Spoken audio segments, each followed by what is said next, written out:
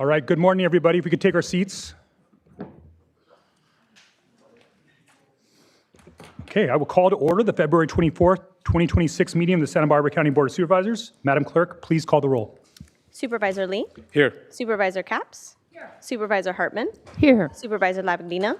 Here. And Chair Nelson. Here. At this time, please stand and join the board in pledging allegiance to our flag. Ready, begin. I pledge allegiance to the flag of the United States of America and to the republic for which it stands, one nation, under God, indivisible, with liberty and justice for all.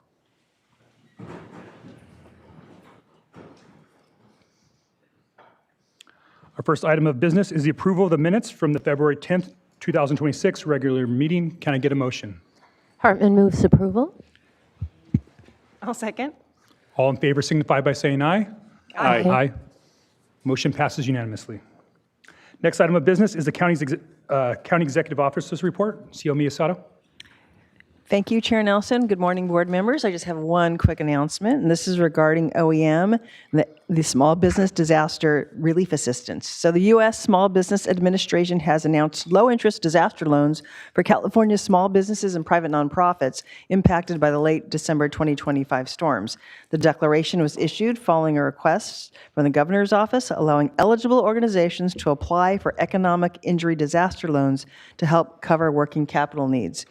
So we encourage all small businesses and nonprofits to visit readysbc.org for more information and application details to see if you can apply for a low-interest disaster loan. And that concludes my report. Thank you, CO Miyasato. All right, Madam Clerk, are there any changes to today's agenda? Chair Nelson, members of the board, I do have a couple announcements this morning. An addendum was posted on Friday, February 20th, 2026, adding administrative item number 24 to today's agenda and amending the closed session agenda.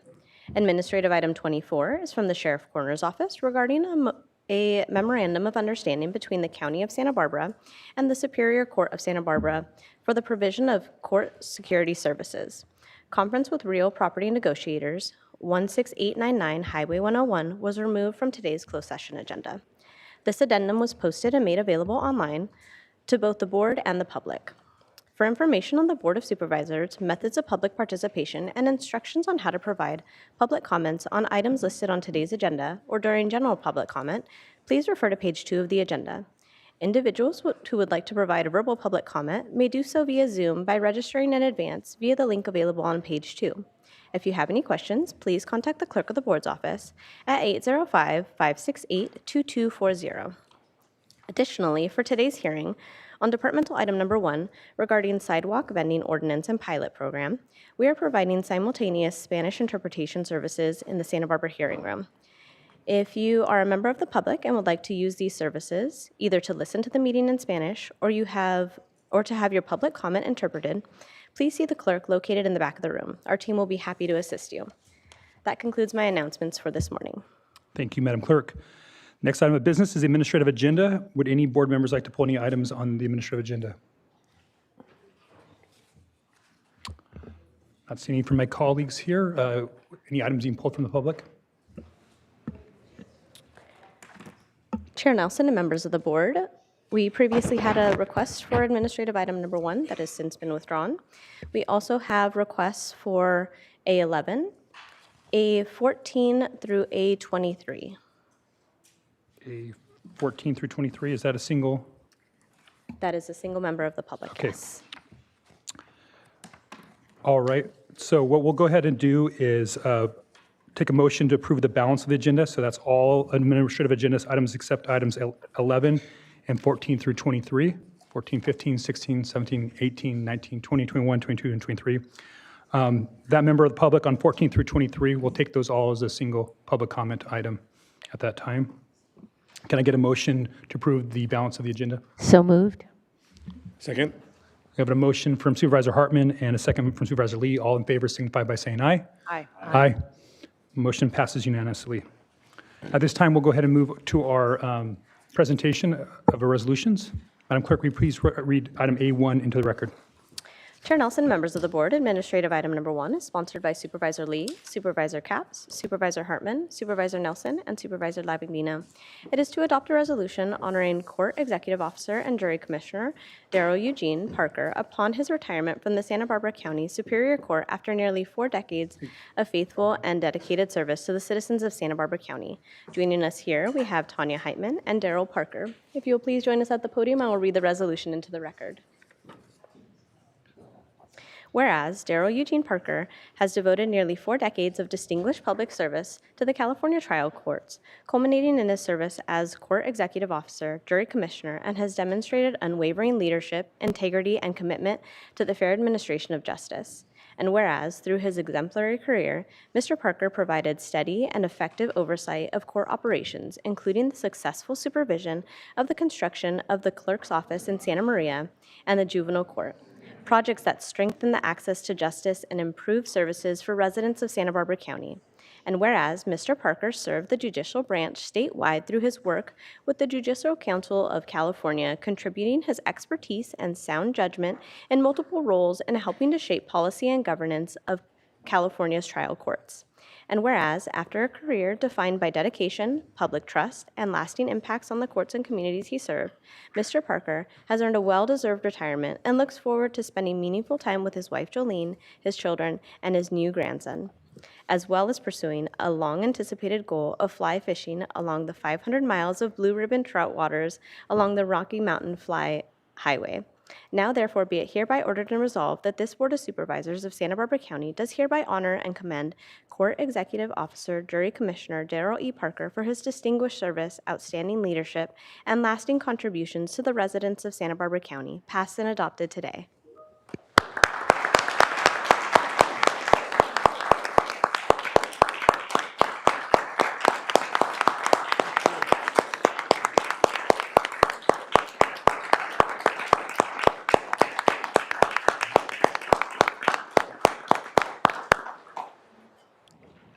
Assistant CEO Heitman. Good morning, Chair Nelson and Supervisors. I'm Tanya Heitman, Assistant CEO. Presiding Judge Tricia Kelly isn't able to be here this morning, so she invited me to share some comments. The court is very appreciative for this resolution and your board's acknowledgement of Darrell's service to the courts and the citizens of Santa Barbara County. I'm particularly glad to honor Darrell today. I've had the pleasure of working with him for much of my career. We've participated on many work groups and helped plan for numerous initiatives and statutory changes over the years. Probably most notably, Darrell has served on both the Juvenile Justice Coordinating Council and Community Corrections Partnership. He often scheduled around our meetings and times in order to ensure we had a quorum and could conduct our business. Although he also managed to abstain from more votes than all of the other members combined. You have to admit, that may have been one way of avoiding controversy over the sheriff's budget. Seriously, though, Darrell has been a true professional. He has helped to contribute to the collaborative relationships that our county is known for and has demonstrated a level of engagement that many other counties don't experience with their courts. He's been engaged and committed leader locally as well as at a statewide level. And that's often been demonstrated through his staff, whose time he's freed up to engage with county initiatives. Darrell and I have navigated many challenges together, including significant personnel changes and the pandemic. He has always been a trusted friend and advisor. And as a grandparent myself, I know he's going to love being able to focus more on his family and achieving his fishing goals rather than focusing on balancing the court's budget. Thank you. Thank you.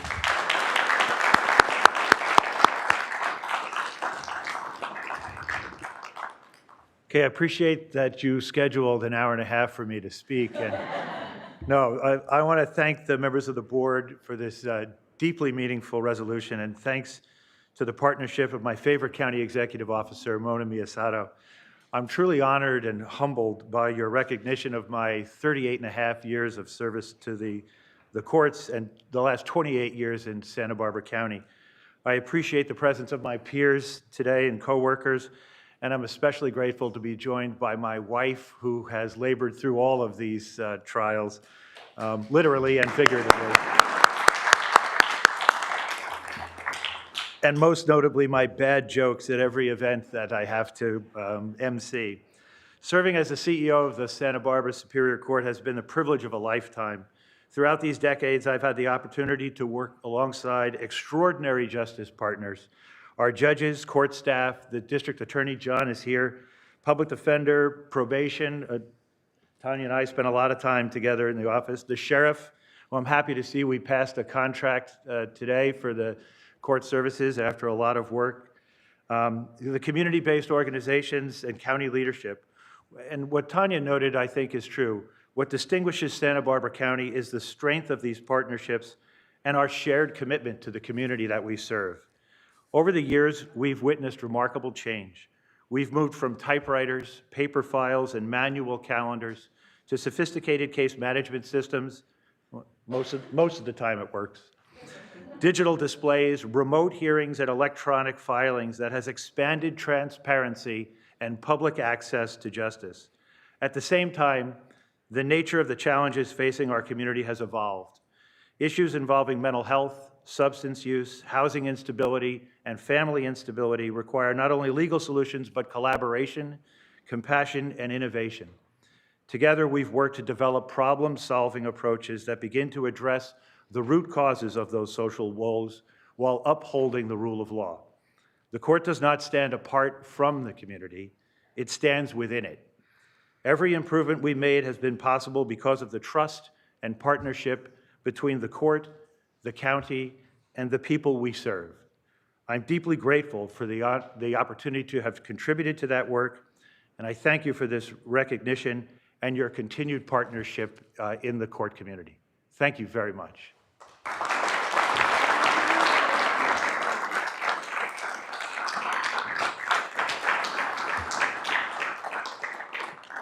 Daryl, just on behalf of the board, I guess actually I'll let Supervisor Lee jump in here first.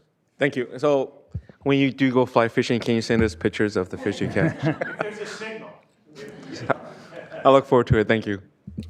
And again, Daryl, on behalf of the entire board, and as your supervisor, as one of my favorite constituents, thank you for your service to our county.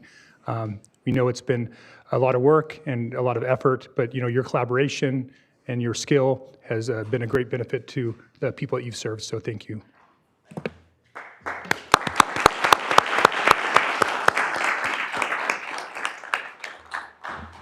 All right, Madam Clerk, if we can go ahead and I think we're going to move on to administrative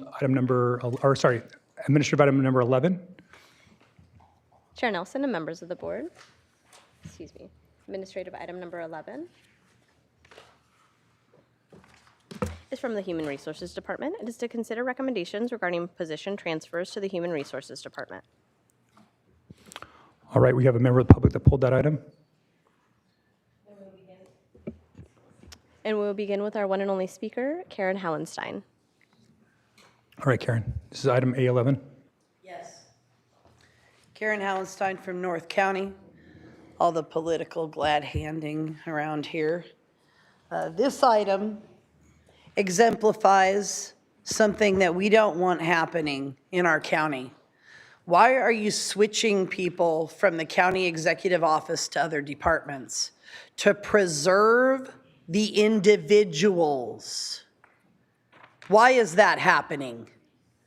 Oh, because Mona's stacked her county executive office with a bunch of liberal progressive operatives who have been ensuring that the nonprofits, NGOs, and even governmental departments continue to wash money to liberal and progressive operatives in our community. It's all happening right in front of us. We see that. That's the reason why Santa Barbara County took part in the billions and billions of dollars of fraud and waste that happened in California with the homeless funding debacle. And our executive office controls every single thing our county does. And I know because of my personal experience with the lovely Dennis Bazanich, who was a great political operative, who actually got ousted because he's also a criminal. And we want to cover for him because we cover for all of our liberal and progressive friends. Right, Mona?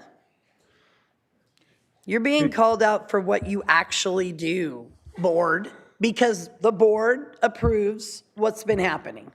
Yeah, and we don't like it because you waste our money and then you don't allow Lompoc to have reasonable housing that's owned by citizens and individuals. You want to turn our Lompoc Valley into something that looks like a dystopian, like catch-all pen for people with mental illnesses. Is that what we want to do? Make sure that everybody's living in these single apartments. Yeah, so the county just closed escrow on buying a piece of property on the corner of Burton Mesa Boulevard and Rucker Road. It's supposed to be a secret, but it's not. That isn't the way we do business. We do business out in the open. We're supposed to anyway. Unless, of course, we have everything all wrapped up and we think we're going to get away with it. Thank you, Karen. So can I get a motion to approve item A, or does, I don't see any of my colleagues have any additional comments on that item. Can I get a motion to approve item A11? I move staff recommendation. Second. All in favor signify by saying aye. Aye. Motion passes unanimously. We now have items that was pulled in a list there. Get back to that here for a moment. Items A14 through 23. Madam Clerk, will you read all those items in the record? And do we have one public commenter for all those? That is correct, Chair Nelson. Okay. Administrative item number 14 is from the Public Works Department, Board of Directors, Flood Control and Water Conservation District. It is to consider recommendations regarding the Public Works Director's report on emergency response actions from impacts on flooding and storms, and continuation of emergency actions for the Transportation Division, and conclude emergency actions for the Flood Control District.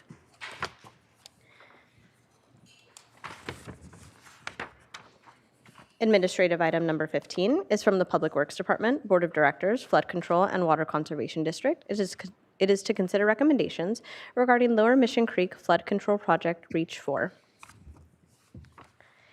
Administrative item number 16 is from the Public Works Department, Board of Directors, Flood Control and Water Conservation District, Board of Directors, Water Agency. It is to consider recommendations regarding resolutions adopting records retention policies.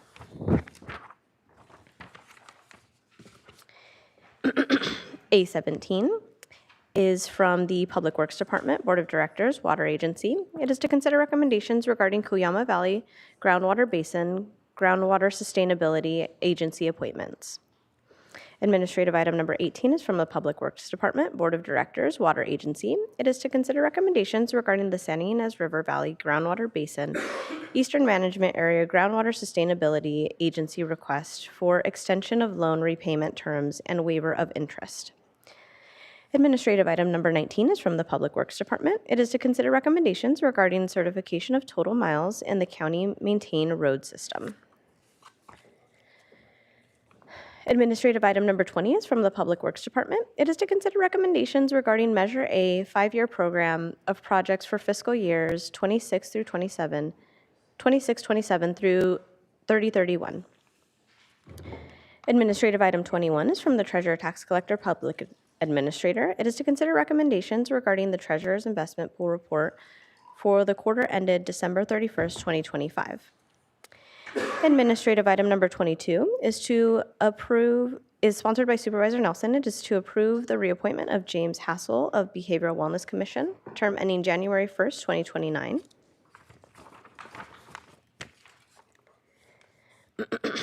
Administrative item number 23 is from the Public Works Department.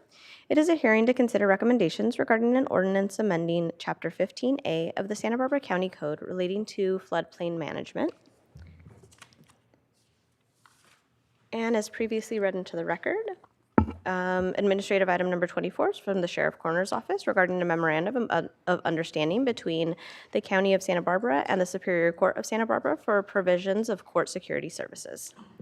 Just a point of clarification, was it A 14 through 23 or through 24?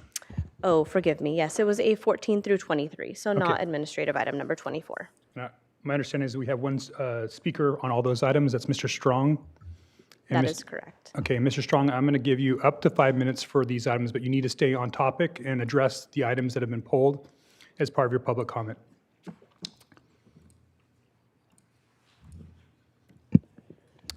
Rennie Strong.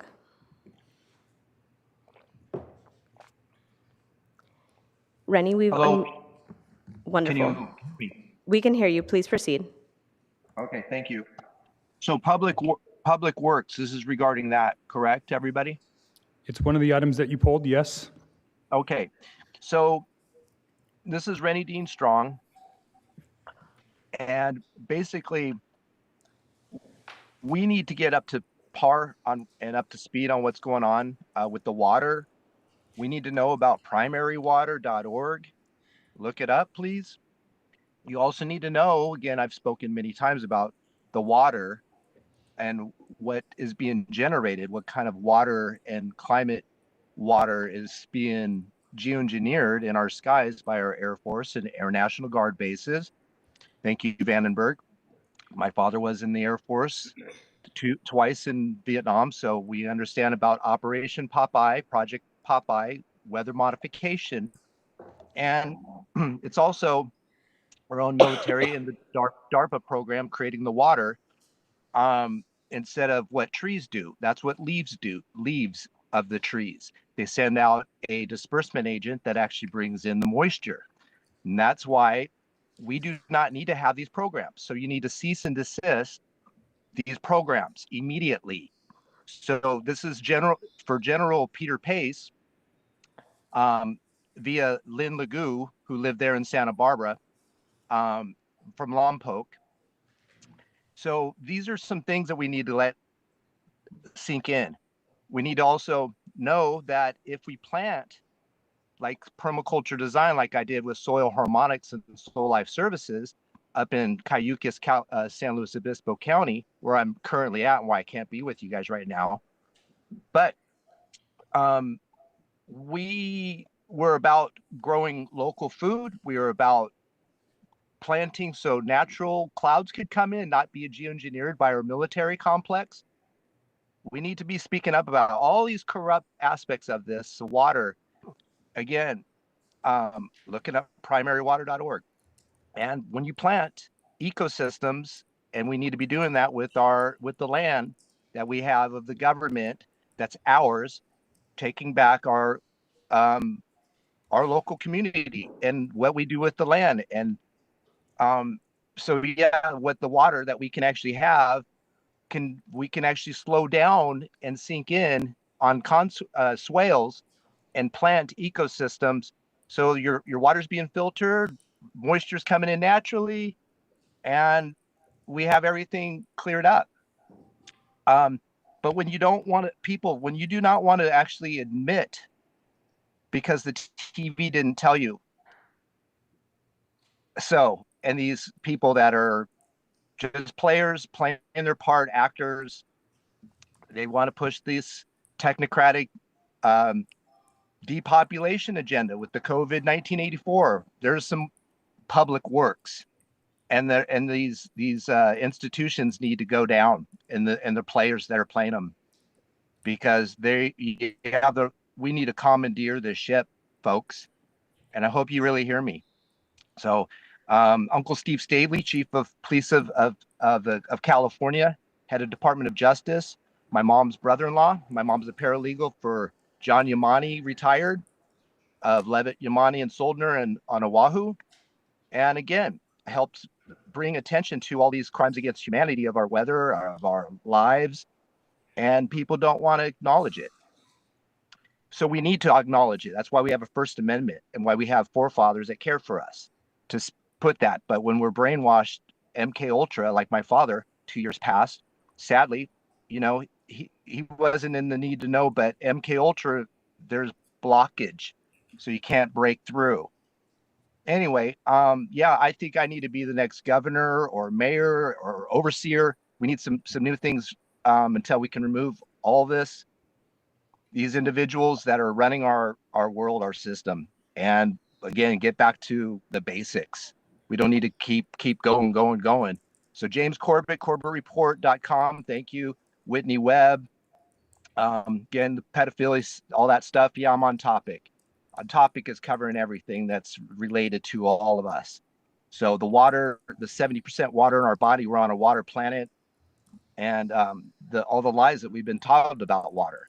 So yeah, reach out to me. I'm on Stop Geoengineering California Facebook page, and the 805 Santa Barbara County Crimes Against Humanity, and also San Luis Obispo County. Thank you, Mr. Strong. That is your time. Crimes Against Humanity.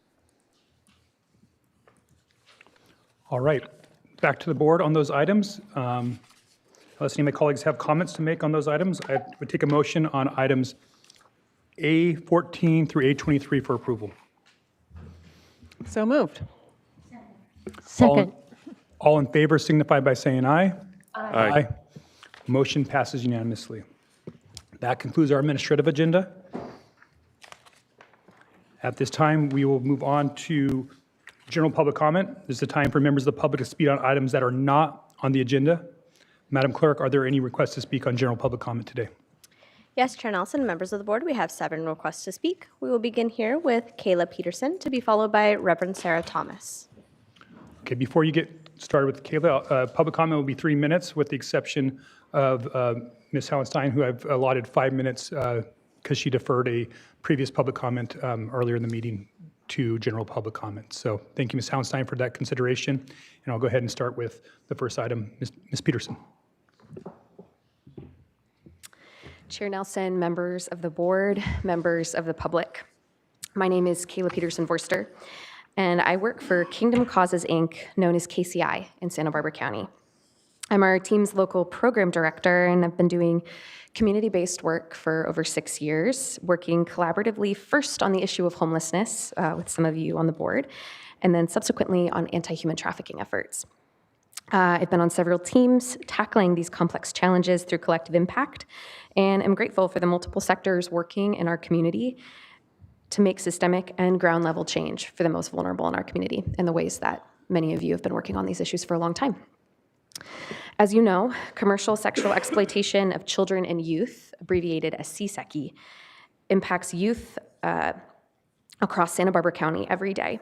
This, of course, is not often in plain sight. It is in grooming and exploitation of children and youth seeking love, purpose, and belonging, as well as basic needs, and is no less violent or egregious because of its hidden nature. CSEC is interconnected with so many other crises in our community, including homelessness and housing insecurity, domestic and intimate partner violence, and immigration enforcement. When a person or family faces the vulnerability of one of these things and its impact on their work, education, family unit, or neighborhood, they are that much more vulnerable to exploitation. KCI is working with about 30 different individuals representing nearly as many agencies to create a 3-year action plan to combat CSEC in Santa Barbara City specifically, recognizing that a system of care must be developed in a local region to shore up existing resources and illuminate potential gaps in services. We are in the process of reviewing the innovative ideas generated by dozens of team members representing government, nonprofit, business, education, and faith community sectors, and we'll have a plan solidified by May or June of this year with deliverables, timelines, and project teams. From more consistent partnerships with schools and educators to creative avenues for engaging families in the business community, we're looking forward to the ways that this action plan will demonstrate impact in the lives of children, youth, and families in Santa Barbara County City. You may be wondering, how does this plan impact me? And as we implement the plan over the next 3 years, we will be collecting data and building a trajectory for replication across Santa Barbara County in partnership with local agencies in each region. We will look to partner with you as we seek to make this a county-wide reality. We've been invited by Supervisor Lee to share briefly in an upcoming meeting for a short presentation, and we look forward to our next steps and being able to share a little bit more about the work that we're doing in the community and would like to do in partnership with you. So thank you for your work across the county. Thank you, Ms. Peterson. We will now go to Reverend Sarah Thomas to be followed by Kisa Mosley. Good morning, Chair Nelson and members of the board. It is an honor to speak with you this morning. My name is Reverend Sarah Thomas, and I serve as the Associate Rector at Trinity Episcopal Church, just a few blocks away. And I'm here this morning because my faith community has decided to support what you just heard from Ms. Peterson, the Kingdom Causes 3-year action plan to end the commercial sexual exploitation of children and youth in this city, with the long-range plan of making this countywide. The church where I serve cares a lot about protecting the most vulnerable. It opens its doors as a warming center and provides several meal ministries to the unhoused. It offers rides to undocumented people and supports many organizations in town. But my eyes have recently been more opened to this urgent issue in our city and county, one that is, as Kayla said, invisible, and therefore in great need of your support in educating the public and in amplifying the urgency. I am particularly concerned about how the current political climate is making children and teens from undocumented families much more vulnerable to sexual exploitation because there is a lack of trust between families and public officials. I hope you will continue to support all services that protect and care for people at high risk, no matter what their immigration status. I hope you will also consider working with Kingdom Causes to host awareness events in your jurisdictions. I can't think of anything more important than protecting our county's children and youth. And I'm really excited about KCI's action plan because it is something we can do and accomplish and involves systemic change, which is so rewarding. Thank you so much. Thank you, Reverend Thomas. Kisa Mosley to be followed by Catherine Hanna. Good morning, Board of Supervisors for Santa Barbara County. My name is Kisa Mosley, and I attend Westmont College, and I am a part of the fellowship cohort with Kingdom Causes working to end child sexual exploitation of youth in Santa Barbara City. I also serve as the Equity and Diversity Manager of Westmont Student Government, working to amplify and advocate for the voices that do not typically have a seat at the table. While my work with Kingdom Causes is different, some of the principles are the same. Advocacy, awareness, and prevention are vital to both of these roles. It grieves my spirit to know that there are youth in our city being viewed as an object and exploited because of factors they have no control over. Youth should be cherished, protected, and valued, and are the pillar of life in the community and the larger Santa Barbara city. We live in a broken, fallen, and sinful world, but we don't have to disengage when things are hard. In fact, this should be our signal to lean in and use the gifts that we have been given to help love others. Board of Supervisors, please use your gifts, voice, and impact to partner with Kingdom Causes and other organizations such as Noah's Anchorage to end the child sexual exploitation of youth in Santa Barbara City. Thank you for your time and attention. I am hopeful that when we make room for those who have been hurt or are hurting, the world gets that much brighter. Be a part of the light, speak up, and take action. Thank you. Thank you, Ms. Mosley. Catherine Hanna to be followed by Adon Kiss the Comedian. Hi, good morning. I'm Catherine Hanna. I'm a junior at Westmont College, also part of the KCI Fellowship Program. This past summer, I had the opportunity with working at the San Francisco Public Defender's Office, and this is where my eyes were opened to the sexual exploitation of individuals, specifically children. This is also during my time there that I realized we face the same issues in Santa Barbara County that San Francisco is facing, that LA County is facing. And so I've been drawn to also partner with KCI this semester in putting together this 3-year action plan.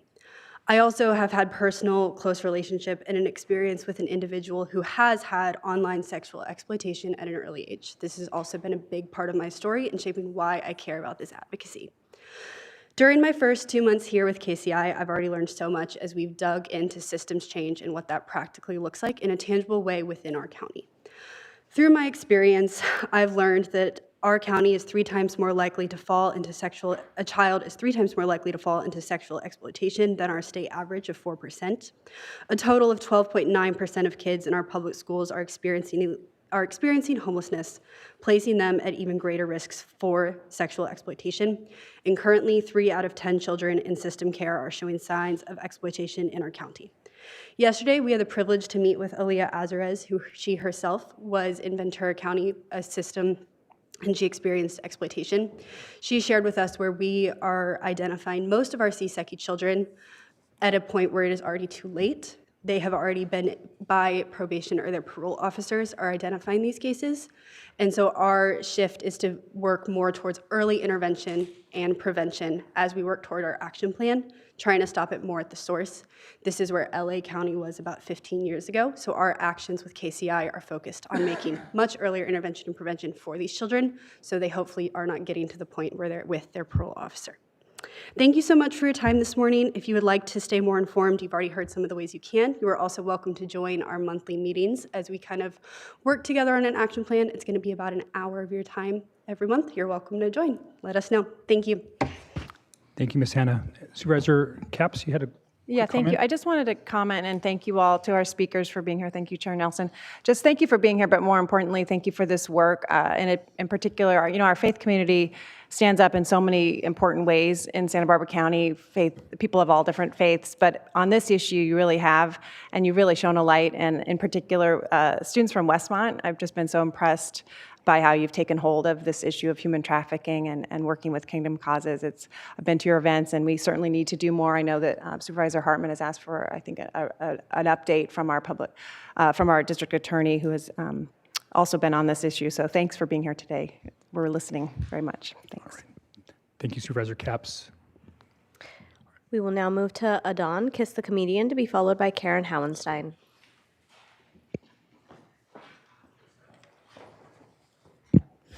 I love everybody.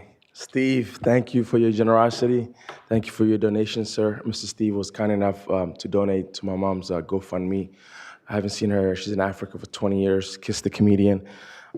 Ms. Laura Capps, I heard you're a very generous woman and you come from a good family. So if you want to match Mr. Steve, GoFundMe.com, Kiss the Comedian.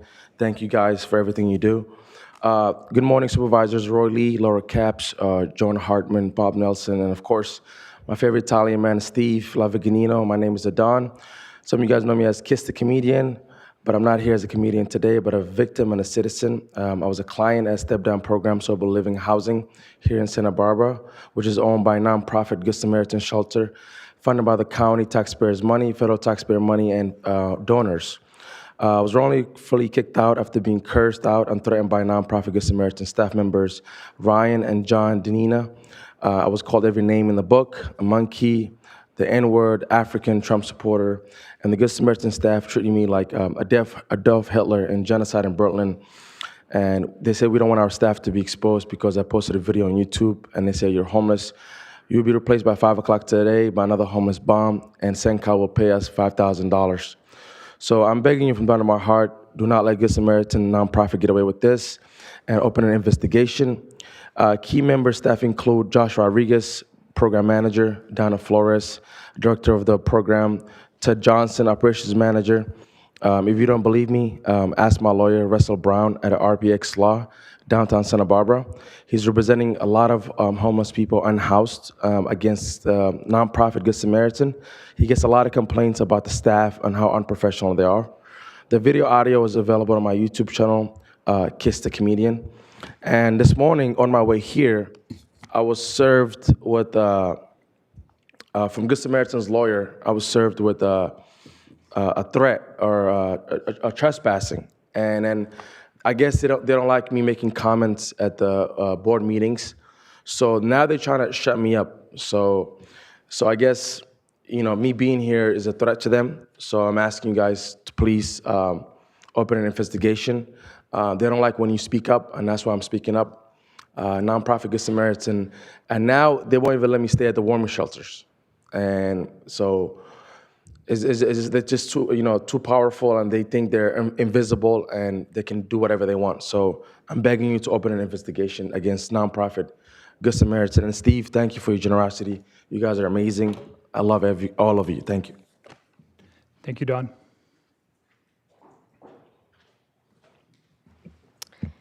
Karen Howenstein, to be followed by our final speaker, Rennie Strong, via Zoom. Okay. And as previously mentioned, I gave Ms. Howenstein a couple extra minutes here. So please. Thank you. Thank you, Board Chair and board members. Karen Howenstein from North County. Yes, somebody needs to investigate legitimately the billing, the Medicare billing, and the unauthorized billing that's going on with Good Samaritan. Just because Good Samaritan is headed by a very well-liked liberal progressive person does not mean that she should be protected from being accountable. Just like the state of California with all our homeless money that didn't go to help homeless here in Santa Barbara County either. My general comment today is in remembrance of my neighbor, Armando Isabel Perez. My neighbor, Armando Isabel Perez, was a victim of the Santa Barbara County Superior Court system, specifically Judge Staffel, when Judge Staffel was manipulated by some dirty attorneys into issuing a conservatorship against my neighbor, Armando. And let me tell you about Armando. Armando was a quiet man. He was a loner. He wasn't married. He didn't have any children. But I got to know him very well because he lived right next to me for 30 years. And Mondo had narcolepsy, so he would fall asleep driving his car on our private road. And we would find him sleeping in his car on the side of the road. And at first we thought he was drunk, but Armando never drank and he never took drugs. We got to be very close friends to him, basically because he was a loner.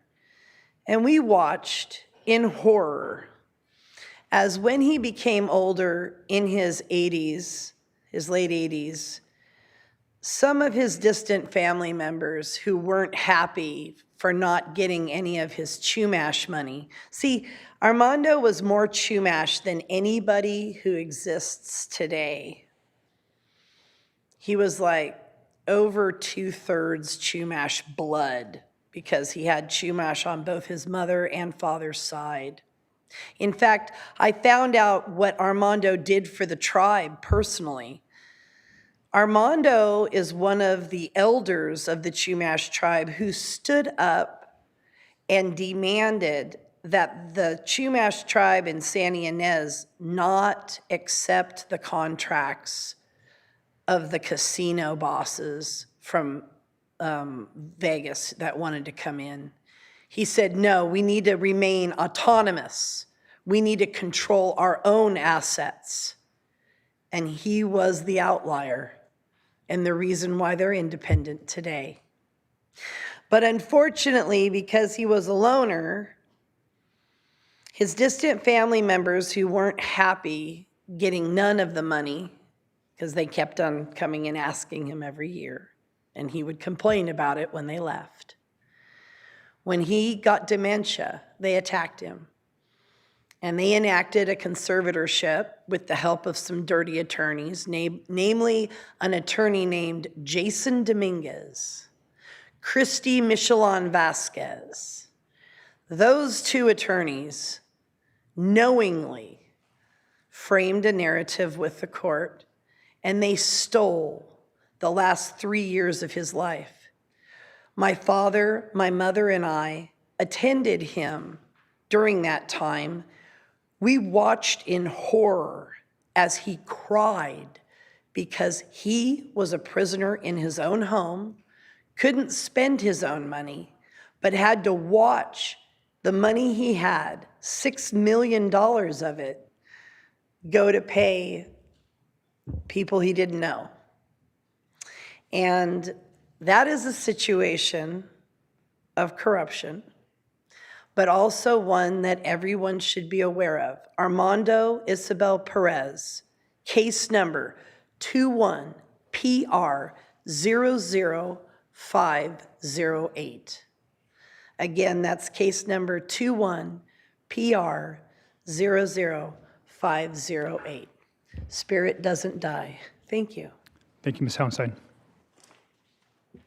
We will now move to our final speaker, Rennie Strong.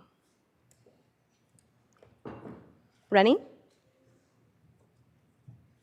Hello, supervisors and human beings, constituents of the 805. This is Rennie Dean Strong,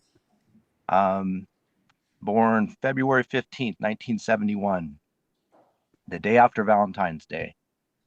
I am the son of Richard Lee Strong, 2 times Vietnam vet, recipient of Agent Orange by our government,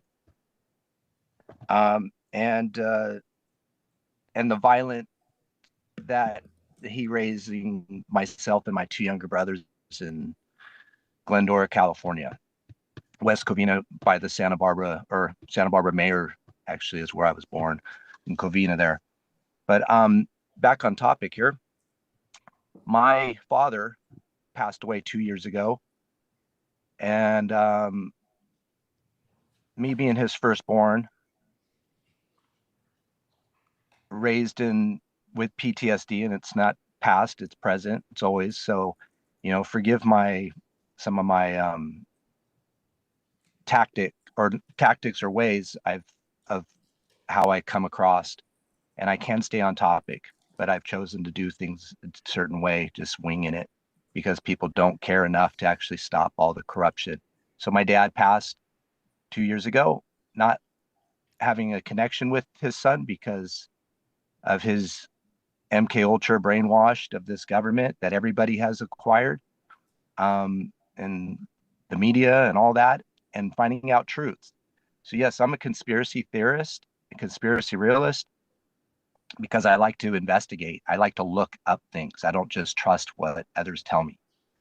So I do this, and I'm as a father and a grandfather that I don't get to be with my kids because of being ousted by everybody when I talked about COVID 1984, about the masking up, the eugenics and technocracy pushed AI in our bodies, and the depopulation agendas. So yeah, I'm a little pissed, to say the least, but I have belief in us, we the people. Again, just want to say about my mom too, Johnny Lou Pertle Slowoski, paralegal to John Yamani on Oahu.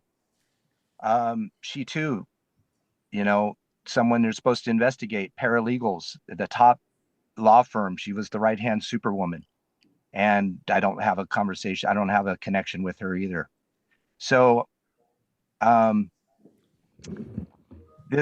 we need to stop all these agendas that are going on. We need to take back in our lives and quit bowing down to these people that do not look for your best interest. Thank you, Mr. Strong. That is your time.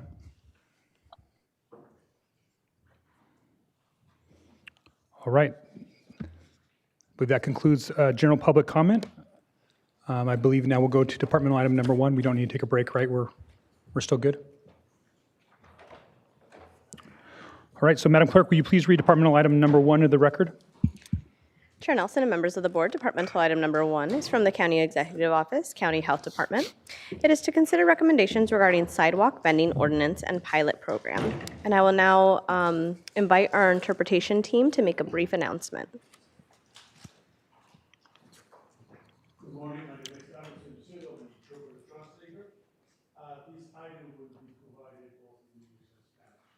If you prefer to listen to the item in Spanish, we have a simultaneous interpreter translator in the back.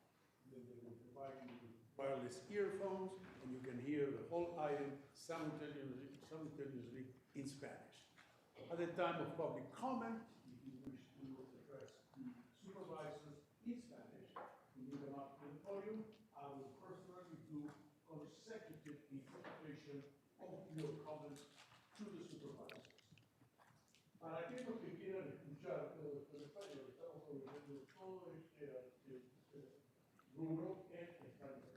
Para aquellos que quieran escuchar en español, para entender profe, un pequeño aparato que se van a poner inalámbrico, tengo una intérprete simultánea que va a hacer la interpretación simultánea para todos ustedes, para que escuchen totalmente el artículo en español, y cuando deseen ustedes hablarle a los supervisores en secretario público, cuando se acercan al podio, yo personalmente voy a hacer interpretación consecutiva. Thank you very much. Muchas gracias. Thank you.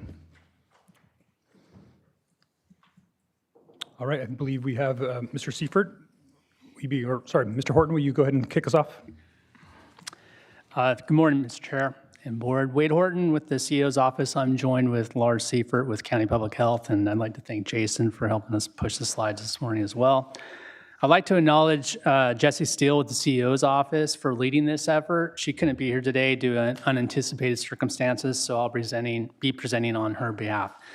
Today's item provides an update on sidewalk vending enforcement efforts, as well as an option to adopt sidewalk vending ordinance and approve a 6-month sidewalk vending pilot program, which would establish an interdepartmental enforcement team, provide storage capacity for impounded food and equipment, and implement a public awareness campaign.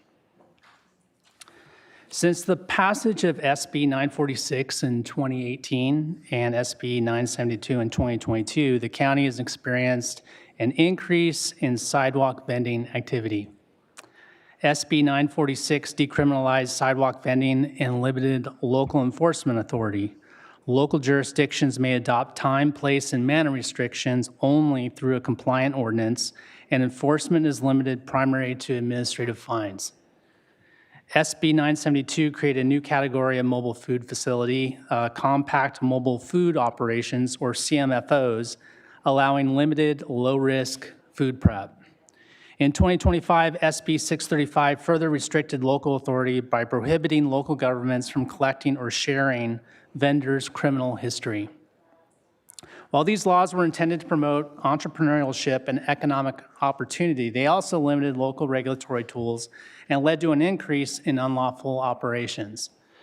From May 2023 through January 2026, Environmental Health Services issued 223 notices of violation to vendors lacking required health permits and committing other infractions. Many vendors cited may legally refuse to provide identification, which complicates enforcement and fine collection.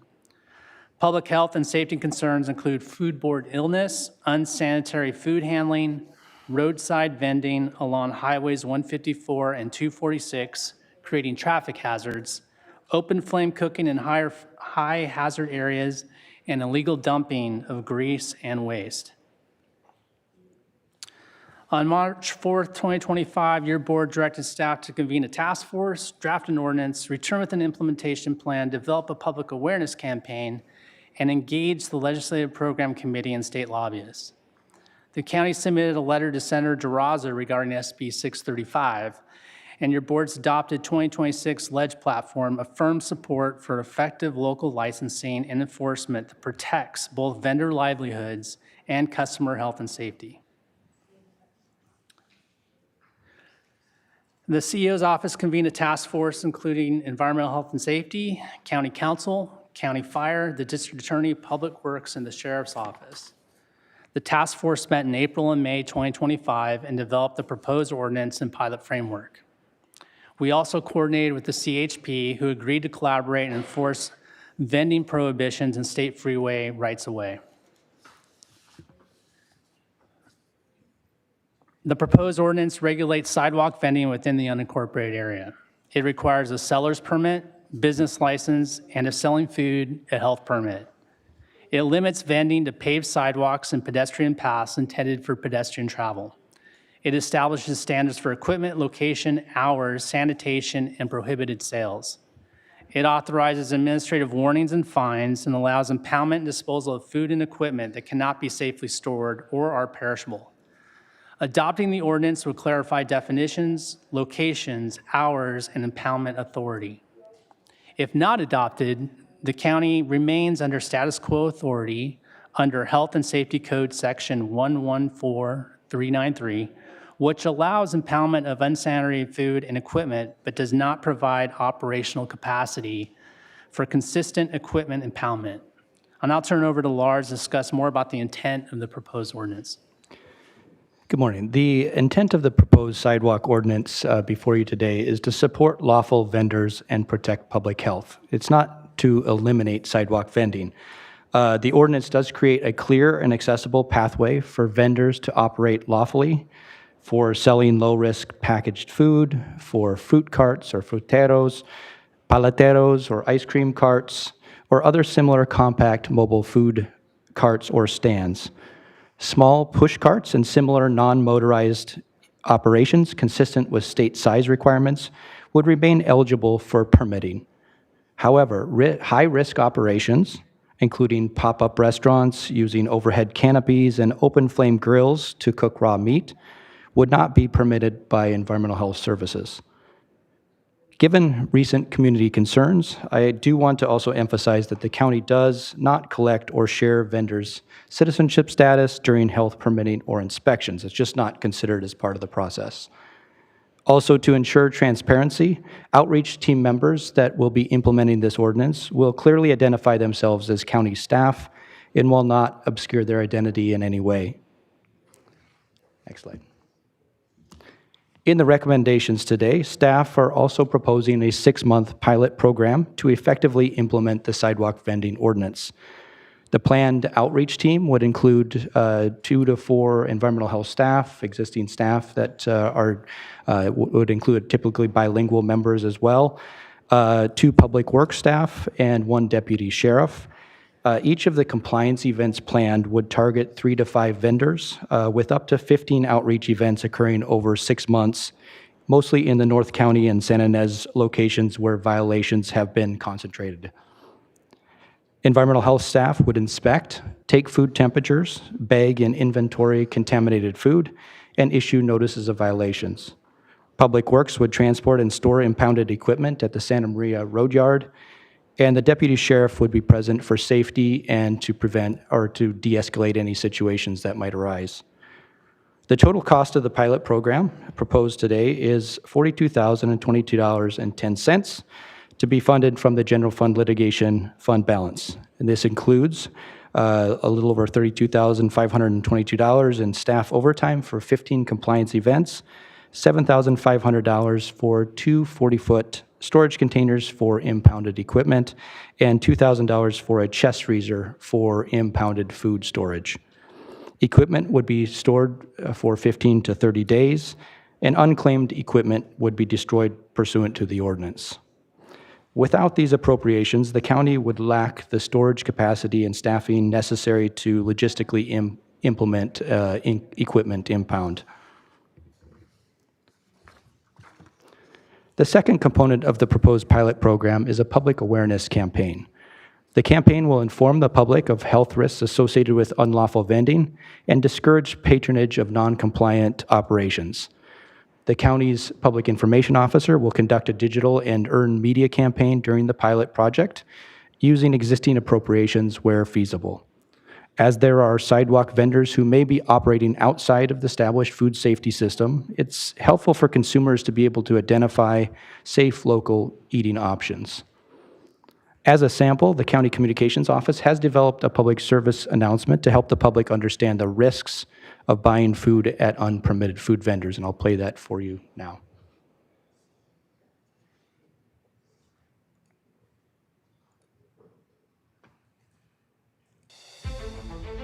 Before you take a bite, take a look.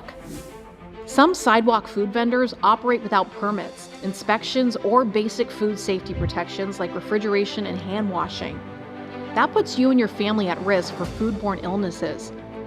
Santa Barbara County reminds you to choose food vendors who display a valid health permit.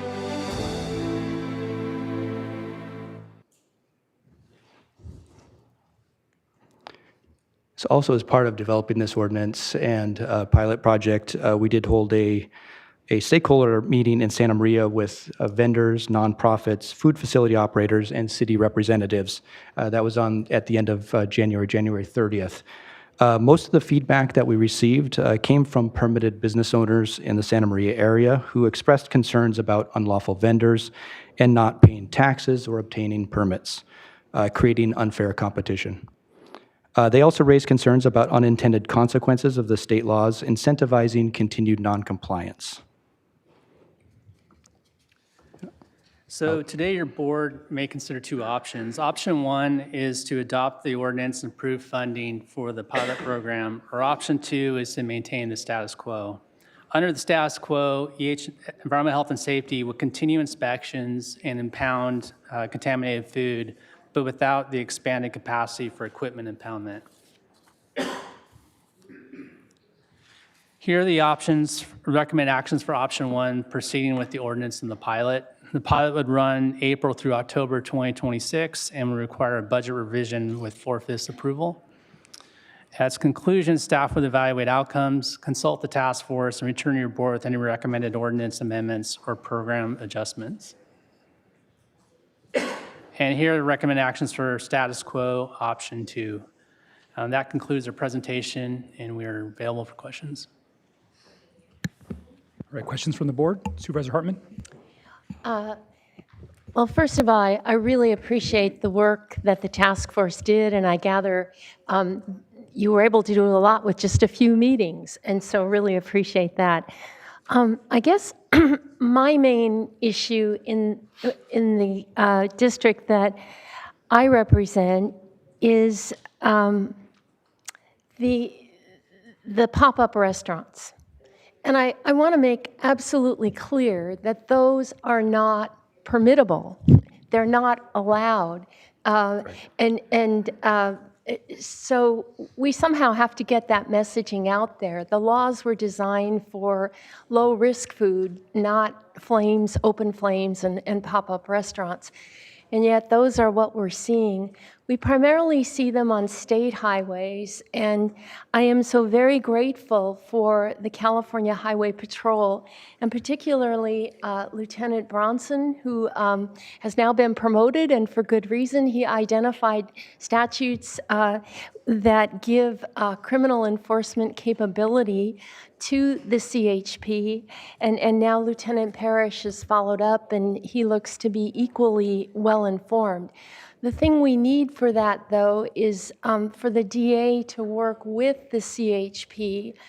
And one of the places where it's all along Highway 154, which we all know SB-CAG has a Highway 154 Safety Committee because we see so many accidents there. And setting up along that road is very difficult because people are pulling in and out. But even more alarming to me is that they set up across from the San Ynez High School. And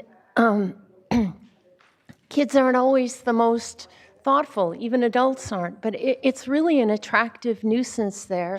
And it's not simply, they're not there so much during school hours, but they're there during athletic events. They're there for plays and musical concerts and any evening activity. They're right across the street. We had a tragic death of a girl at that intersection. It was before the pop-up restaurants, but it makes the entire community hypersensitive about the risks associated with putting an attractive nuisance right across the street. So I would like to see our ordinance include a provision that says not by schools.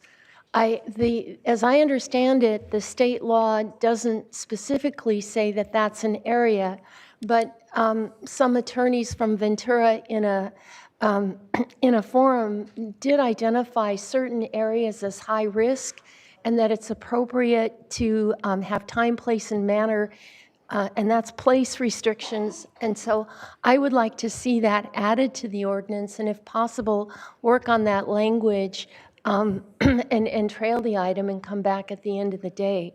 Because again, this is one of the issues that our office gets the most calls on, because again, people are very concerned about the people. There's another school right behind where they set up. It's an elementary school, but they're also having evening events, and it's just a bad location.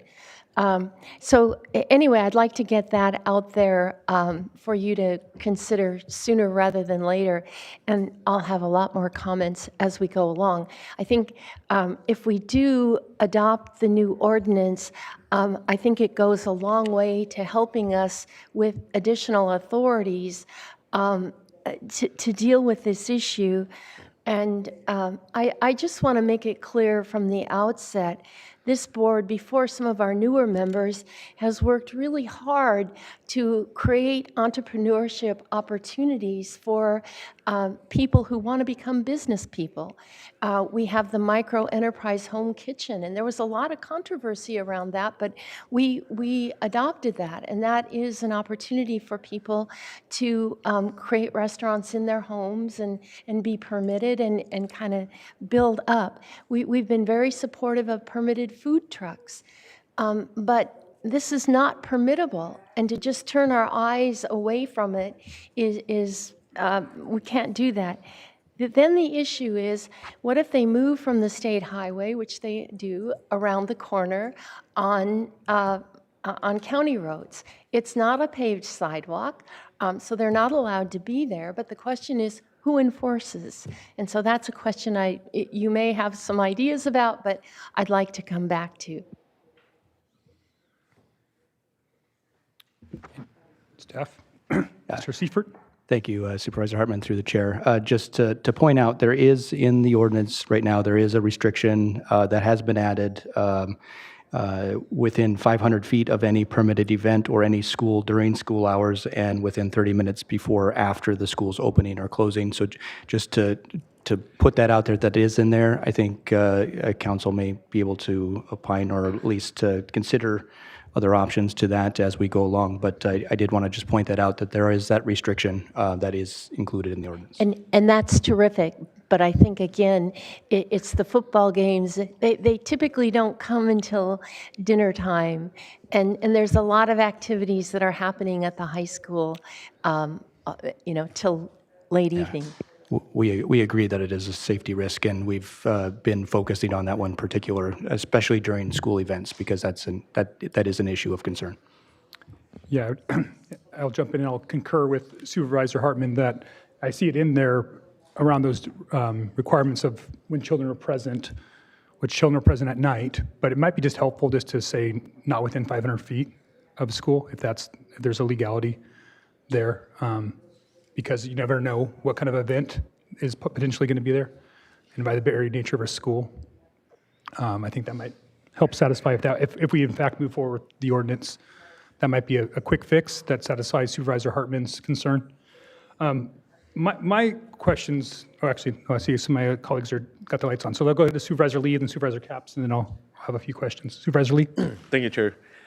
Can you talk about the outreach you had with any cities about this ordinance, or has there been?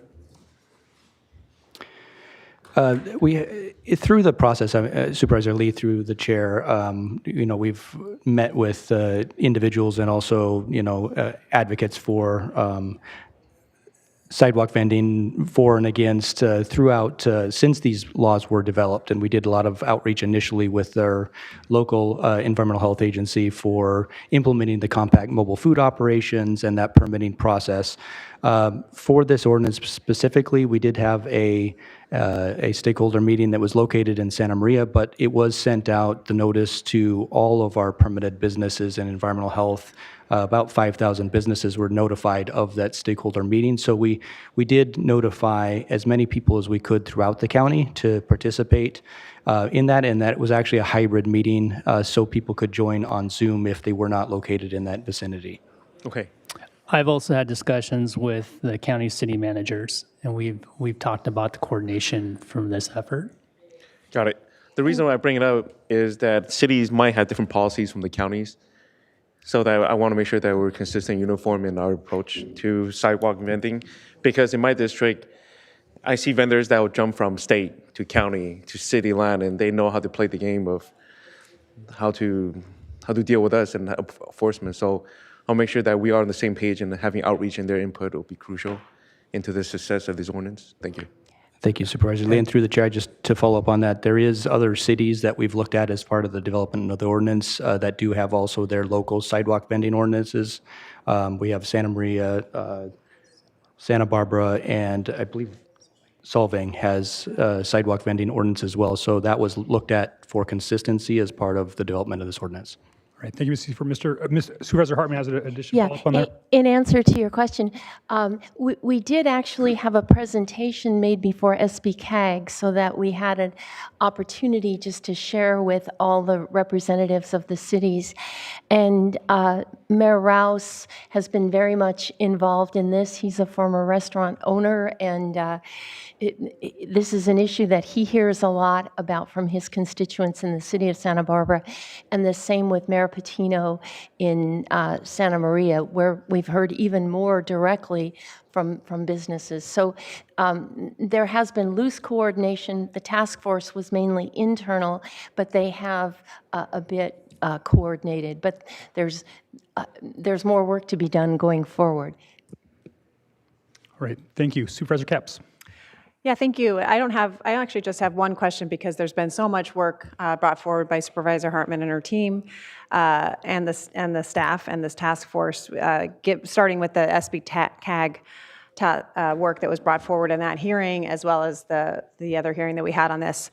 And during that hearing, it was mentioned and discussed that Ventura County had done some work on this. And so, as we always try to learn from others that have preceded the work, I just am curious if anything that this task force had gleaned from the work of Ventura County since they started this work ahead of us. Just wondering if we've learned any good lessons from them. Through the chair, staff, actually, we did attend a full-day seminar put on at Ventura County to learn their lessons learned and incorporate as much of the information that from their process into our process. So they've actually been very helpful in coordinating with us as we have developed our proposed ordinance. Great, good to hear. Thank you. Thank you, Supervisor Hartman. If I might elaborate, because I had exactly that question, and Gina Fisher, who's worked heroically on this issue. So I'm just going to read you what she said. Ventura County was ahead of us on this issue, and we've learned a lot from watching their experience. Just as they were getting close to finalizing their pilot program, they ran into some unanticipated issues.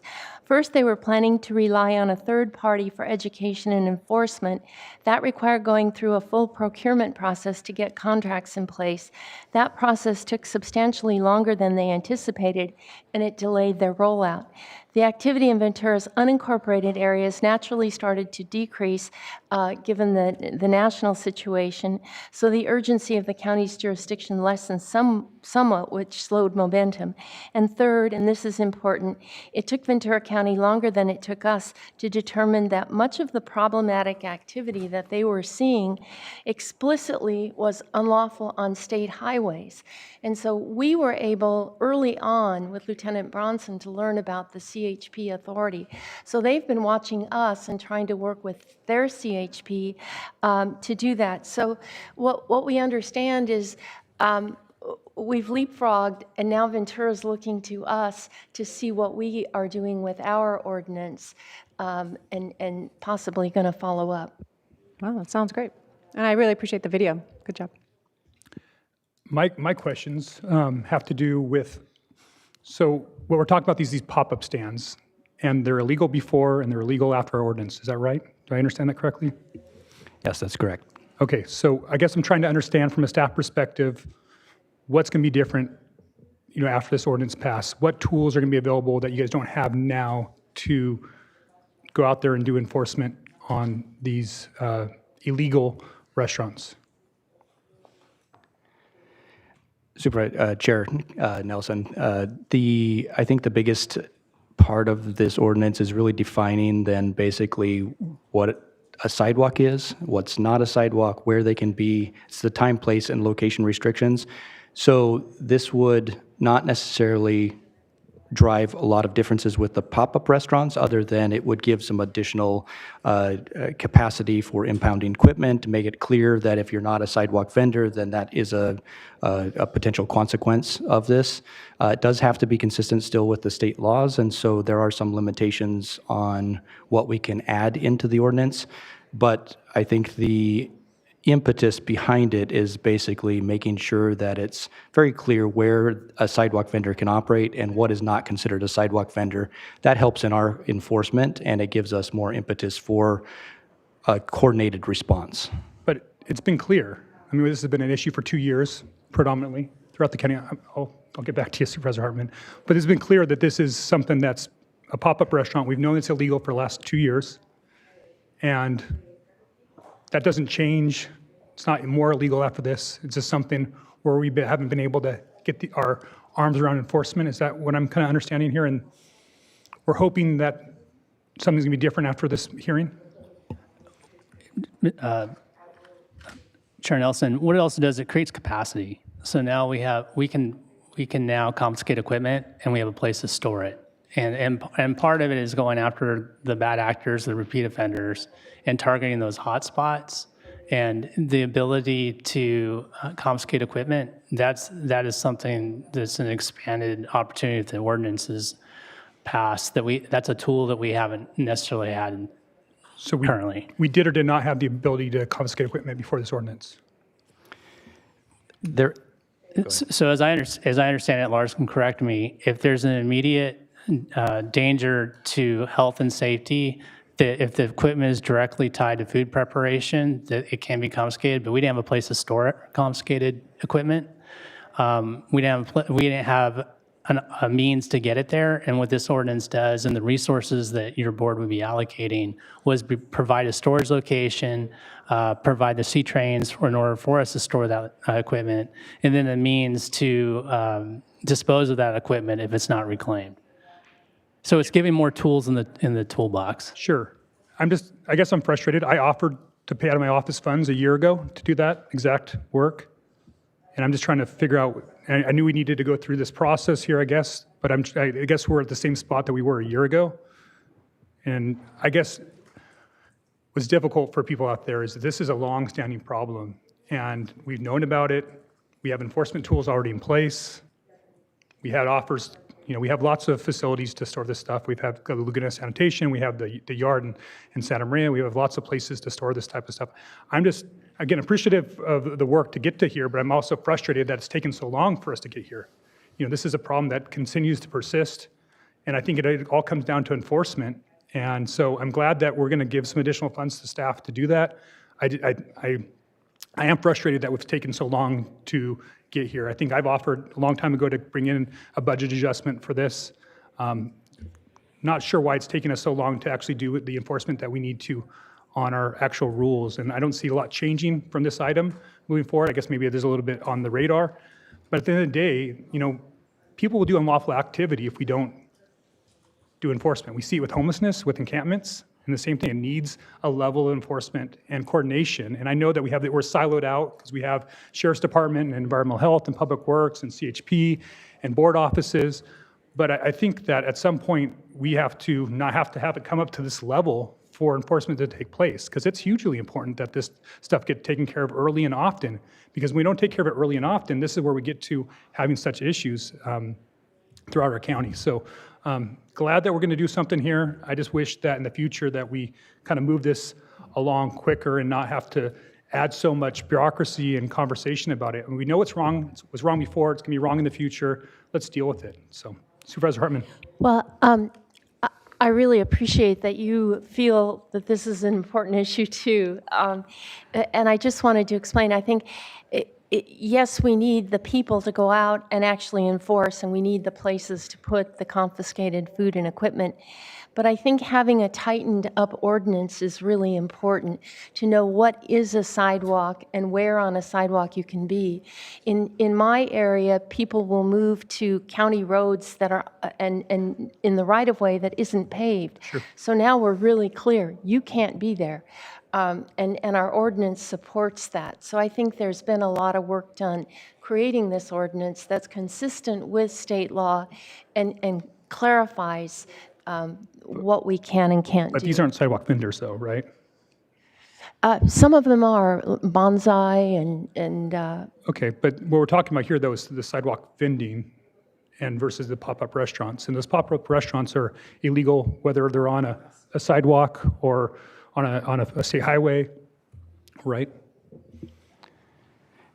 Yes, that's correct, Chair Nelson. And this ordinance would also then reiterate or emphasize that it's not a sidewalk that they're operating in. Basically, you're outside of what the protections that have been afforded by the state laws would provide. And Supervisor Hartman, I've been very sympathetic. I mean, it happens in my district as well. I think we've had a little bit more success because I think we've had a little bit more enforcement in our area. And I don't know if that exactly why, but maybe I have some ideas why. But that's led to most of it going away in the 4th District because of the ongoing enforcement. And so that actually leads me to the next question. How many enforcement actions have we done over the last year since we were at the board? Chair Nelson, we did look back in our enforcement logs, and I thank you for your support and also, helping facilitate the additional enforcement efforts that have been taken so far. Since March 4th and the board action to convene a task force and take these actions, there's been about 58 inspection events. These are typically after hours and on weekends. 129 notices of violations have been issued with direction to cease operating, and over 4,200 pounds of meat have been impounded over that period of time, so the last year. And we've really actually, with this board support and the support that we've been getting from law enforcement, we've been able to increase the amount of impoundments and seizures, and we've seen that to good effect. We actually have a number of roadside vendors that have no longer been operating, and we see the activity decline. However, it's a continuing effort, and this would, I think, be part of that, taking that next step to tackle the ones that have not been cooperative in ceasing operations. And so I guess that's where 59, enforcement actions or, shifts in the last year is about one a week. And I think really and I hope that comes out of whatever we do today is that we hit them hard, we hit them early, we hit them often. Because I really think that if we are front loaded with that and then we just do some maintenance, just like, again, going back to our homeless encampments, like the riverbed, if you actually go out there and deal with the issue with, shock and awe if necessary, I think you're able to, see the trajectory change. The message gets out there. This isn't a lot of fun for people who potentially are doing business out there. So I really want to hopefully that, you guys front load some of this expense. Maybe we're going out 5 days a week, maybe we're going out on the weekend. But I think the message gets out there when it's no longer fun, when you have all your stuff confiscated. So really supportive of that, and any funds that we can support you with, I'm definitely on board with. Thank you. All right, Supervisor Lavanino. Thank you, Mr. Chair. And I just want to get clarification for people that are watching from home. How does this apply to corporated city folks inside of our cities? Supervisor Lavanino, through the chair, environmental health actually conducts this enforcement throughout the unincorporated county and the cities. We've been spending actually a lot of time cooperating with the city of Santa Maria to conduct enforcement outreach with city of Santa Maria code enforcement and their police department. And so we actually do those efforts under our current authorities under environmental health in the cities as well. So is that just food safety though? Because, I mean, inside the ordinance, it says that staff proposed to regulate sidewalk vending in the unincorporated area. So I'm just curious what the difference is. I mean, I know you guys are going and looking at food safety on those, but is that also something that would also fall within our enforcement where we'd be able to go ahead and confiscate inside of a city limits? Supervisor Lavanino, so the proposed ordinance is for the unincorporated area of the county. However, Lars and his team does coordinate and enforce in conjunction with the cities, and they would be enforcing under their ordinance or under the statutes that Lars has under the environmental health safety laws. Got it. Thank you. So when you confiscate these meats, do you know how many pounds of meat do you take back with you? Is it 50 pounds, 100 pounds? Yeah, Supervisor Lee, through the chair. Over the last year, that's the statistics I gave, was about 4,200 pounds over the last year that we've impounded, and that basically some of that is voluntary discarded by the operator if they don't ever decide that they want to, follow up on it. I think they realize at this point when we're out there that if it's suspected it's contaminated, they're not going to get it back. And so there is a provision for us to store in our freezers and hold that for a period of time before we would normally under our impound authority. But if many operators choose to just voluntarily discard, and we have them sign the impound notice that they're going to just voluntarily discard it on the spot. So that includes both voluntary discard and seized food. And do you ask them where they got the meats from? Yes, we do as part of our inspection. Basically, that's one of the determinations, whether it's been obtained from an approved source, Okay. and also whether they've, kept it in proper temperatures, maintained it where it's been. And most of these roadside vendors, we've determined that it's potential suspect contamination, and so that gets seized or discarded. So do you go after these people who supply them with the meats? Because it's unusual for somebody to go to a restaurant, a market, and ask for 50 pounds of beef, right? So if we can somehow work with the suppliers to not sell to these vendors, they have nothing to sell, some way we can work policy around that. Because all you need is a county health permit to show them that. Yeah. So. We find that many of the meat products are brought in from out of county area, Yeah. and so it's difficult for us to go back to the source. Right. But where we do identify a source, and if it's not an approved through USDA or FDA, then we would follow up appropriately with the state agencies. At least we can do here in our county. Yeah. So, good. I got one more question for you. Have we confiscated any equipment at this time, or has it just been food product? Chair Nelson, it's been primarily food at this point in time. There's been some utensils and serving containers, but it's primarily food. And have we had any vendor come back requesting their food or materials? Chair Nelson, we've had one vendor that has requested a hearing to reclaim their adulterated meats. Excellent, okay. That's very So seldomly. it's a rare, it's about 2% of the time. Okay, thank you. All right, I think at this time, any more comments from staff before we head to public comment?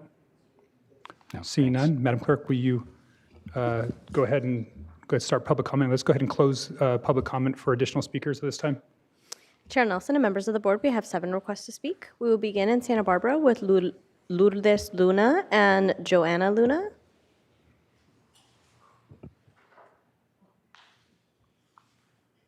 Ms. Luna?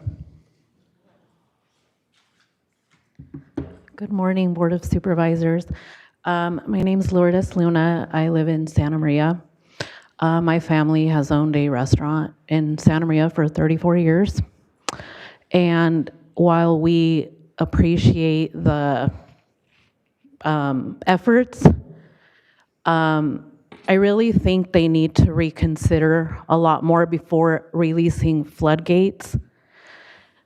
This has severely affected many restaurants who are not here, who were too afraid to speak because they're afraid of retaliation. But this has affected our community alone in Santa Maria. Many restaurants are at the brink of almost wanting to close down because business has gone down significantly. While we respect entrepreneurship, this is just not sustainable. The fact that you're talking about meat, you don't know where it comes from, I'm sorry, that's disgusting. A restaurant, you can trace our receipts, you can trace where we get, who our vendors are.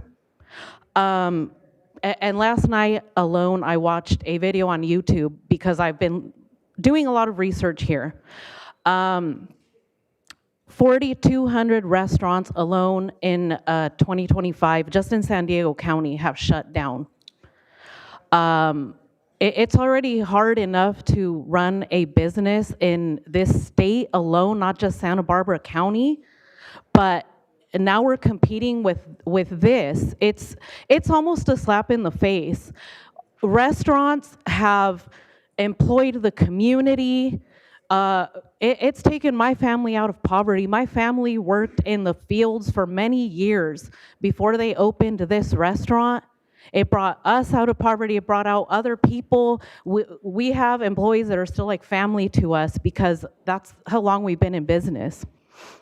So we ask to please really think of what you're doing. I mean, you guys are not really connected with the reality of what's going on. It's really sad. Go to Santa Maria alone. There's people running clandestine businesses and even advertising them as bootleg businesses. It's horrible. And I'm sorry, there's not more representation here because, again, our Hispanic community is afraid to speak out of retaliation of how the community is going to accuse them of horrible things that are taking place right now. But everyone is concerned about their livelihood because everyone's livelihoods are at stake. And again, we are at the point where people are thinking of closing down businesses, which would, again, take taxes. It would take so many financial resources away from our communities. Thank you. That's all I have to say right now. Thank you. Thank you, Ms. Luna. Joanna Luna to be followed by Ernesto Martinez. Hello, my name is Joanna. I am here also speaking. It's our mother's restaurant, and we are against this ordinance that they're trying to place because, as we've said, it is already hard enough to. Right now, we understand there's micro kitchens, which they get their permits, which we understand that's okay. They're doing that, but people have gone to the point where they have an entire restaurant in their backyard, and I brought photos from social media because people like to make TikToks about these restaurants, and the way they promote them, they say, we're going to this prohibition-style restaurant. We're going to this speakeasy restaurant, and you have people selling seafood. They sell alcohol, which obviously is not legal if you don't have a permit. We have to go through permits. We have to pay all our things, which it's not easy to pay. I brought receipts of what we pay just alone in our permits and stuff, over $800 of what we have to pay, which it's not easy because business is not necessarily booming. And it's very sad to see that they want to make an ordinance where you can sell out of a sidewalk, which also that sidewalk ordinance says that it's allowed in a residential area from 7 a.m. to 7 p.m., which also brings safety concerns. If you're selling in a residential area, we already have enough accidents happening. Just this weekend alone in Santa Maria, there was two pedestrian accidents where two people died because they got hit by a car. And you want to bring in business into a mobile cart where you're going to have people drive up. If you're in a residential area, you're going to have children on their bikes or just enjoying their day. What if somebody drives by? It's not a safe way to handle this situation. And also, it's just another problem that's adding to what we already have. The city of Santa Maria, we're very affected by it because there's various amounts of restaurants that are in backyards, and they set up after 5 o'clock and only on weekends because they know that nobody's going to do anything about it. So maybe instead of adding a budget to the ordinance, maybe they can add to the overtime of maybe working on weekends and after hours. Thank you. We will remain here with Ernesto Martinez to be followed by Efren Alvarez in Santa Maria. Ernesto? Good morning. Well, I'm just going to try to be really quick. I'm going to refer to you like the word frustrated, and I'm going to talk on behalf of all the restaurants in Santa Maria. We've been in business for more than 30 years. There's quite a bit of restaurants that have been in business for more than 30 years, a lo mejor de Jalisco, El Pueblito, I can name a few of them. So we're frustrated about, I get a visit from the health department. There's going to be $250 for their visit. I get a visit from the fire department, another $250 for the visit of the fire department. And I'm asking myself, okay, how many of these restaurants that are like, you can see one on this block, you can see another one on the next block, and they're, instead of, he said, they're decreasing. They're not decreasing, they're increasing. Why? Because there's no respect in the city no more. City of Santa Maria, they don't respect the health department, they don't respect the police department. I'm sorry if I'm talking like this, but they don't have any respect. People don't have any respect. Why? Because they're allowing everything. If you're my neighbor, okay, you can say, okay, would you like to have a restaurant next to you? Probably not. Your house. It's a mess over there, parking spaces, everything. They're taking everything. Why? Because there's no more respect in Santa Maria. I believe, when I used to see a health department inspector come to my place, man, I gotta have everything in place. I mean, everything. Or I get a citation. What do they get? All the freedom. They can do everything. They can do anything they want. Basically, at this point of time, they can do anything they want because there's no more respect in Santa Maria. I would like you guys to see if you can do anything. Talk to the health department, talk to the fire department. I just had a fire inspection. Even the fireman, the fire guy that went, he said, go hard on them. Even on us, because we're not doing our job. See, there's people with propane tanks on the streets, everything. So I would ask you please to really take in consideration all the things that are going in Santa Maria, kind of go through it and see if you can do anything to help us go out of business.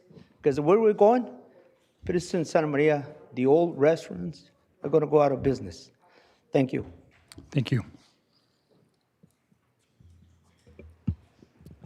Efren Alvarez, to be followed by Jason Aguila, and these are both in Santa Maria.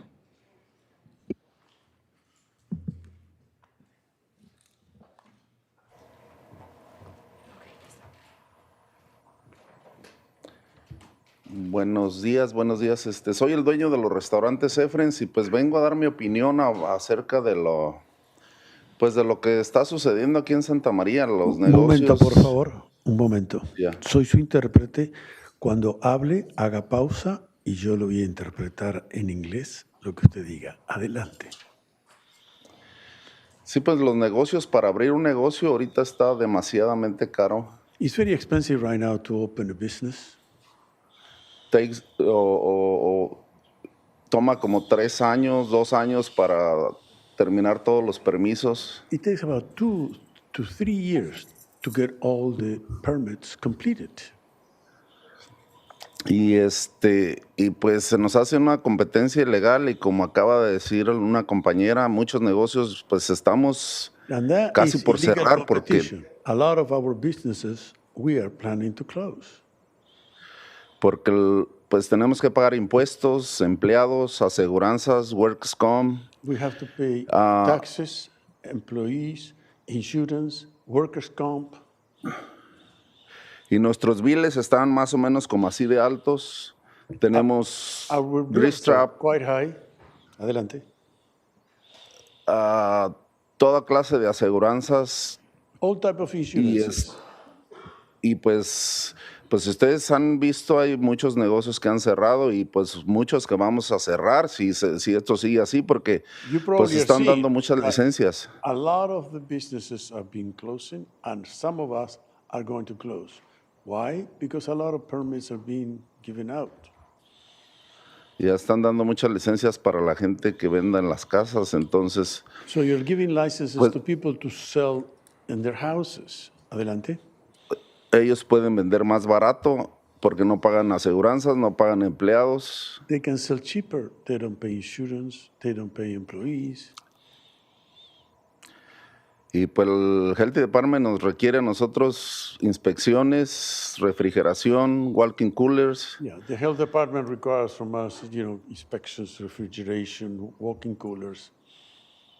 Y pues le agradecemos a la ciudad si puede hacer algo porque los negocios ahorita yo tengo 4 meses que no hago dinero porque We'll appreciate if the city can do something about it because we the businesses are suffering. For 4 months now, I'm not doing business, well in business. El último negocio que acabo de abrir me costó arriba de $1 million para abrirlo. The last business I just opened cost me over $1 million to open it. Y pues estamos ahorita en la línea. We are now online. Ya, entonces, pues le agradecemos si pueden hacer algo, pues, por los negocios, que pagamos impuestos We appreciate if you can y do something for que us, the seguimos las business. reglas y las leyes. We are the ones who pay the taxes. We are the ones who follow the laws. We are the ones who follow the rules. Y pues muchas gracias. Yo no estoy en contra de nadie, pero así es la situación. Thank you very much. I'm not against anybody, but that is the situation. Thank you very much. Thank you very much.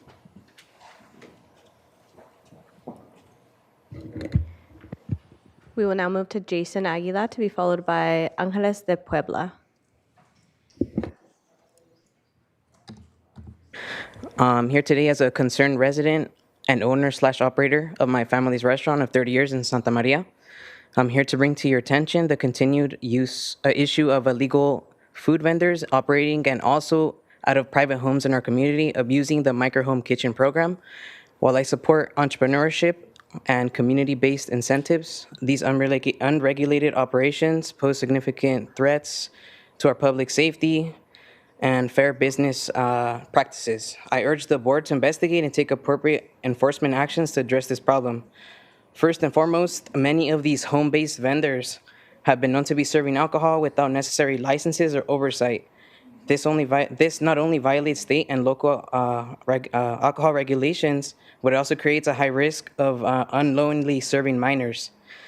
Additionally, these vendors are often set up numerous chairs and tables in confined residential spaces, such as backyards, garages, leaving little to no room for safe egress in case of an emergency.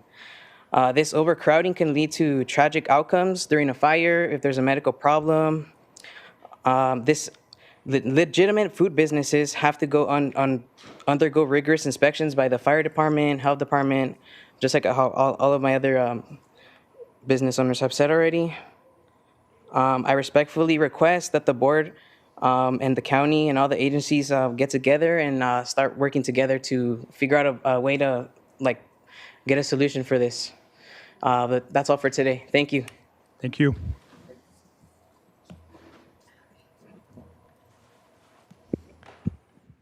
We will go to Angeles de Puebla, which is Miguel Grisanto in Santa Maria.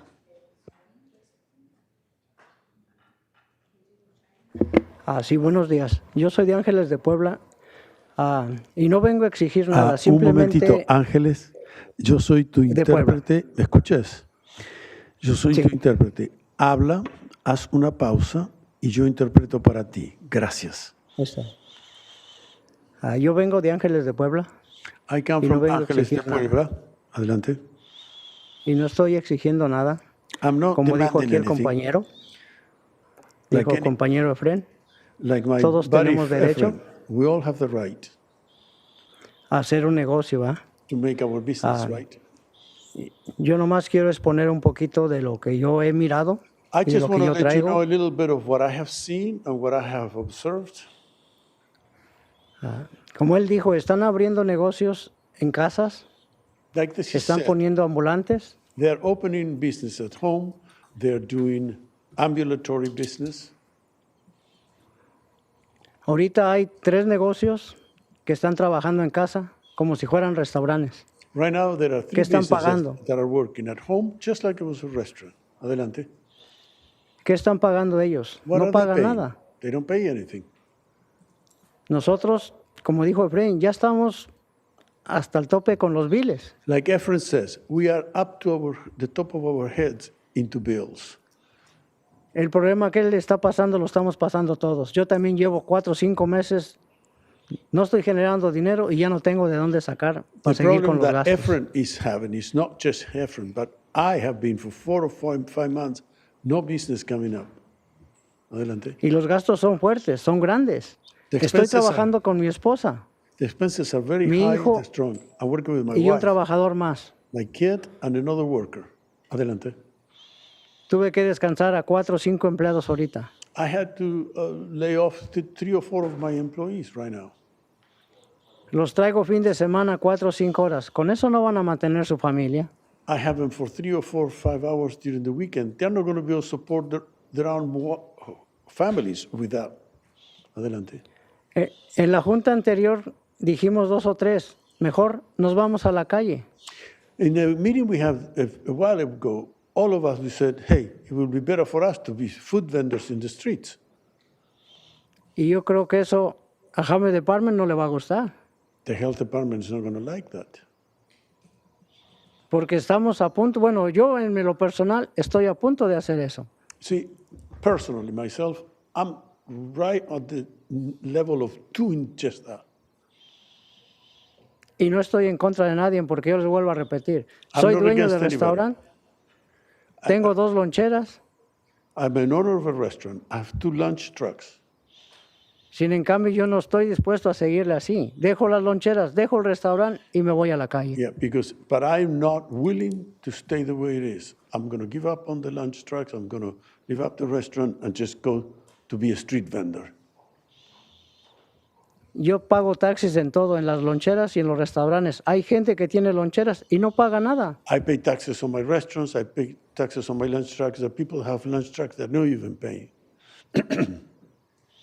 Y van varias juntas que vamos a hacer algo y no se hace nada. These meetings take place. Something's going to be done. Nothing ever is done. Entonces, eso es lo que yo digo, ¿verdad? That's what I'm Hay saying. que hacer algo, pero hay que hacer algo juntos. We have to do something, but we have to do something together. Pues creo que es todo. Tengo más, pero That's all. creo I que have con more. eso cortamente es lo que yo puedo But explicar. in short, this is what I can explain to you. Gracias. Thank you. We will now move to our final speaker via Zoom, Tracy Beard. Tracy? My name is Tracy Beard. I'm the Executive Director for the Solvang Chamber of Commerce. I'm also an advocate to make sure that we have equity for all, but we don't have equity right now with our vendors that are paying taxes. The health department needs to do their job correctly. On the 24th of November, the 25th of November, there was a dead animal directly across the street from the high school. They set up shop, people did, to be street vending on the animal was moved across down the path. We have no toilets, no toilet paper. We have no hand washing stations. And I have the right to say this. Caesar has given me permission. He has paid $22,000 Highway West Tacos to put up his location. And everybody is right around him. This is started with micro kitchens. They have 30 food a day, 50 a week, or 50,000. Where's the oversight there? We see them starting to set up at 6:30 every evening. They're there till midnight, Wednesday through Sunday most of the time. If a product is put into a refrigerator, it must be put in correctly, temperatured right. If a meat is put on the wrong shelf and it is dripping, the health department will find our restaurants. We want to have safety in our restaurants and we want to have safety out there. There is no safety out there for anyone. For people that think there is and they're eating, we set up festivals, fairs, events. All nonprofits pull permits. They pull a 1-day vendor fee. They pull a 3-day vendor fee from the health department. We pay for this correctly. We've had KYIT out there to show that these things are happening, open flames every weekend. This is a catastrophe happening continuously. Supervisor Nelson and Supervisor Hartman are correct. This must stop. We don't have sidewalks. We don't have anything in the valley except in the city areas or the communities. And this is where they are, right outside the casino, a block away, that is part of Caltrans parking station. They are on 154. They are on Robar Road. They are 3 different places on the weekend. Nobody's even out there looking at it. I am taking pictures consistently. This is something that I really truly believe this is equity for your taxpayers that are paying the restaurants, that you can follow the chain, the food chain, the supply chain. You cannot do that anywhere. Just confiscate and get rid of these poor vending stations. They are unhealthy to our community. And I'm very sorry that I'm bringing this to your attention again. I did it at SB CAG. You can look and see how they dump. There's grease piles everywhere. Thank you, Ms. I brought that Thank you, to Ms. Beard. Thank you. That's your time. All right, back to the board. Staff, do you have any responses? I definitely have some questions based on their comments, but do you have any responses that you guys like to provide? Just in response generally to public comment, I want the public to understand that we're somewhat handcuffed what we can do here. As far as the county can't just outlaw sidewalk vending, it's state law. We have to permit it. What this ordinance does is it's trying to constrain it. And so I do think this ordinance moves in the direction that the public is advocating for, is more control, more regulation over these sidewalk vendors. Thank you, Mr. Horton. I have a couple of questions, because I think what we're getting confused here is sidewalk vending versus what the public's concerned about, which is illegal restaurant activity that we're not doing enforcement on, right? That's the problem here? Chair Nelson, I would actually, just to highlight, environmental health does respond to those complaints. We do the enforcement. We actually have, if we're aware of those, we do go out and actually do the enforcement. Micro enterprise home kitchen operations do require a permit. They do get inspected. They do have requirements as far as how they prepare and store food. And there's limitations on what they can do. And so if there is instances where that's not occurring, I'd invite the public to please let us know so that we can follow up and enforce. Okay, so we will enforce if we're made aware. Is that my understanding? Yes. And so I guess one of the questions, especially with this item that we have today, is about using overtime. And what I think I'm hearing from the public is a lot of this stuff happens after 5 o'clock. I guess my question is, how big is your enforcement team? Is there a thought about maybe actually having some shifts that are evening shifts in the environmental health department to start to actually deal with this issue so we don't have to incur overtime? That's, Chair Nelson, that's certainly something that we can look into. We have expended a considerable amount of overtime over the last year, probably close to 500 hours of overtime because of these illegal activities occurring after hours and on weekends. And so we regularly do have staff that are out in the evenings and on weekends when we're aware of a situation, and we'll follow up with it. But we just passed some fee ordinances that allow to pay for all this enforcement activity, right? That's my understanding? Enforcement activity comes out of the fees of the people that are actually following the laws? A portion of it that is paid for by permits does cover unpermitted activities. However, we also have designation funds and some other funds that we've been using to offset that. So would we potentially save costs by having a shift that was in the evening, potentially environmental health? Is that something that we could ask your staff to look into? It seems like the bigger problem than just the unincorporated area, because I think that's what's going to happen here is that everybody that talked here, what we're doing here today actually will have no effect on them, right? Because they're in the city, right?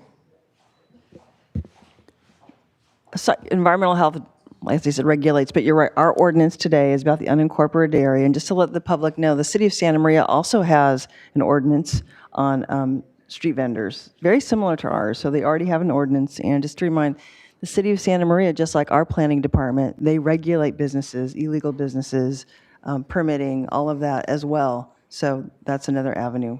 But City of Santa Maria would need county public health as part of that enforcement activity?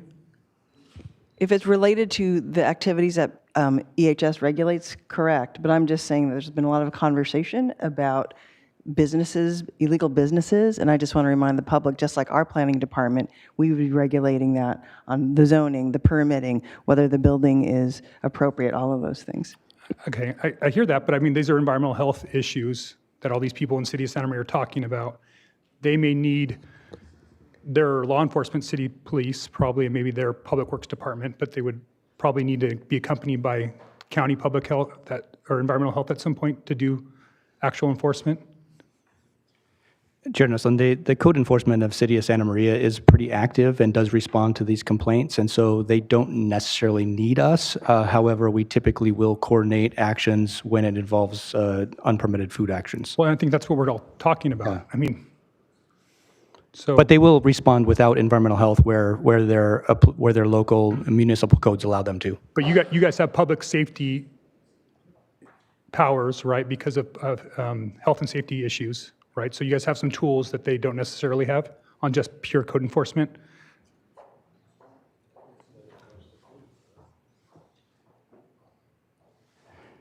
I'm not as familiar with some of the city code enforcement tools that they have, but they actually have some citation authority as well that we do not currently have, and so they've been able to employ that where they can. But like the confiscation of meat and equipment, that's something that we have through environmental health. Yeah, if they were wanting to do that under the health and safety code, then they would bring us in. So after this meeting, the city of Santa Maria reaches out to us and says, hey, we want to do some similar enforcement actions.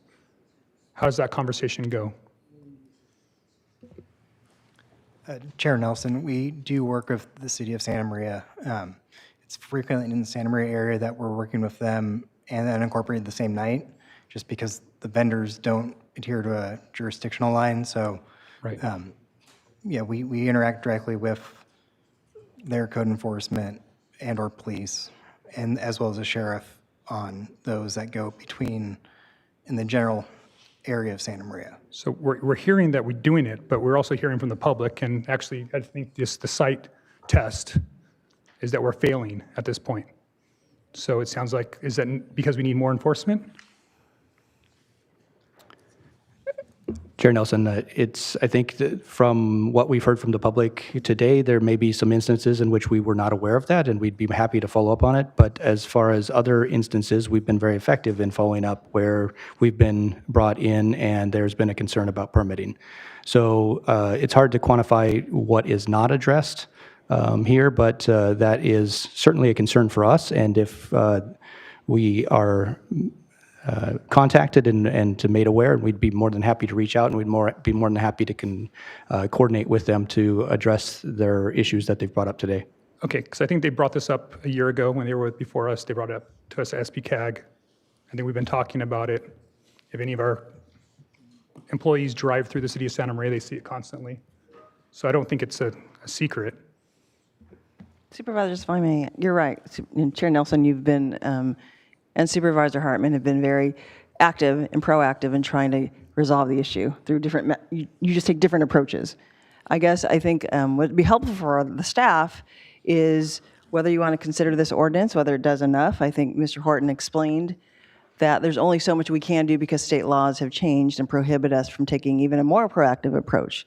And you're right, it involves the cities reaching out to us, and as Mr. Horton said, we work with the city managers all the time, and you've been bringing this at SBCAG. So I hear your frustration and the frustration of our business owners, because it is a frustrating situation. We are trying to make it better, and this is one approach that you have before you, but also in the conversations that we've had, and we, like you said, we came back in almost a year ago talking about this. I think it's evident from even this conversation today, board members have different approaches, and as you know, our system is that it's how do you kind of bite the elephant one bite at a time? How do you approach this? So I think today is helpful. If you give us the direction, they're asking for funding. The clarity of that would be important. You told us in the last time to go form a task force and bring that back, and that's what we're doing. So my request would be in the future, if you want us to do things, and you're right, Supervisor Nelson, you've been very proactive in working with staff, but if you want the county to have a coordinated approach, we'd ask you just to bring it here and then give us that direction. We're happy to follow it. All right. Supervisor Lavanino. Thank you, Mr. Chair. I probably should have asked this ahead of time, but so micro kitchens have to be, now I'm talking about two different things, and so you might not be prepared for this, but do you have any idea like how many permits we have out in the county for micro kitchens? Supervisor Lavanino, through the chair, we have about 35 to 40 micro enterprise home kitchen operations that are under permit, and those are actually countywide, and so a fraction of those are in the city of Santa Maria. Yeah. So I'm not really sure that the permitted micro kitchens are the problem. It's everybody that's not getting a permit that's just doing whatever they want. And I agree. Whoever said there's no respect. But it's not just on this. It's the illegal parking. It's red light running. If you don't the broken windows theory is if you don't address something immediately and hit it hard, it just gets exponentially worse. I don't go through a red light in Santa Maria anymore without waiting 3 seconds or 4 seconds because I know it used to be one car, now it's 2 cars. And illegal parking in front of fire hydrants, in crosswalks. And I know there's a lot that is state law that is, in regards to ADUs, and there's a lot of things the city will tell us that they can't do. But all of these things come down to enforcement. And just like in our planning department, when we had the whole issue regarding unpermitted parties and weddings and these types of things, they always take place on a weekend at night. And then our planning staff gets back on Monday morning and there's a voicemail that says, hey, there's a huge party going on at next door. And of course, it's not still going on Monday. So I really think the idea of trying to get some enforcement that's on weekends and at nighttime, this is when the activity takes place. 9 to 5 is not so much the problem. And it's not just restaurants either. The florists that I've been going to for decades, I went for Valentine's Day, they're out of business. If you look across the street, there's 3 or 4 flower sales. You can't go a block without somebody trying to sell you flowers. And the guy that I've been going to forever that has a brick and mortar, he's out. So I really think it comes down to enforcement. I'm happy, and I know this is the wrong year to talk about spending more money on anything. But if we're gonna get serious about this, and we owe it to the people that are actually doing it the right way, we've got to step up enforcement. And it's not so much just during the day. It's got to be, we've got to come up with a solution. Lars and his team, anytime I've called them, they're immediately on it. The problem is right now it's whack-a-mole because you can only have so many people doing this, and Joan's got huge problems in her district. Everybody's got issues where this is going on. I think Santa Maria, to me, is the epicenter of it inside the city. But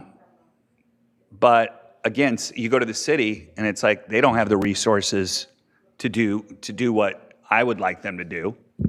And so somehow, when we talk about a task force, it almost feels like we need to have a joint group of city and county together to go after this, because I've got a feeling that what I'm going to hear from the city is they're going to send their code enforcement out and they're going to say, well, I don't have environmental health there. And if we send environmental health and we don't have the city backing us up and saying, this can't be done here, I'm willing to do, we're coming up on budget workshops, but to me, this is something that absolutely has got to get our attention in this next go-round. Well, let me jump in on that, because I think it's not more money, it's prioritization of the staff that they have now is really what I'm hoping to see. We're already paying and we already have enforcement staff. It's just how we deploy them. They're often sitting at a desk from 8 to noon. We really hope that from 5 to 9, they're actually out on the street. So I know it's not very convenient for some of our employees to work night shifts, but I think that's something that I like to see come back from environmental health on what that looks like for enforcement. So we don't have to pay overtime. It's people that we are already employing to do the work that needs to be done. That's not where the need is, So we should be having our regulatory staff meet the regulatory need, not a 9 to 5 job. So, we can't predict these things, we know where they're at. So I really think that that's where we should be trying to look for. Because today, I think we'll make some meaningful steps forward for within the unincorporated area. But I think that this is going to continue to be a problem right outside of our boundaries. I think we're going to have continued frustrations from our colleagues. The public that's concerned about this ordinance, making it easier. It says this actually ordinance gives us more tools so that we can do the enforcement. So I want to make sure you guys understand that. Where you think that we might be moving the wrong direction, I've been assured by our legal team that this actually helps us do our enforcement. So that's why we're trying to move in that direction, not trying to make it easier. We're trying to define things so that we can really give them the tools that they need to do the enforcement to back you guys up and back up the entire board. So that's what we're trying to do here. I think that's what we're all trying to tackle. And I think that the message is hopefully loud and clear for staff that we need to be doing more into this effort. And I'm not saying that we need to be spending more money. I just think we need to prioritize the resources we have now on where the greatest need is, which is where it also protects public health the greatest, and it protects our businesses. You know, this county and this area is some of the highest fees in the state, if not the highest fees in the state to operate a business. And then, you know, you've heard it from the public speakers here where they're like, hey, why am I following the rules when, you know, other people don't have to? And why am I paying payroll taxes? Why am I trying to get a permit when you can just, you know, go scot-free? So hopefully we'll get some enforcement out there. Supervisor Lee. Can I ask the Luna family, one rep, come up? I want to ask you some questions. Lourdes, right? Lourdes? Just one. So your restaurant, what's the name of your restaurant? Mariscos Ensenada, And how long have you been in operation? 34 years. So I just want to let you know next time I'm in Santa Maria, I will be patronizing, and I'll make sure that I will go to your restaurant and Thank you as much so as I much. can. Much appreciated. Thank you. So something about me, I do own a restaurant too that's been in operation for over 30 years with my family. So I do understand your frustrations, and I'm sitting up here and I don't know what to do. But during my time at the Carp City Council, we have experienced illegal vendors. So what we did, we became a hammer, and everything became a nail. So we hammer every illegal street vendor that we saw. And we encourage our community not to patronize those places, because without customers, even they too don't have any profit to make. So tell your customers, tell your community to don't go to these places. Thus, that helps. That worked in Carpinteria. And in my district, though we don't see as many as in other areas, it has worked. So if everybody's watching today, please go to your business. I think people like you is what makes our community great. So thank you for being here. Your comments do make a difference. So Thank you so much. and going to West Eve and all of us, I believe, we do need enforcement on the weekends, because these vendors do know when and where to bypass our rules and policies. So more funding, more prioritize of those times and dates. Thank you. Thank you, Supervisor Lee. Supervisor Hartman. Well, I just want to start by saying I really appreciate the work that environmental health has done and has been doing. I know you have to have people speaking Spanish, and you're going out at night, and you've really been playing whack-a-mole, and with not many authorities, because the state law really ties one hand behind your back. And I think what this ordinance does is create, doing the very best we can to limit what a sidewalk is, and to give you additional authorities to confiscate equipment. But it is going to require more than environmental health. You need law enforcement, you need additional support, and I am not sitting up here saying I expect environmental health to do this all on their own. We need a coordinated approach. And I think it's really important to remember this is a problem throughout the state, and nobody has really cracked this nut. Nobody has really solved this. And we're now in the vanguard trying to figure it out. So it may seem like we've been slow, but actually we've made steady progress by people working closely together. So I'm very supportive of this. It is heart-wrenching to hear that businesses who've been in serving this community for decades and playing by the rules has to be threatened by people who aren't. And it's a complicated problem, and part of it stems from state flexibility in this area. And I think the state needs to understand what these implications are here on the ground. But I think this takes us a step forward, and particularly with this pop-up restaurants that are not allowed, I hope we're going to be confiscating not only the food, but the trucks. And now this will give us a place to store them. It's very, very critical that we have our district attorney willing to work with law enforcement and work with environmental health. And we did actually reach out to him. He's been on vacation, but he verified that he will be helping us. And that is absolutely critical. So I still would like to see, and maybe Chair Nelson has a good idea about schools and how we limit vending by schools.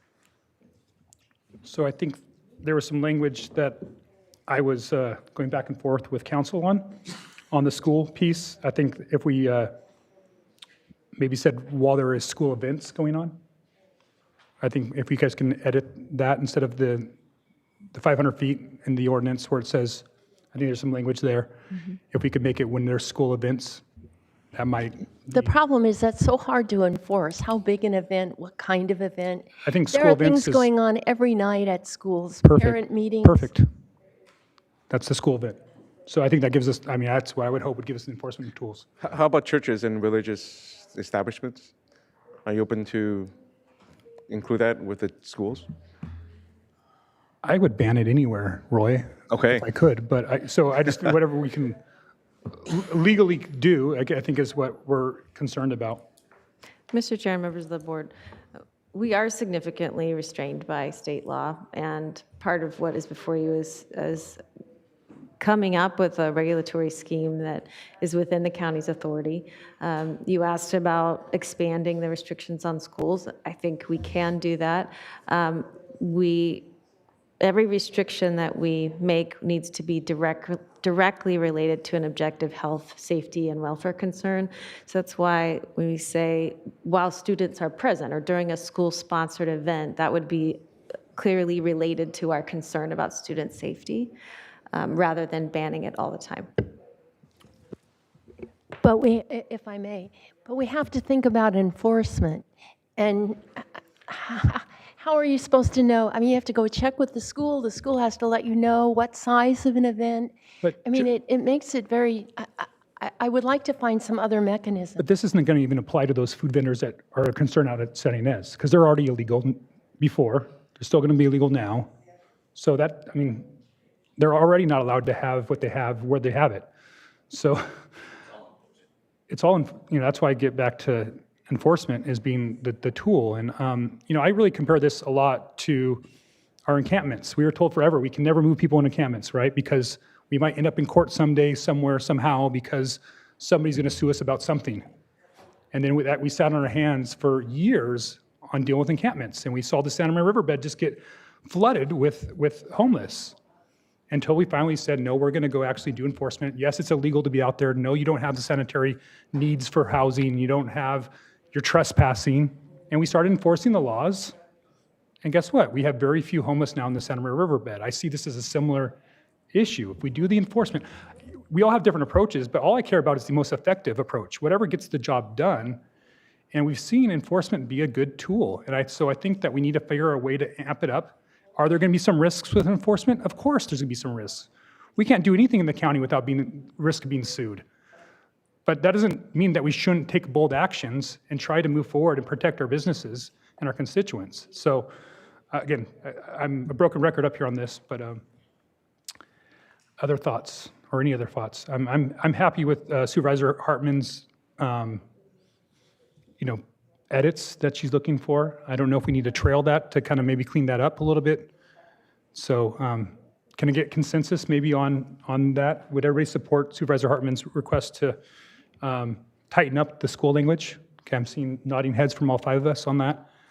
Can we go ahead and take a motion maybe potentially on the pilot program? And at this time, then we can maybe bring back the ordinance after lunch for potential adoption. Is that okay? Do you want a conceptual motion?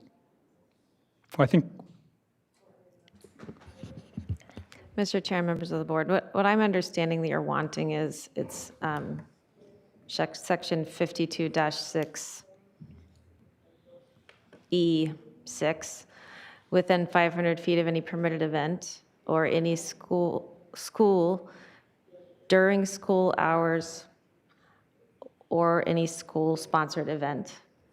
And then it keeps going from there. I think that would work, but we will just make sure that we've hit it in every single area so that we can bring the language back. So that's my understanding that the board is asking for, and then you could take action on the pilot program now, or you could just trail the whole thing and take it all at once. I mean, I think that language is acceptable.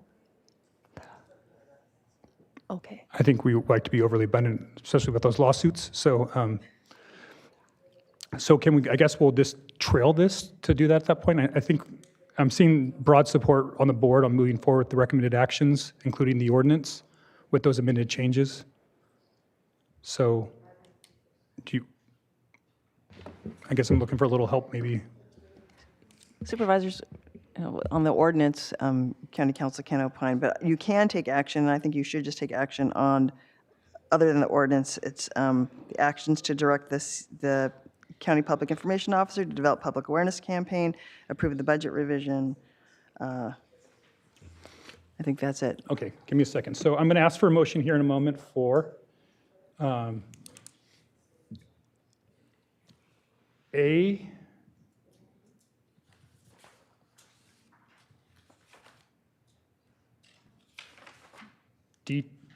actually, no, I'm going to bring this all back after we make those corrections, so we don't get too upside down on this. So go ahead, I'm going to, as chair's prerogative here, I'm going to go ahead and table this item till after lunch so we can mix the corrections on the language. But I'm seeing broad support, so those of you that are concerned about whether we move forward with this, I think we probably have unanimous support here. So we'll go ahead and table this item, and we'll come back, we'll go ahead and get started with, actually, do we need to take a 5-minute break before we head to D2? Okay. So we're going to go ahead and table this item until after lunch. Again, I see broad support here, so those of you that are concerned about it and want to potentially leave, we probably will be adopting that after lunch. And we'll go ahead and take a 5-minute break. Sorry, Supervisor Hartman, before the break. Just want to thank everybody who came today and testified, especially all the way from Santa Maria. We hear you, and I believe, Lars, did you want to say something? I mean, I think, yeah, you go ahead. I just want to mention that we'd be more than happy to visit with you directly at Environmental Health and take your concerns. And if there are specific instances where you're seeing noncompliance, we definitely would like to know that so we can follow up on it as appropriate. All right. Thank you, Lars. Okay, we're going to take a 5-minute break, and then we'll come back for departmental item number 2.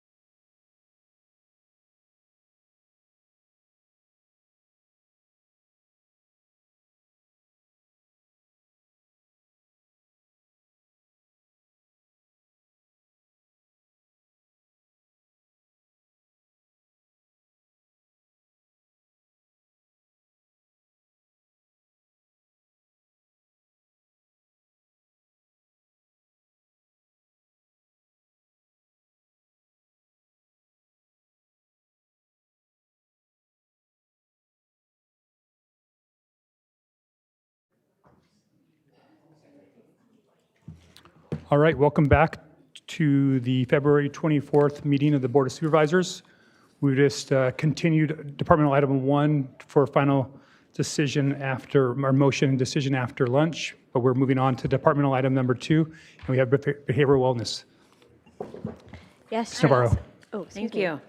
Good Chair morning, Nelson. Chair Nelson, supervisors, and county staff. Oh, sorry, I need to have the Oh. clerk read it into the record. Oh, sorry. Thank you.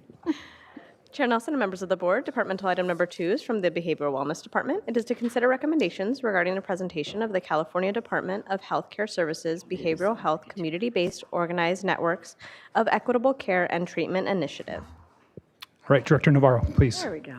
All right, good morning, Chair Nelson, supervisors, and county staff. Tony Navarro, Director of Be Well, here with Assistant Director Jamie Husting. She oversees quality care management and compliance. And we're here to present to you on the state's opt-in initiative known as the Behavioral Health Community Organized Networks of Equitable Care and Treatment, also known as BH Connect. And I want to just really confirm that there is only one N in that acronym, but we do spell it with 2 N's statewide. Also joining us online is our Chief Financial and Administrative Officer, Chris Ribeiro, who will be available to answer questions at the end of the presentation with us if needed. Before launching into our PowerPoint presentation, I want to give important background and context for this initiative and Be Well's decision-making process in regard to the implementation of it. BH Connect is one of 3 major initiatives launched by the state's Department of Healthcare Services in the past 4 years, all of them aimed at transforming California's Medi-Cal health delivery system. Most particular to Be Well in this discussion, all these initiatives, California Advancing Innovation in Medi-Cal, or CalAIM, Behavioral Health Connect, and the Behavioral Health Services Act, or BHSA, in some way change the fiscal and programmatic operations of the county behavioral health system, which is responsible to provide Medi-Cal members with specialty mental health services and all level of substance use disorder treatment. All 3 initiatives are adjacent in their goals and intersect in their implementation, collectively directed at one shared overarching goal, improving the efficiency, equity, and excellence of the behavioral health system of care for California's Medi-Cal healthcare members. CalAIM, implemented in 2022 and lasting through 2027, was the first initiative, and it addresses changes across the entire Medi-Cal health system. But specific for behavioral health, CalAIM has brought new data, performance measure, and documentation requirements, as well as changes to funding methodology and payment methods, transitioning county behavioral health in 2023 from a cost reimbursement to a fee-for-service payment system for federal funding reimbursement. BH Connect, the primary focus of today's presentation, launched in January 2025 and is the county behavioral health system specific companion initiative, if you will, to CalAIM. BH Connect is a 5-year opt-in demonstration project that assumes that each county behavioral health system has unique needs and strengths, and based on those may decide which, if any, programs they want to opt into that will serve to strengthen their system of care and improve their readiness to successfully achieve the ultimate CalAIM goals. Finally, there is the Behavioral Health Services Act, or formerly Proposition 1, known as Proposition 1, known as BHSA. This is a voter-decided ballot initiative, and it goes live July 2026. BHSA was envisioned and put forth after BH Connect and now makes required and permanent many of the components that are optional in the BH Connect initiative we will present to you today, albeit these programs are paid under a different payment system in Behavioral Health Connect versus BHSA. We'll shortly provide more detail on that and clarify the intersection of Behavioral Health Connect and BHSA and its role in the fiscal and programmatic analysis of the various options and Be Well's decision whether to opt in or not, and various components. As Director Navarro mentioned, BH Connect is an opt-in initiative that was designed to provide flexibilities in programming for behavioral health plans with the goal of expanding access to services and ensuring Medi-Cal members receive high-quality behavioral health care. BH Connect is part of a Medicaid Section 1115 demonstration. Section 1115 demonstrations approved by the Centers for Medicare and Medicaid Services, or CMS, allow states additional flexibility to design and improve their Medicaid programs by waiving federal law. The BH Connect demonstration, as Tony mentioned, began in January of 2025 and goes through December of 2029. There are 4 main components of BH Connect for counties to opt into. These components allow behavioral health plans flexibility in order to expand the continuum of care and improve access and health outcomes. The 4 main components are Access Reform and Outcomes Incentive Program, Evidence-Based Practices, or EBPs, Community Transition In-Reach Services, and finally, Mental Health Institutions for Mental Disease Federal Financial Participation Program, or IMD FFP program. Because each county's behavioral health landscape varies, each behavioral health director is tasked with determining the components of BH Connect that align with their specific county's fiscal and programmatic plans. To date, BWell has opted into the Access Reform and Outcomes Incentive Program and one of the evidence-based practices, Individual Placement and Supportive Services for Employment, or IPS. BWell is continuing to evaluate whether opting into other EBPs or Community Transition In-Reach will be beneficial. After careful evaluation, BWell has decided not to opt into the Mental Health IMD FFP program. It is important to note that all of these components have a rolling opt-in timeframe and can be opted into at any time through 2029 when the waiver expires. In the following slides, we will share more details of each component and BWell's considerations in making each decision. The first component of BH Connect we'll discuss is the Access Reform and Outcomes Incentive Program. BWell has already opted into this component. The program is designed to provide behavioral health plans with incentive funds as they meet certain outcomes and targets determined by the Department of Healthcare Services, DHCS. So DHCS has contracted with the National Committee for Quality Assurance, or NCQA, to provide technical assistance to counties in order to improve access to behavioral health services, as well as improving outcomes and quality of life among Medi-Cal members. Behavioral health plans also can receive incentive funds by reducing county-specific gaps in quality improvement capabilities and making other targeted behavioral health delivery system reforms, including improving data sharing and outreach and engagement efforts. The 1115 waiver includes $1.9 billion for this incentive program to be split among California counties that are participating, $30.3 million.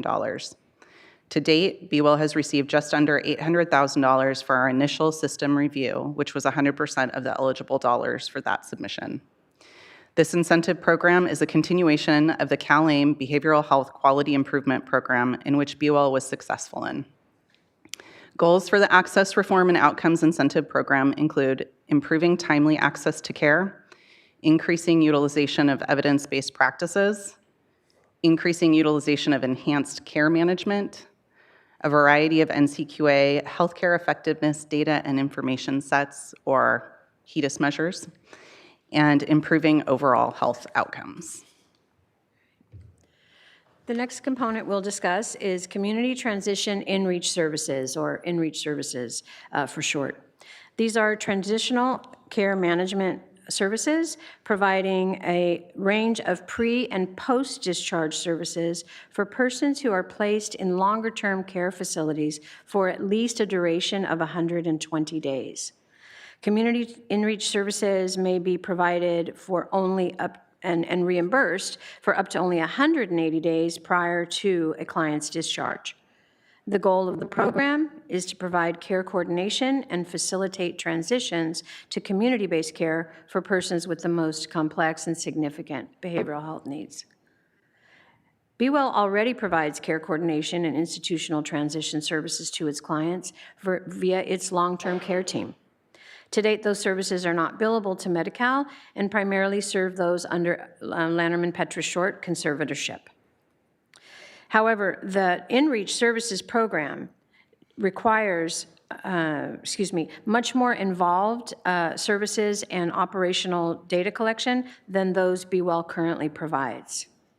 Opting into this component would require an increase in current staffing levels, adding a specific staffing category that Be Well currently does not have in its organizational structure, and includes additional data reporting not currently captured and reported on in our system. Additionally, while Be Well may decide to opt in, there's a required formal agreements from every facility in which we would provide this service to clients. They must formally agree to allow Be Well to provide these services in their facility and commit to ongoing close collaboration and care coordination with the InReach Transitions team to ensure that services such as social rehabilitation and occupational therapy services are not duplicated. InReach Services requires formal Department of Healthcare Service approval, and Be Well must submit a detailed readiness assessment plan that includes the demonstration of an adequate care and housing continuum for the target population in our county, as well as the formal agreements discussed earlier. To date, Be Well has not yet surveyed its network of eligible placement facilities as to their willingness to participate with Be Well in this program, nor has Be Well completed its fiscal review to ascertain cost-benefit of this potentially new and time-limited revenue option. Over the next year, Be Well will further explore and decide whether or not to opt in to the Community Transition InReach Services program. The next component we will discuss is the evidence-based practices component. This includes 5 main services, many of which are now required as of July 1 under the Behavioral Health Services Act to be implemented and remain permanent in our system of care. The first we're going to discuss are assertive community treatment and actually forensic assertive community treatment jointly. These will be implemented July 1 here in our county. However, if we opt into these services via the BH Connect initiative, payment for these services will be provided in a bundled rate versus the fee-for-service rate. The bundled rate reimburses maximum value for up to 6 sessions per month per client. Be Well's current FSP model, the most intensive outcare patient treatment that is equivalent to the FACT and ACT models, and the way staff are trained and directed, provides a minimum of 2 times a week or 8 times a month sessions to our clients on a regular basis. These are the highest acuity and highest needs clients in our outpatient system. Programmatic analysis showed that currently Be Well staff in the full service partnership program provides 7 or 8 services a month to clients 75% of the time in the fee-for-service payment model. Providing FACT Act services within the BH Connect initiative is projected to result in an approximate $1 million loss in revenue to the outpatient system of care annually, and therefore Be Well has decided not to opt in to the FACT Act and programs under this initiative. The next service, Coordinated Specialty Care for First Episode Psychosis, Be Well has already established a first episode psychosis team under the county's Mental Health Services Act system, and it will continue and be required now under the Behavioral Health Services Act. Fiscal and programmatic analysis projects a neutral impact, and therefore Be Well will continue with its current program with the fee-for-service model and not opt in under Behavioral Health Connect. This next evidence-based practice, individual placement and support for supported employment, is a new Medi-Cal benefit, or IPS for short. This is a new Medi-Cal benefit and service for adults in our system of care. And like ACT, FACT, and CSC, it will be required starting July 1 under BHSA. IPS will be available for clients in both the mental health and substance use disorder treatment programs.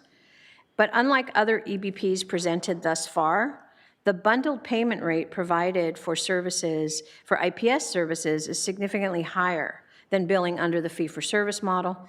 And so opting in to IPS under BHC will allow Be Well fiscal stability while we're ramping up and establishing this new program. Therefore, BWIL has opted in to IPS. The final EBP listed, Clubhouse Services, is a service that is meant to augment the wellness centers that were established across the state under the Mental Health Services Act. In our county, the Mental Wellness Center in the south and the Transitions Mental Health Association, TIMA, in the north provide wellness center services currently under MHSA, prevention and early intervention. The clubhouse service model would require additional staffing, significant changes to operation and billing requirements, and in consultation and discussion multiple times with both Anne Marie Cameron, the Executive Director of Mental Wellness Center, and Jill Bolster-White of TIMA, both have decided that opting into the clubhouse services and providing those is not something that they want to pursue, as it would greatly limit the population that they currently serve and provide additional fiscal burdens. We will continue, of course, to evaluate clubhouse services with them, and this, like the other components of EBP, has a rolling in opt-in date through 2029. All right. The final component we'll discuss here is the Mental Health Institute's Mental Disease Federal Financial Participation Program, IMD FFP. This waiver exclusion allows behavioral health plans to expand their capacity in institutes of mental disease settings, including psychiatric health facilities and acute care psychiatric hospitals. Under this opt-in, counties would be able to receive FFP, the federal financial reimbursement, for facilities that are over 16 beds and have residents that stay under 60 days. This is acute care waiver. Finally, a requirement of opting in to the IMD FFP is that all of the evidence-based practices presented in the prior slide will be required to be opted into under the IMD FFP waiver.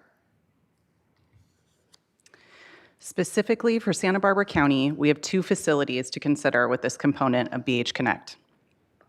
As Tony shared, an IMD, or Institute for Mental Disease, is a facility with more than 16 beds where individuals with behavioral health concerns can be diagnosed, treated, and cared for. IMDs are excluded from federal financial participation. Santa Barbara County currently only has 1 IMD, Crestwood Champion Healing Center.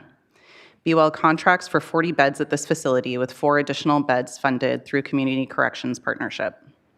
Crestwood Champion Healing Center is a lower level of care than the psychiatric health facility, and stays are expected to be over 60 days. This facility would not support opting into the IMD FFP waiver component, as very few stays would be eligible. The psychiatric health facility is not currently an IMD, as it is 16 beds, and therefore is not currently excluded from federal financial participation. This waiver would allow us to expand the PUF by 2 additional beds. In determining whether or not to opt into the IMD FFP program for the PUF, Behavioral Wellness reviewed the opt-in program from 3 angles. We analyzed the facility changes, the programmatic adjustments, and finally, the fiscal impact.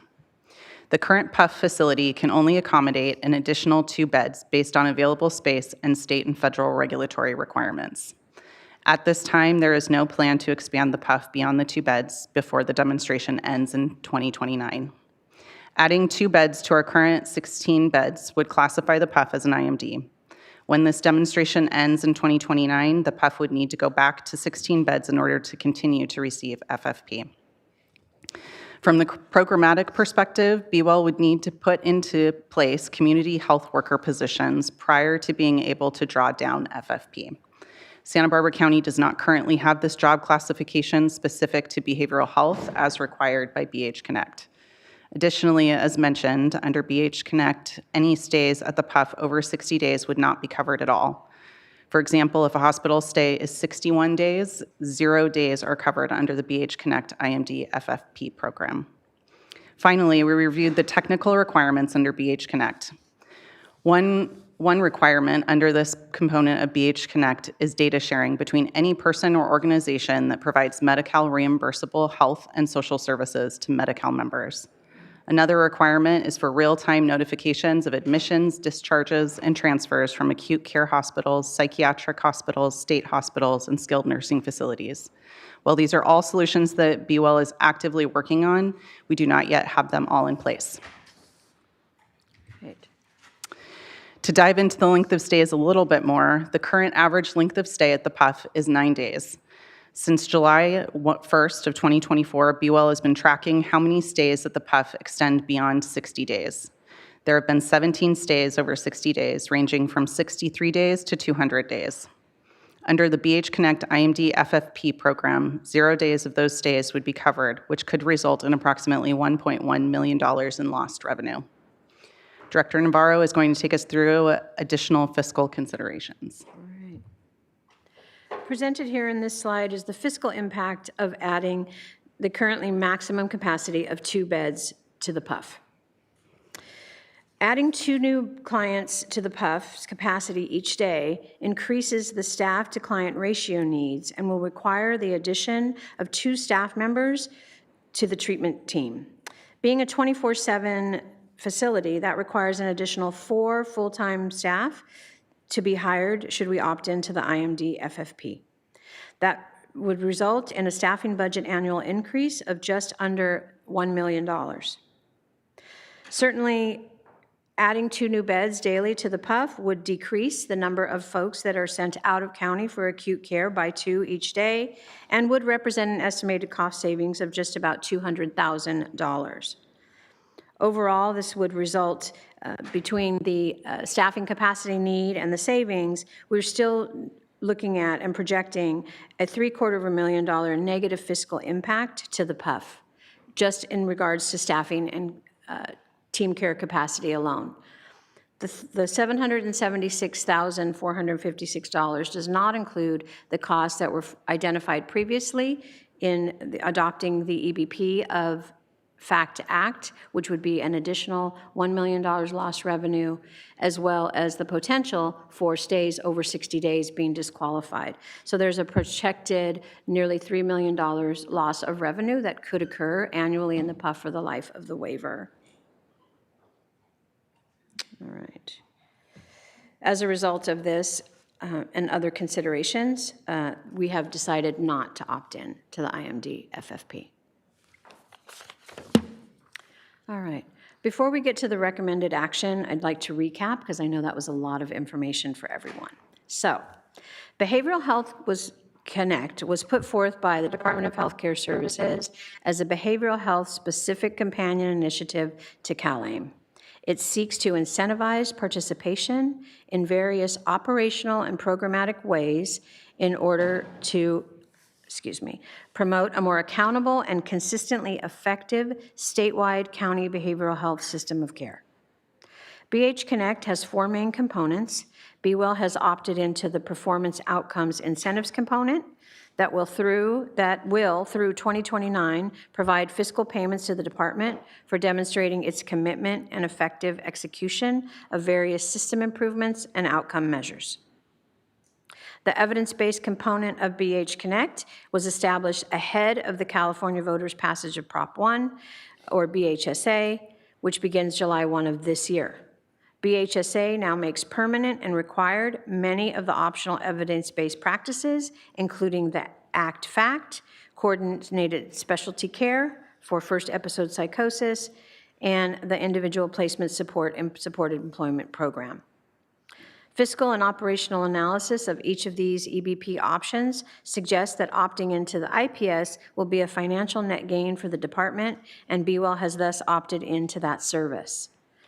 However, based on Be Well's current service delivery performance in its intensive outpatient services and the differing payment pathways for evidence-based practice services implemented under BH Connect versus BHSA, Be Well will not be opting into either the ACT-FACT evidence-based practices nor the coordinated specialty care practice.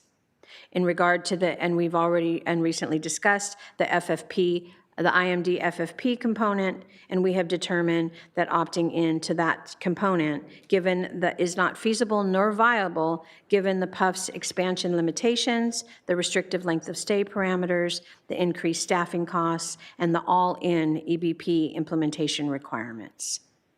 Finally, BWell has yet to determine the operational feasibility and fiscal impact of opting into the community in-reach services and may do so at a later date. I want to share that this presentation was presented to the Behavioral Wellness Commission on Wednesday, February 18th.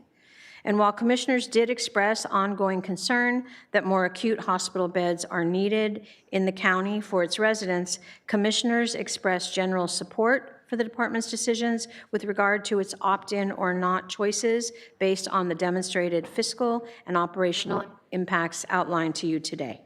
There were no questions nor expressed comments to direct to the board. That concludes our presentation of Behavioral Health Connect Initiative, the recommended actions listed to receive and file a presentation of our BH Connect initiative, and of course determine the above action is not a project that is subject to CEQA. All right, thank you, Director Navarro. Questions from my colleagues, Supervisor Capps? Yeah, thank you to you both, and this is a very thorough presentation, and it merits it because it is somewhat counterintuitive. I know one of the first actions I took as supervisor was to go visit the PUF because I had heard that it was very effective, yet if only we could expand it, and yet we needed this waiver, and if only we could get the waiver. So here you are explaining all of the reasons why we're not going to expand it, and I appreciated that you took time with me yesterday, so all of my questions have been answered, except for one that I thought of. But I think, again, I appreciate the diligence of explaining it because, again, it's somewhat counterintuitive why we're opting out, and you've done so, and the finances just don't make sense. And as a representative to BWell, thanks for explaining it there. And I know there's a lot of questions with the BWell Commission, but I just want to ask you one question about if we do see that other counties and other jurisdictions are opting in, why so? If you could explain that so that we understand why our rationale might not apply elsewhere. All right. As of December, and I don't think there's been any added to date, the 3 counties that have opted into the IMD waiver, and it may be 4, I can't remember if it's 4, but the 3 that have opted in and actually I have discussed and talked to their directors are San Diego County, Sacramento County, and Riverside County. Those are all very large counties, and they have significant numbers of acute care hospitals of 16 beds or more that they could then benefit more fiscally from this project. Okay, so it's just an economy of scale kind of. Economy of scale. Evaluation. Thank you. All right, thank you, Supervisor Capps. Is there any public comment on this item? Chair Nelson, members of the board, we have no request to speak for this item. Right, so just to clarify, what we're opting into will not have any negative impacts on your budget? No. Okay. And the programs that we're choosing to opt out of are programs that would have a negative impact on your budget? Yes. Okay. Yes. Very prudent. Thank you on behalf of the entire board. So with that, I guess I will take a motion to receive and file this presentation. So moved. Second. All right. All in favor signify by saying aye. Aye. All right. Thank you. Thank you. And we'll go ahead and take departmental item 3 now. Madam Clerk, will you read departmental item 3 into the record? Chair Nelson and members of the board, departmental item number 3 is from the Public Works Department, is to consider recommendations regarding an ordinance amending Chapter 17 of the County Code for mandatory service in Isla Vista. This project is located in the 2nd District.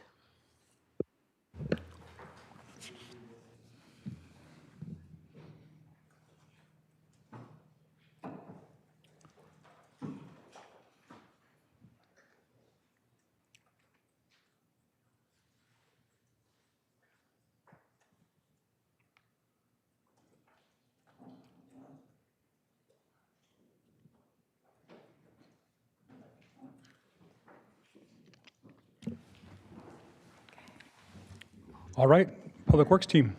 Right.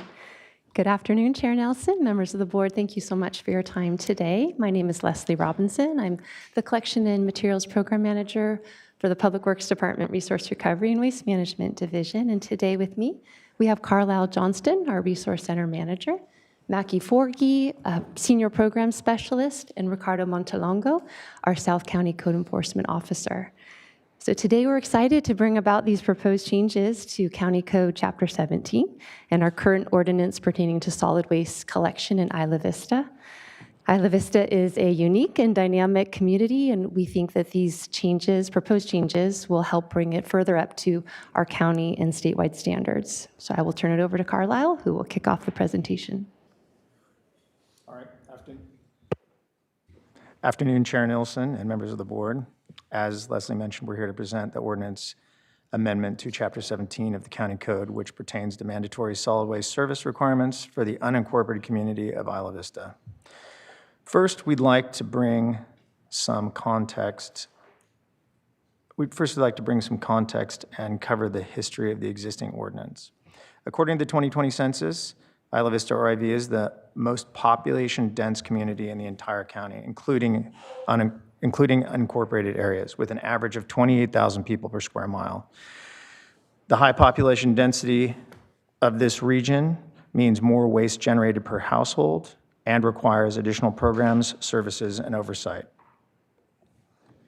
IV is a special place in the county that has warranted special attention in waste policy. Due to its population density and proximity to the ocean, special measures have been taken in IV over the years to address solid waste issues. IV is the only community in the county where Chapter 17 requires all residential properties to subscribe to solid waste services. This is referred to as mandatory service. This requirement for IV was established in 1992 to address chronic litter and illegal dumping due to chronic undersubscription of trash service. The current requirements related to mandatory service have not changed since 1995. The last change to Chapter 17 to address waste in IV was a ban on indoor furniture placed outdoors established in 2006 to reduce arson and illegal disposal of furniture. The franchise agreement with Marburg Industry provides weekly curbside bulky item pickup occurring throughout the year. Bulky items collected weekly in IV include mattresses, furniture, appliances, and large e-waste. The franchise agreement also requires daily curbside bulky item pickups for the 2 weeks following the end of the academic school year, often referred to as IV move-out. By comparison, most county residents are offered 4 free bulky item collections per year.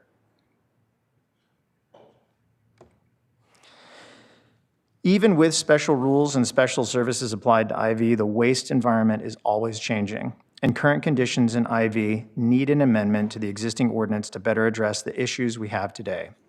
The primary issue continues to be undersubscription, which is when a property is not signed up for large enough containers to be able to collect all the waste it generates. There are a few factors to consider. First, as noted previously, minimum service requirements have not changed in 30 years, even though population density and per capita waste generation levels have significantly increased. Recycling is missing in the current ordinance. Right now, mandatory service for residences does not require recycling containers, just trash, even though recyclables are a significant portion of household waste. Many property owners and managers have their tenants sign up for trash service. This results in more containers than if waste was consolidated into fewer, larger containers. This can also result in only some units on a property subscribing to waste service and other units electing not to. The problem is exacerbated by the fact that we have high turnover of tenants every year. This high turnover makes it difficult to track which units are signed up for service, and some may go for a period of time without service before being caught. This is a graph showing the high turnover I'm talking about, specifically the percentage of accounts that have a stop, start, or restart order put in 2025 for different customer groups. The IV residential is the blue line. Typically, you can see these other lines, less than 5% of neighboring communities experience turnover throughout the year, some even 1%, with IV residential accounts being very different. This graph shows that 25 to 31.5% of all IV residential accounts experience turnover during the summer. That large volume of turnover each year makes it difficult to control and monitor mandatory service and undersubscription in IV. Lastly, the current minimum required service for single-unit dwellings does not take into account the large single-unit rental homes unique to IV that contain anywhere to 4 to 6 bedrooms. An additional issue that remains is litter. Improving undersubscription should help reduce litter, but the other culprit is the existing 32-gallon can containers that mandatory service was based upon back in 1995. These cans are small, often can't fit more than a few regular household trash bags inside, but even more significantly, these small cans have detachable lids that are easily lost. All other sized containers have attached lids. Without lids, these 32-gallon cans are susceptible to wind, small animals. Additionally, in large numbers, these smaller cans take up more real estate on properties than if waste was consolidated into fewer, larger containers. Here are some more images from IV. Not only do we see instances of undersubscription here, but almost all of the 32-gallon trash can lids are missing and litter is easily escaping. Our approach to enforcement will remain the same. We've been able to achieve compliance with existing measures that include regular patrols from code enforcement officers, responding to hauler feedback, and residential complaints. First and foremost is education and outreach when approaching property manager or owner about a violation. This resolves the vast majority of cases we face in IV. In the rare instance of a bad actor, we have the ability to issue administrative fines and citations similar to other code enforcement actions of other departments, such as planning and development. The only change that is proposed to enforcement is the ability for the Public Works Director or their designee to establish the level of subscription after more than one violation has occurred within a 12-month period. And with that, I'm going to hand over the presentation to my coworker, Mackenzie Forgy. So before we get into the specific changes proposed, I want to mention stakeholder outreach efforts that were conducted. All outreach included the date of this hearing and a bulleted summary of the ordinance changes proposed. Property owners and managers were reached via UCSB's Property Manager listserv. All IV residential and commercial customers of Marburg were notified via email or via mail. Finally, IVCSD, the Isla Vista Community Services District, was notified of every major milestone in developing this ordinance amendment. The next few slides compare requirements under the existing mandatory service ordinance on the left and the proposed ordinance amendments on the right. The first major change proposed relates to who is responsible for subscribing to service. Currently, a property owner, manager, or other responsible party, including tenants, may subscribe to waste service. The ordinance amendment clarifies that only property owners or managers may subscribe to waste service, not tenants. This ensures each property is evaluated for minimum required service as a whole rather than unit by unit, provides centralized and consolidated waste service for each property rather than multiple sets of containers managed by separate units, eliminates instances of only a portion of units on a property signing up for waste service, and results in a more consistent contact for the property in question, as well as one better positioned to respond to property-related issues such as vehicles blocking waste containers on service day. The second change relates to how service requirements are evaluated. Currently, both residential and commercial properties may have multiple waste accounts on file for the same parcel. This makes sense in a commercial context where multiple businesses operate on one commercial parcel. However, this is detrimental in a residential context as multiple waste accounts per residential parcel can lead to confusion, more containers per property than necessary, and undersubscription if only a subset of units on site subscribe. To address this, the ordinance amendment proposes that only one waste account may be on file per residential parcel, with an exception to allow up to 2 adjacent parcels to share one waste account. The third change clarifies and proposes new definitions. Currently, only 2 distinctions exist for residential premises: multiple unit dwellings and single unit dwellings. To address the unique situation posed by larger single unit rental homes, common in particular on Del Playa Drive, where a large number of students reside in one home, the single unit definition is proposed to be split into 2 new categories: small single unit dwellings with 3 or less total bedrooms, and large single unit dwellings with 4 or more total bedrooms, which, as you'll note in upcoming slides, will have the same requirements as multiple unit properties. The fourth change in the ordinance amendment are increased minimum service levels. This slide focuses on the current versus proposed minimum service levels for multiple unit and large single unit dwellings. Currently, multiple unit dwellings are required to subscribe to a minimum of one 32-gallon trash can serviced twice per week per bedroom. This minimum required service has remained unchanged for 30 years, does not include recycling service, and relies upon 32-gallon cans, which are problematic for reasons stated previously. The ordinance amendment increases this to one 35-gallon trash cart serviced twice per week and one 35-gallon recycling cart serviced once per week per bedroom. This is the smallest incremental increase in the required service level possible while still phasing out 32-gallon can containers. This slide discusses the updated minimum service levels proposed for small single-unit dwellings. Currently, only one 32-gallon trash can serviced twice per week is required per property instead of per bedroom. The ordinance amendment proposes this be slightly increased to one 35-gallon trash cart serviced once per week and one 35-gallon recycling cart serviced once per week per property. This change not only mandates recycling, but also better aligns with the typical single-family pickup frequency of once per week. The fifth change would require consolidation of minimum required service levels for multiple unit and large single unit dwellings. Under current ordinance, larger properties often amass numerous 32-gallon can containers when that volume of waste service could instead be consolidated into larger containers. This table depicts what the consolidated minimum required service levels for these properties would be if they contained 3, 7, 9, or 10 to 11 bedrooms, for example. While the ordinance amendment increases minimum service levels, this consolidation requirement reduces the number of containers on a given property. Take, for example, the required service for a 7-bedroom property as shown. Under current ordinance, this property would need to subscribe to at least 7 separate trash cans, but under the proposed ordinance, only 6 total carts for trash and recycling is required, making more efficient use of solid waste storage area on these properties. Also, per the ordinance amendment, a property with 10 or more bedrooms is required to subscribe to waste service in the form of dumpsters rather than carts. Since many multiple unit properties in IV subscribe to 32-gallon cans as required, very specific enclosures have been erected in the past 30 years that can only accommodate these cans, as the pictures on the right show. In order to give property owners and managers time to adapt to differing required container sizes, the requirements of County Code Chapter 17-8, which requires containers be stored out of view of the public right-of-way, typically achieved by using enclosures, will be waived for residential premises within IV until July 1st, 2028. That allows 2 summers, of which tenant numbers are typically reduced, for residential properties to adjust waste container storage areas or erect new enclosures as needed.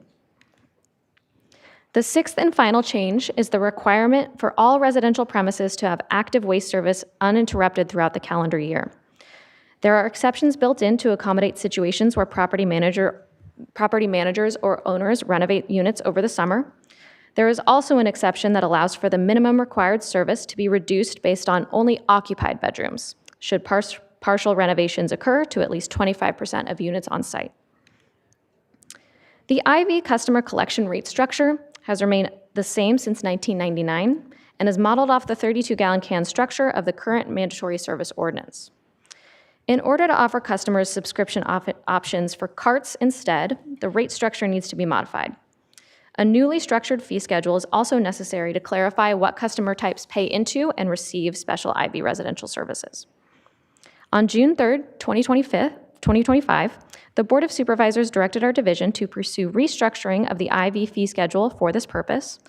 Negotiations with the franchise hauler, Marburg Industries, have been completed, and revised IV customer rates will be presented before the board in June 2026 as part of our annual rates item for all unincorporated areas. Staff recommends the board take the following actions to approve and adopt the ordinance amendment. Thank you for your time. We're happy to answer any questions you may have. Questions from the board? Supervisor Capps. I actually wondered if it's okay with my colleagues if we could hear from public comment first. I know Isla Vista Community Service District is here, and they're definitely closer to this issue than we are, so I'd love to hear from them if possible. Great. Unless anybody else had I have just one quick question. Sure. And are they speaking in public comment, or are they doing a presentation? Public comment. Okay. All right, great, thank you. My question just is about the waste containers that are shielded from the public view.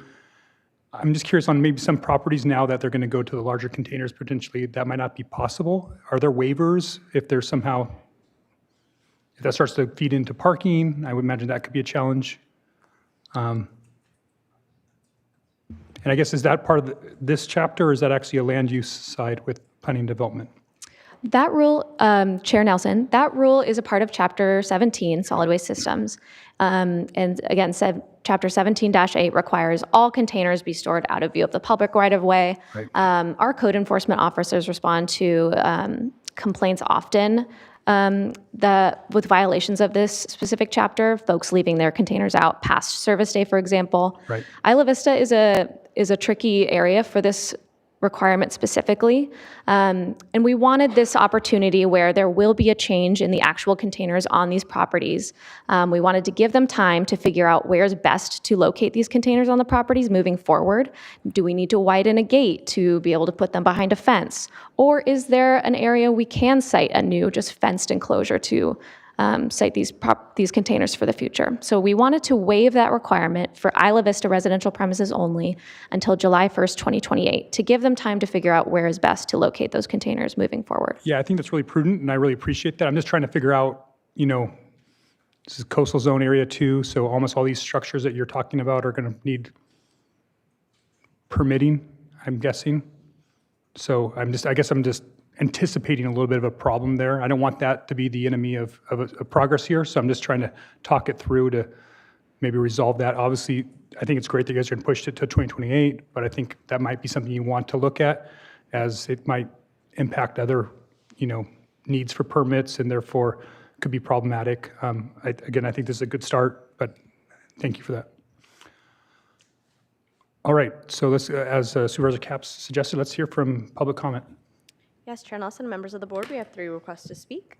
We will begin with Jonathan Aboud here in Santa Barbara, to be followed by Jenna Norton.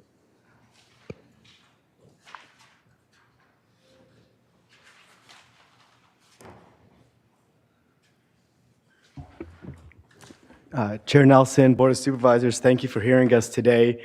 This might seem like a small thing, but to us, this is absolutely massive in Isla Vista. So I want to thank Carlisle and Mackenzie and the whole Public Works team for working with Ivy Community Services District over, 3 years now, or 2 years?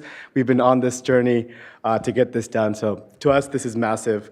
I also want to thank our staff person, Jenna, who's our Public Works and Sustainability Director, who initiated this work when she got started on the job back in 2022. But what I really want to do today is just encapsulate how perfect of a story this is for the idea of the Community Services District, which we have done for 10 years now. It's just a great story of us being the eyes and ears on the ground constantly, us bringing the very strong focus to the local issues, hosting interagency meetings with the county and with ourselves and others to get to the root of lots of different issues. And this ordinance amendment is the outcome of all those of those meetings, that research, and the collaboration. So I think it's a perfect story for how government can work really effectively and together to get something big done. And lastly, it's just another way where the Ivy Community Services District, it shows that our focus is more on the outcome and less on the outputs. We could just be saying, hey, we collected 1,000 pounds of trash today, and keep saying that over and over and just, be proud about that. But really, we want to collect 0 pounds of trash, of litter. That's the ideal, is to getting to 0 pounds of litter in the street. And so working with the county on this ordinance and keeping our eyes and ears on the ground and keeping our litter pickup program going is going to be important.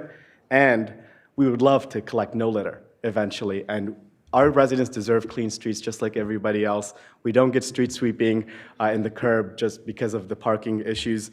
And so this is a perfect story. I really want to thank everybody involved, and I think it validates the idea of the Community Services District so perfectly, and thank you and I encourage a yes vote on this. Thank you. Thank you, Mr. Bood. Jenna Norton, to be followed by Carrie Toplife.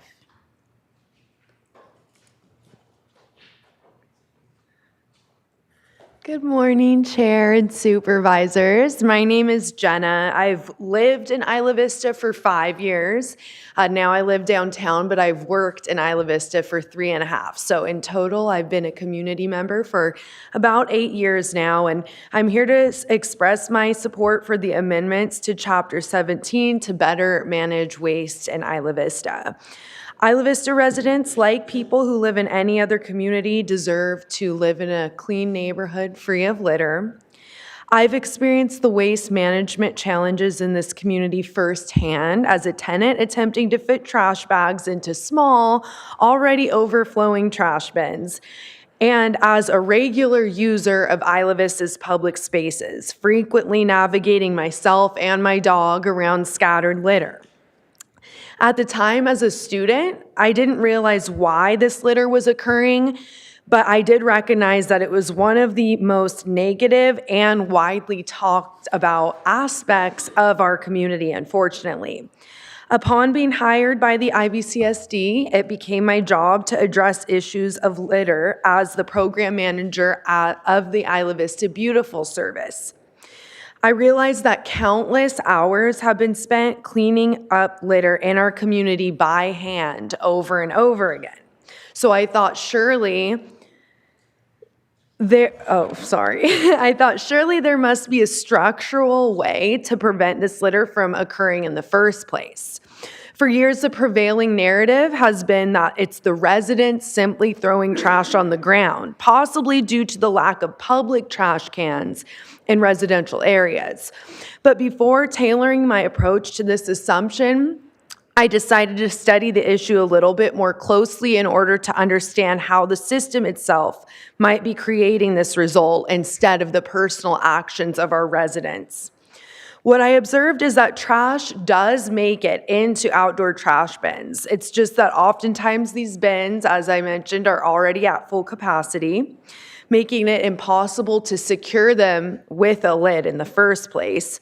Even if a bin is not at full capacity, many bins in Isla Vista don't come with attached lids, as mentioned, causing them to become lost or forgotten about. In addition, even bins with lids attached, which is a rare case in IV, often overflow, leaving the lids wide open, like you're not able to close them anyways. This creates easy access for animals to tear open bags and scatter debris. And when you add coastal winds to this equation, litter just gets absolutely everywhere. That's why the proposed amendments are so important. Increased service requirements and the use of containers with attached lids directly addresses the structural causes of litter in Isla Vista.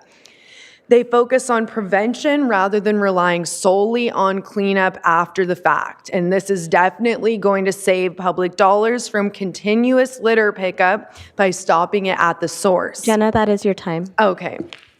Thank you. Thank you, Jenna. And for our final speaker, Carrie Topliff. Good afternoon, Chair Nelson and members of the board.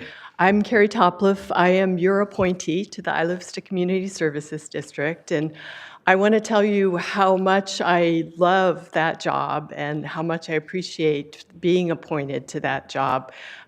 You probably have never heard anybody quite as passionate about trash as Jenna, and I've obviously been working with her for the last 3 years. I love the way she was determined to get the data, figure out structural solutions to the problem. Those many lurid pictures that you saw, all pictures taken by Jenna because she's been out on the street looking this over all these years. And then the partnership that we've had with Public Works has just been exemplary in terms of local governments working together to really make a difference for our citizens. So thank you so much for doing this. Thank you, Carrie. All right, back to the board. Supervisor Capps. Yeah, thank you, Chair Nelson, and thanks to our team. That's an excellent presentation and the work on the ordinance. I'm fully in support. And I wanted to give the floor first to Isla Vista Community Service Director, as well as stated by Mr. Aboud. This is a wonderful story about the work of you all on the ground and advocating and working with the county and partnering. That's That's the model, that's the goal, that's what I am committed to doing. And so that's the product that we have here today. And thanks particularly to Jenna. You are so passionate about beautifying Isla Vista, and it's contagious. So I just had really one question that occurred to me as I was preparing for this today, because I've known for a long time, thanks to you all, that we need bigger bins when you have a situation that, a 4-bedroom place has 12 to 14 people in it. That's not going to be enough to have one bin, whereas it would be in other parts of our county potentially. And attached lids, that's great. But I'm just curious, when I saw, the presentation about the accounts being in the tenant's name and that spike, that turnover, is there anything to be done about? I mean, I know it's a business, so potentially not, but or maybe you can speak anecdotally. I'm just curious if there's any way in which the accounts can stay with the property owners as opposed to the tenants. That's the proposal. That's the proposal, okay. And that is the proposal, that's the requirement. I just wanted to hear that out loud and make sure that that's what we're getting at. Okay. Yeah, Supervisor Capps through the chair. There's 6 major changes that are going along with this ordinance amendment, and that is one of them, that the property owners or managers are the ones on the waste service account, well, that's not the tenants. Major, and I apologize that I missed that, but thank you so much, because that's what it should be, and that'll make a massive difference given the quarter by quarter turnover that exists. So, thank you. Thank you, Supervisor Capps. Supervisor Hartman. Yes. I have a question about the 2-year period. If I remember, in Isla Vista, Marburg actually not only empties the trash, but they put it back because the students don't. So, and Marburg, everybody's done great work. Marburg is a great partner and have been very flexible with regard to Isla Vista, and that's much appreciated. So what I'm concerned about is that, where do the cans go, and are they just sitting on the street? And that nobody. So can you elaborate? I'm sure you've thought it through, and I just want to understand it better. Supervisor Hartman through the chair. So those 32-gallon cans with those detachable lids, they don't have wheels. So it's actually Marburg physically has to go on the property, collect those cans, or dump them into a larger cart that they then roll out to the truck. So one of the big conversations we had when we were discussing restructured rates was that carts that have that attached lid and that have wheels are typically expected to be rolled to the curb for service. We understood that Isla Vista, there's very little curb area to work with anyway, and the rates that we will bring in later in June this year, we've negotiated for those multiple unit and large single unit rates. Even though we're switching from a can rate to a cart rate, those rates will include the cost of Marburg going onto the property to collect that cart, bring it out to the truck, and return it back to the property for service. So the similar service will occur operationally. The requirements of Chapter 17-8 are slightly different in that it just depends on if the container is able to be viewed from the public right-of-way. So let's say that there's 3 cans on a yard. You can see them from the road. Technically, those should be shielded by a hedge, a fence, something to block that view from the public right-of-way. But regardless, the rates we will bring for you later in the year do have that cost included, that Marburg will still go onto the property, take it, and return it. The bundled single unit rates we will bring will have that as an optional charge, because there still may be residents out there who would prefer to roll it to the curb and back, and would maybe prefer not to have that optional charge on their account. But for multiple unit and large single unit dwellings, it's baked into the rate. Thank you. That explains it perfectly. Thank you. Yes, Supervisor Lee. So in IV, people get creative with the parking, and with more bins, do you anticipate loss of parking spaces? Supervisor Lee through the chair, we're actually really hopeful that there will be fewer total containers on properties as a part of this ordinance amendment. While we are increasing the minimum required service, we are also requiring consolidation of that service into the largest container possible. So we even could, we have some extra slides I could show you that per bedroom, Yeah, so this is a perfect slide to stick on. So per bedroom, this is the number of containers that would be on the property, both trash and recycling as required under this ordinance amendment. If you take, for example, a 7-bedroom property, right now that property has 7 separate 32-gallon trash cans. And that's not even including maybe some extra recycling they have opted in to subscribe to. Under the ordinance amendment, the total number of containers required would be 6 carts rather than 7 trash cans plus whatever additional recycling they subscribe to. So our hope is that the total number of containers in IV will actually reduce for these multiple unit and large single unit properties that don't subscribe to dumpsters. And so we're hopeful that it actually over time will improve the lack of space IV has to offer for parking, containers, et cetera. Okay. And I know this is not part of the conversation, but have you thought about ways where you can prevent people from just driving in and just dumping in random properties and just... Supervisor Lee, through the chair, it is a difficult problem, illegal dumping, folks using other people's containers for their own waste.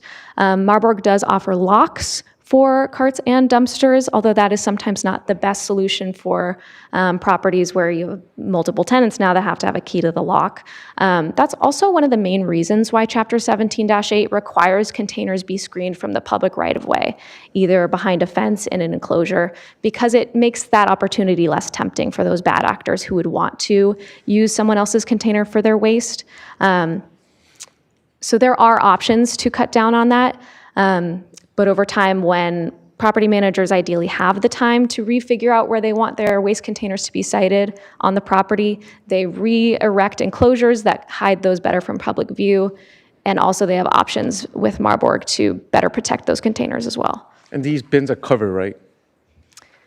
Dumpsters and carts have attached lids. Okay, and this is a random question. Is there a raccoon problem in IV? Because in my neighborhood, they come and just go through the trash and make a mess. Supervisor Lee, through the chair, I'm sure maybe our IVCSD partners might have more on the in-person experience. When I was a student at UCSB, raccoons were the top pest. Okay, thank you. All right, thank you. All right, so I see no other lights. My general philosophy is less is more when it comes to government, but government's necessary when problems can't be solved by the private sector, by businesses, by free markets. And that's what's happening here. We have a problem that's persisted for decades, and unfortunately, some of the landlords haven't been able to solve that with their own tenants. So this has now fallen upon the CSD and the county to act. And so I'm supportive of this. Property management for these landlords is more than just collecting the rents. You got to make sure that you're on top of these types of things for the health of the neighborhood, the health of your investment. And I think that this isn't a problem that's going to get solved without these corrections. So I'm as well supportive of this proposed ordinance, and I appreciate Public Works, and I appreciate my colleagues who represent and have represented Isla Vista and their perspective on this, and I would look for a motion here. That's really well said, Supervisor Chair Nelson. Yeah, and I have optimism that this will turn things in the right direction. So thanks for all the work. And again, all the trash cleanups are still going to happen. I know they will because they're such a dedicated team of people. But we need more help, and help is on the way. So with that, I'll make the motion. I'll second. So I had a motion from Supervisor Capps, a second from Supervisor Hartman. All in favor signify by saying aye. Aye. Aye. Motion passes unanimously. All right, I think where we're at here, we're going to go ahead and go to closed session. So, Madam Counsel, would you please read the items for closed session into the record? Just for a programming note, we'll be coming back for final deliberations or final action on Departmental Item 1 immediately after lunch, and then we'll be dealing with Department Item 4 and the appeal immediately after that. Thank you, Mr. Chair, members of the board. The board is scheduled to meet in closed session on one item of existing litigation, Abdullah versus the county, which is a United States District Court case in the Central District, and conference with labor negotiators for all bargaining units, unrepresented employees, managers, and executives, and the agency designated representatives are CEO Miyasato and Human Resources Director Christine Schmidt.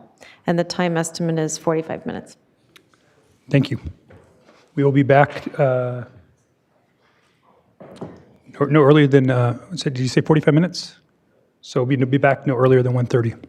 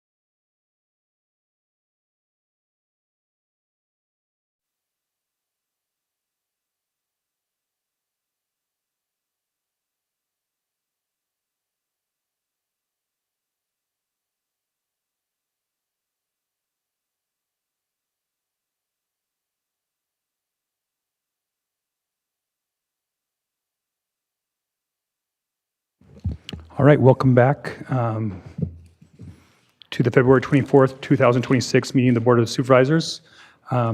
Returning from closed session, Madam Council, will you please report back from closed session? Thank you, Mr. Chair, members of the board. The board met in closed session on 2 items, one existing litigation, Abdullah versus the county, and conference with labor negotiators for all bargaining units, unrepresented employees, managers, and executives, and the board took no reportable action.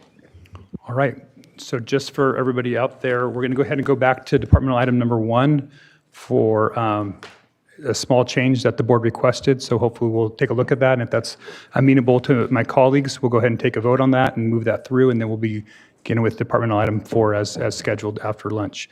Madam Clerk, will you please read item number 1 back into the record? Yes, Chair Nelson and members of the board, departmental item number 1 is from the County Executive Office, County Health Department. It is to consider recommendations regarding the sidewalk vending ordinance and pilot program.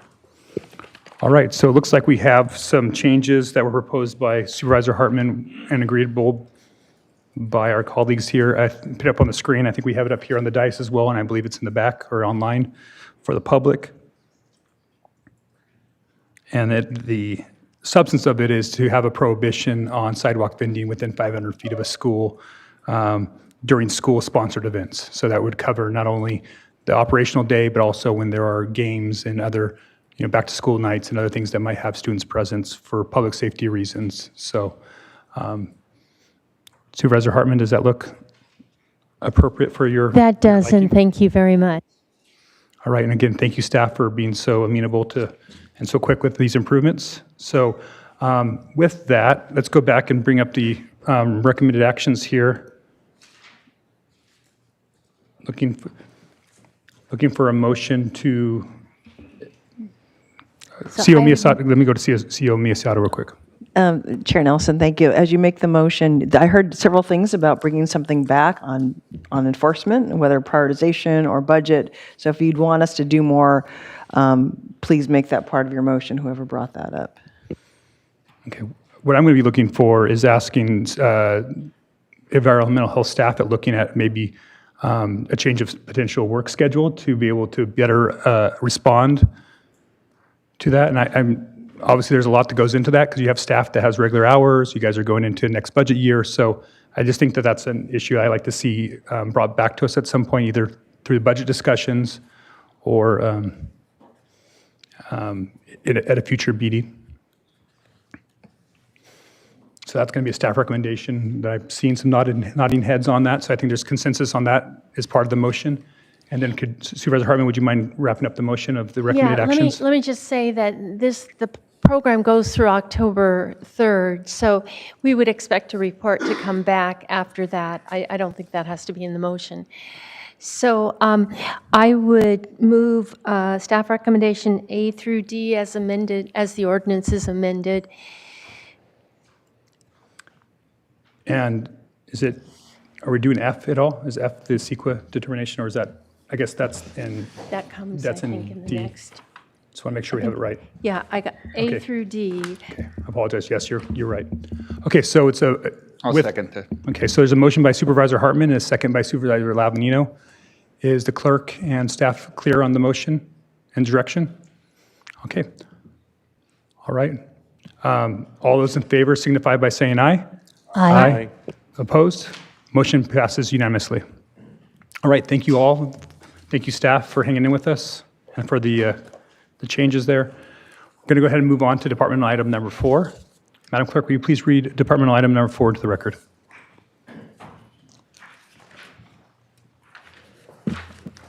Chair Nelson, members of the board, departmental item number 4 is from the Planning and Development Department.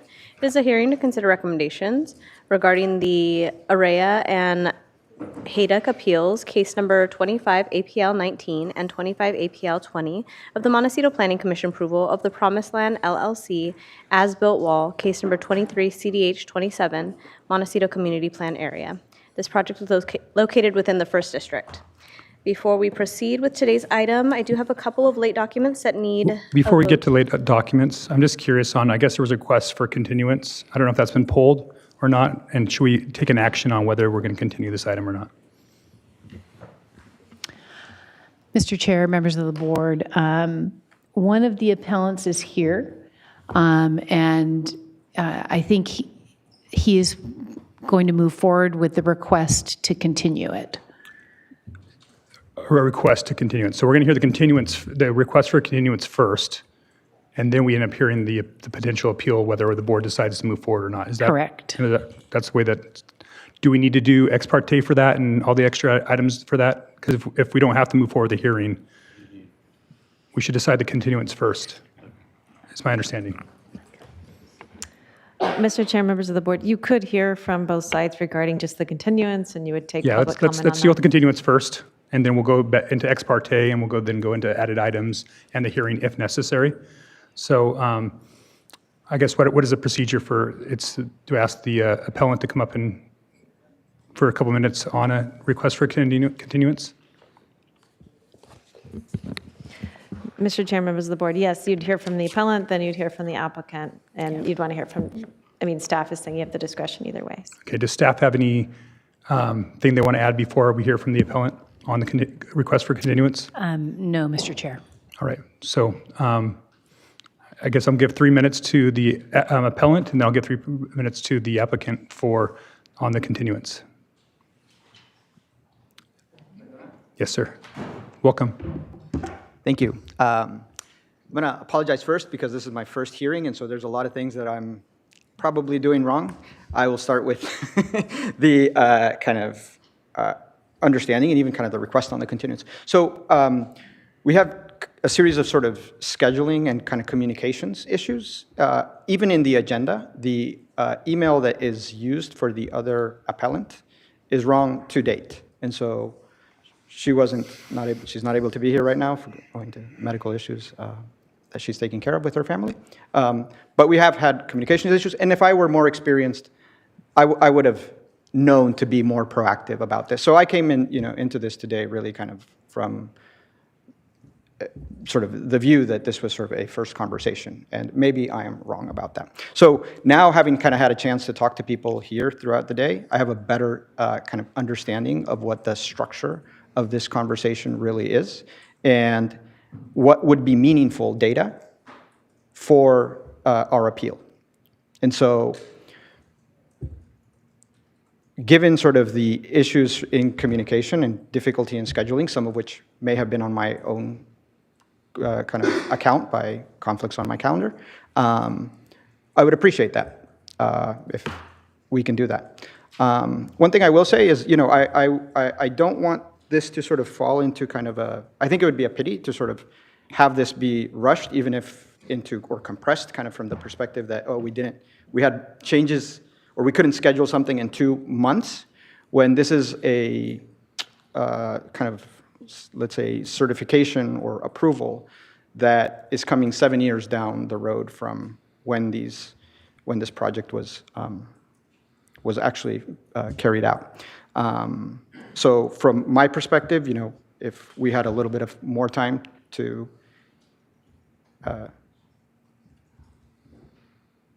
structure this appeal a little better, we could do it better. But if that's not the case, then we're here and we'll go through the materials that we have with some clarifications from what we learned today. But they will be limited. Okay, thank you for that request. And I have a question. Yes, Supervisor Lavanino. Yeah. Did you appear at the Montecito Planning Commission as well? I was not there. No, the other appellant was there. Yes. Okay. Yeah. Thank you. But I couldn't make it. All right.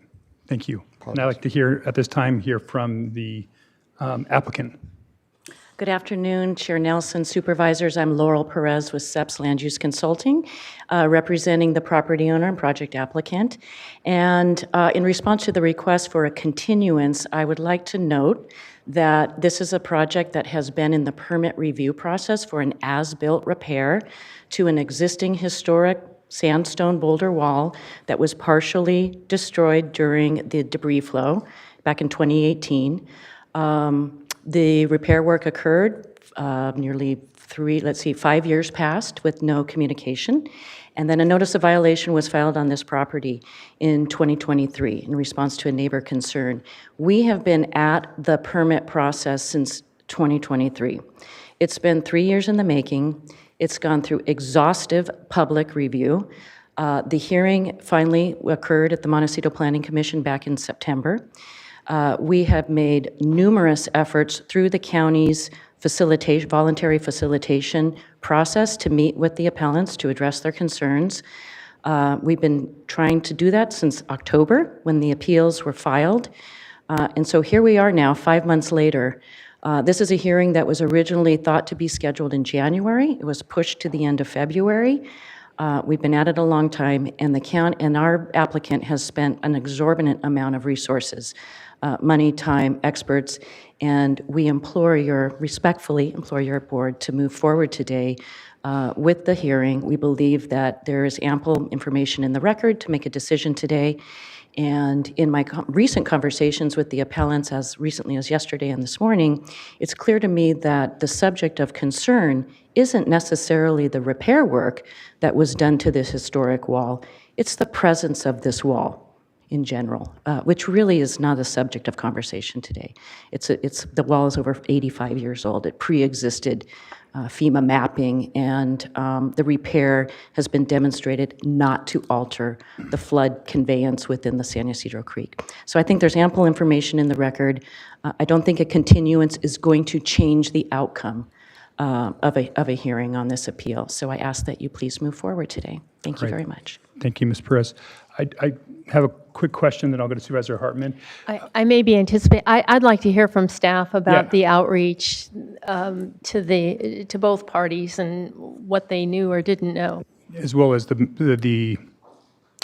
how the Montecito Planning Commission hearing went as well. And the participation from the appellant. And then one other question while you guys are going to answer here. Did I read correctly, though, that the appellant was not charged any fee for the appeal because it's in the coastal zone? Is that right? So there wasn't at least that bar that we usually have of a few $100s for that? Mr. Chair, that's correct. Any project in the appeals jurisdiction, we are precluded from charging a fee for an appeal. Okay, thank you. Thank you, Supervisors. Yes, the item was heard at the Montecito Planning Commission, duly noticed, and staff were you online, Carlos? I can't remember if Carlos was online, but the other appellant did speak. I think it was a 5-0 vote at the Planning Commission. I have been aware that facilitation attempts were tried by the applicant numerous times. All right. And council, who facilitates those facilitation meetings, tries to organize So parties getting together. they attempted to organize it, but never was held? Correct, because a date could not be agreed upon by the appellants, is my understanding. Okay. All right. I need to go ahead and Supervisor Hartman, then I'm going to ask for public comment on the continuance. So just was there a heads up about the initial date and this date so that there was, everybody said this is a good date? I mean, basically that's what I want to hear.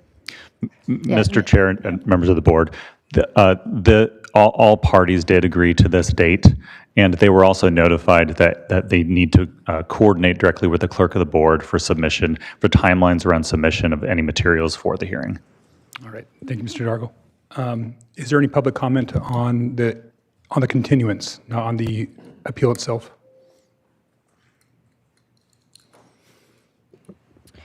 Chair Nelson, members of the board, we have no request to speak. Okay, thank you. So what's the will of the board? Is it to move forward, or let's get a... Could we hear from our... Yeah, Supervisor Lee, please, that's your... I would have to agree with the applicant to not continue it in here today and just pull out the Band-Aid on this. Okay, so that's a desire of the first district supervisor. Is that actually a motion to deny the continuance? I want to hear from the other board members, but that would be the motion that I will. You're supportive? Yeah, I think we've seen this a number of times where it's really difficult to get two sides together, especially that are disagreeing over a land use issue. And, 5 months is plenty of time to be able to do whatever you need to do to be here on, today's the day, so. Supervisor Hartman? There's a lot of time and resources that go into having this meeting here at this time today with everybody ready to go. So there has to be some really overriding rationale for me to want to vote to change it. Supervisor Capps? Yeah, I agree, and I just know that you've been active on this, so I'm sure that you've tried to communicate as much as possible. And I also do know that the process is not very clear necessarily to someone who's new to it, but the fact that we do have planning commissions that are the first rung of this process, and they've already met. It tells me that it's time to move forward. Okay. So Supervisor Lee, are you good with making a motion to deny continuance? Okay, is there a second? Okay, second by Supervisor Lavanito to deny continuance. Any further discussion? All in favor signify by saying aye. Aye. Aye. Opposed? Motion passes unanimously. So we will go ahead and move forward with the hearing today. So with that, my first request actually is to the board members, and then I'll come to the other items, to reporting ex parte on this item. So any other communications? Do you want to start with you, Supervisor Lee? I did. Yesterday I met with the appellants. I spoke to them on the phone and in person today. Okay. No ex parte. Supervisor Lavanito, any ex parte? None. None. Okay, and I have had no ex parte, so I've had no communication outside of this hearing on this item. So with that, Madam Clerk, I believe that there's some additional materials to be put on the record, potentially. Yes, Chair Nelson and members of the board, we have the following materials. Appellant materials, Carlos Arrea, on February 20th at 12:01 p.m. Appellant material, Carlos Arrea on February 20th at 12:02 p.m. Appellant materials, Carlos Arrea, February 20th at 12:02 p.m. Appellant presentation, Carlos Arrea, February 23rd at 2:28 p.m. And appellant materials, Carlos Arrea, February 24th, 2026 at 7:53 a.m. And are these materials or just the presentation? Is there a presentation in those materials? There is a presentation within those materials, yes. Okay. So I guess there's a question to accept those into the record. Just on my position on this is I would be willing to accept the ones that came in on the 20th, but the things that are coming in yesterday and today, I've been saying for quite some time that I'll be voting against those, so I'll be voting against this motion if it does move forward, which is fine. I'm just trying to make a point out there for the public to get your materials in sooner. So I will not be approving this motion personally, but if somebody wants to make the motion to bring it into the record, I'm amenable. I agree with you. I think we have to set the bar and draw the line. And yeah, so So there's no motion to bring there's this. motion. I just agree with your statement. Okay. So there's no motion to bring those into the record. I understand that the presentation will obviously be in the record because it's being read out loud, but the other materials will not be a part of the record, the formal record. All right, so moving along, I think we have a presentation by staff. Good afternoon, Mr. Chair, members of the board. As indicated, we have an appeal before the board today regarding a sandstone wall that had been damaged in the debris flow and rebuilt. And the appellants appealed that. It went to the Montecito Planning Commission and then here to the board. And we have Travis Seawards with us today, Joe Dargle and Kathleen Volpe. We also have two representatives from flood control, Walter Rubalcava and Matt Griffith, and they're able to answer some of the technical questions that may come up. With that, I'm going to turn it over to Ms. Volpe for the presentation.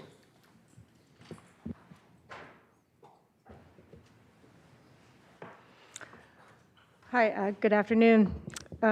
Chair, members of the board, my name is Kathleen Volpe, and I will be presenting the proposal for the appeal of the Promised Land LLC as-built wall. Here we have an aerial image of the subject parcel. The property is located at 1690 San Leandro Lane. It's within the coastal zone in the Montecito Community Plan area. The 4-acre parcel is residentially zoned 2E1 and is highlighted in green on the vicinity map. San Ysidro Creek is shown by the blue line that crosses the northern portion of the parcel. The area of development is shown by the red circle. The appellants are neighboring parcels shown in orange on the other side of the San Ysidro Creek, located at 211 Bosque Parkway and 1770 J. Linda Drive. The project is a request for a coastal development permit to legalize an as-built approximately 110-foot grouted sandstone boulder wall within the San Ysidro Creek. The wall ranges in size from 2 to 12 feet tall and is 7.5 to 15 feet wide. The Subject property was impacted by the Montecito debris flows of January 2018.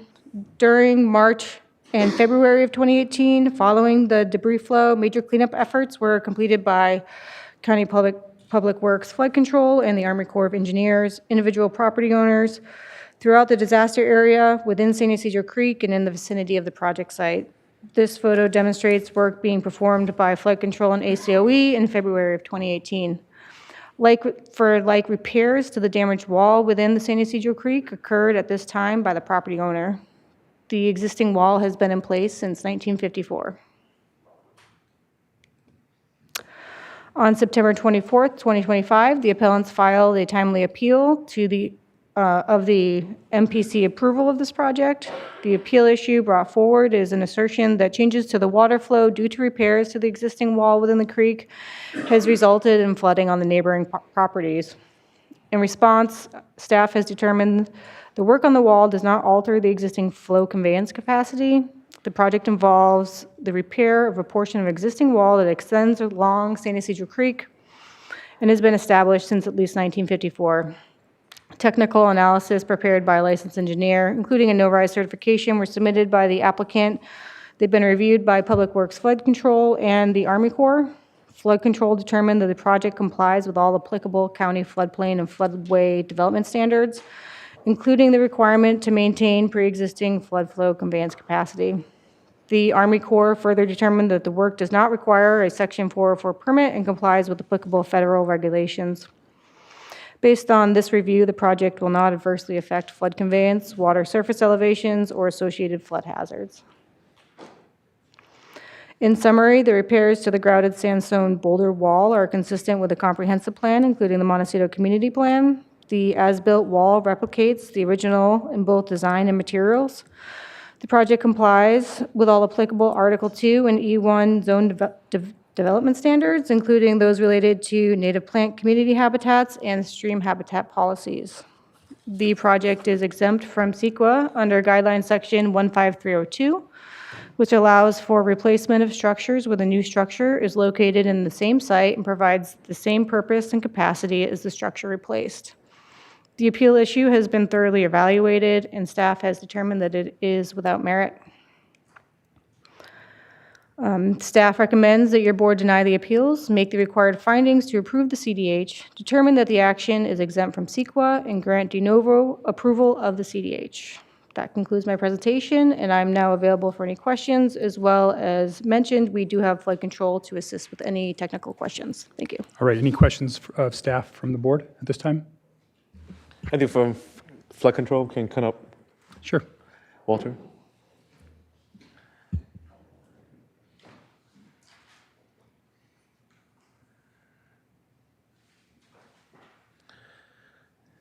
All right, thanks for coming up. I just want to hear from you and put on the record that in your expertise, it does not affect the neighboring parcels, correct? Can you repeat the second part? I just want to hear from you and put on record that this wall does not affect the adjacent parcels.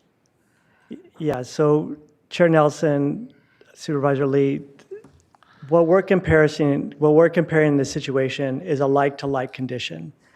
So if the conditions didn't change, there's not going to be additional impact. We don't have any information to dispute what's been submitted by the applicant. So when we're doing an analysis of what was there prior to what was there now, if it's a like-to-like, it's not going to result in more impact. Thank you. All right. Thank you, Mr. Rubicala. Any other questions from the board? All right, seeing none, this is the time for the appellant. Mr. Araya, it's your opportunity here. You have 10 minutes. So, where do I? Yeah, I think if your presentation, is it loaded? Just hold on 1 second, we'll get you squared away. And is it going to be the one from Friday, or? You can present either presentation that you have available. Whatever materials you brought that you want to present to us comes in the record that direction, not through the vote.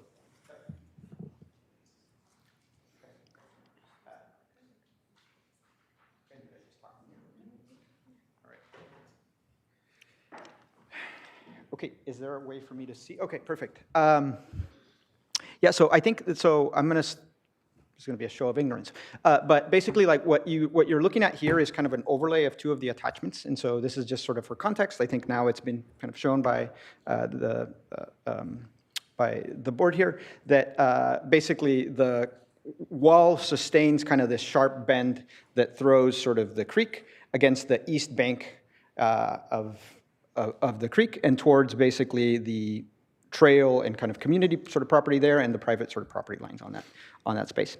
That you can maybe see that kind of more clearly here, that it sort of throws it towards that east bank and towards these east properties. And if you were actually looking down kind of the sort of the main, call it, entry point into that bend, there's a video that we've submitted that kind of shows that the creek basically is hitting that wall head on and causing diversion, right? So really specific data of like what the shape and angle of that wall is really critical for any kind of assessment, because to Walter's point, like any like for like here, like we're not going to see a difference, right, in kind of any FEMA modeling. And so, unfortunately, like that's, from my side as someone who bought the property after 2018, I don't have kind of, before and after data but I could, given more time spent searching for that, but I don't have that with me right now.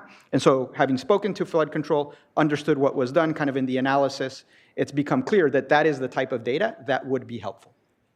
Okay, so having seen that, so what do we know? So it hits this wall, that energy and mass needs to go somewhere. And so what you see is like immediately on the other side, you start seeing erosion of the bank right after where that wall is. Okay, and that starts to basically destabilize this area where the kind of the open space or Ennisbrook Preserve is and close to the trail. And if you then kind of just turn down, looking downwards, now what you see is that you actually have this imbalance in kind of damage on both sides to the creek, right? So on one side, you can see that it's eroding and moving, kind of degrading that bank of the creek. And on the other side, it's just kind of sort of shearing in sort of parallel, right? So the water is actually moving in two different directions once it bounces off the wall. One is against the east bank, right? And the other is just kind of vertical sort of parallel along kind of the creek.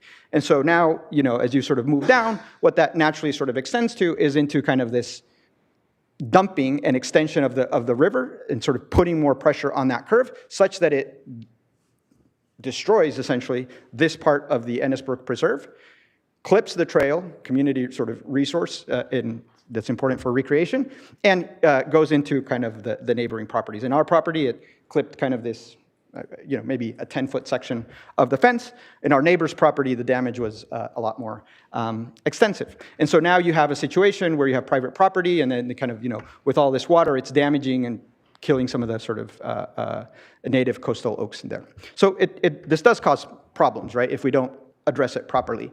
And so, my understanding is that in the sort of current modeling, we're limited in seeing, what is the effect, right?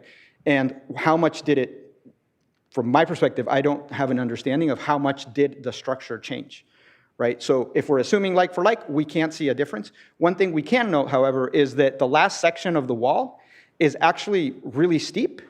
And as far as I know, it's steeper than any of the kind of standards for engineering for kind of revetment design that is meant to sort of mitigate kind of the energy and, kind of reduce, that energy sort of bouncing back into the creek. And so this particular slide is not particularly important anymore, but what we are left with on our side, right, is a series of questions of, does the wall raise flood levels downstream? We don't see that in kind of the documents. We only see sort of slices, like right where the structure is. There's no information of kind of velocity and shearing, like where does that redirected water and energy go? And was there kind of an engineering standard that gets applied to a wall like this? Or is it because it's, like for like, we don't need to think about like what the design is, right? Does that suddenly not matter, even if we know certain structures are not safe? These are just questions that, I can only ask as a resident, not a professional engineer. This particular one is about kind of regulatory. You can ignore that first one. Like in an email that I received earlier for this case, there was a wrong address that's been sort of kind of handled. The other 2 points, I would say are points that, you guys are in the best position to really evaluate regarding regulatory. So I'm not going to get into that. The only sort of two counterfactuals that I would sort of bring up regarding kind of the materials in the attachment A finding is that there is a claim that there's no recreation adjacent to property. The wall is directly adjacent to the Ennis Brook Preserve, which is a recreation area, unless I'm misunderstanding what a recreation area is. And there's also a statement that the as-built wall will not adversely impact recreational facilities. And to Walter's point, we actually don't have evidence of that. Right, the kind of the circumstantial evidence that we have, these photos and sort of images that I just showed you, is perhaps to the contrary, right? But the existing evidence is a like for like, and that's not an evaluation of the effect of the wall, right? So we don't. I would say that we don't have evidence that it isn't causing damage, right? Like what's being evaluated in these is, was there a change, and does that change have any impact? But we're not modeling an actual change, so where is that going to happen? So what would we be asking for, right? At a first level, like as from my perspective, we want to have kind of validation that the provided analysis meets the FEMA standards, that there's clarity and documented proof of a Section 404 permit that we did receive an email kind of forwarded about 2 days ago, and that's a question I have, is that a validated proof of an exemption? Is that a 404, an actual 404 permit? There is a question on my behalf regarding, is this categorical exemption valid in light of sort of the complexity of the scenario, or is that sort of cause for outstanding circumstances that need to be evaluated? That's also a question. And then kind of on the engineering side, I do really believe that we don't actually have a full no-rise kind of two-dimensional hydraulic analysis that shows the wall's effects on velocity, on depth, on shear across the full channel. So that's all I can kind of raise sort of as concerns on my side. Similarly, right, I will add kind of on the engineering side, is that wall slope in compliance, or is it, because it's like for like, no matter if we know that that's not a safe structure, as long as we're repairing it, it's like for like, it doesn't matter if we know that's not a safe design. It's just the question I propose. And then lastly, I would say, obviously, kind of on behalf of, everybody that enjoys the Ennis Brook Preserve and the natural environment that it provides and recreational opportunities for people and animals of all ages. And obviously, as an interested property owner, once you pass that area of the preserve, would love to hear, like, what are kind of the mitigation efforts or plans for adverse effects that may be arising from this wall. I hope that's clear what my position is. I don't know if I stay here and answer questions or I just kind of step down, but that's... No, that's great, Mr. Rea, and you finished with 1:45 left. I'll add that to your rebuttal later on if you want to, so I'll have 6 minutes and 45 seconds if necessary on the rebuttal. Are there any questions for Mr. Rea before we hear from the appellant or the applicant? Supervisor Lavanino. So do you have any evidence, any pictures or anything that what they're proposing is not like for like, or it's just more of your argument that regardless if it's like for like, the design is improper? Yeah, no, I don't have any evidence to that effect, but I wasn't looking for that either. Right. So I haven't spent time looking for that because I had not understood like what the actual underlying analysis was, which is, if we don't change anything, do things change? Probably not. So, Great. Yeah. Thank you, Mr. Rea. Thank you.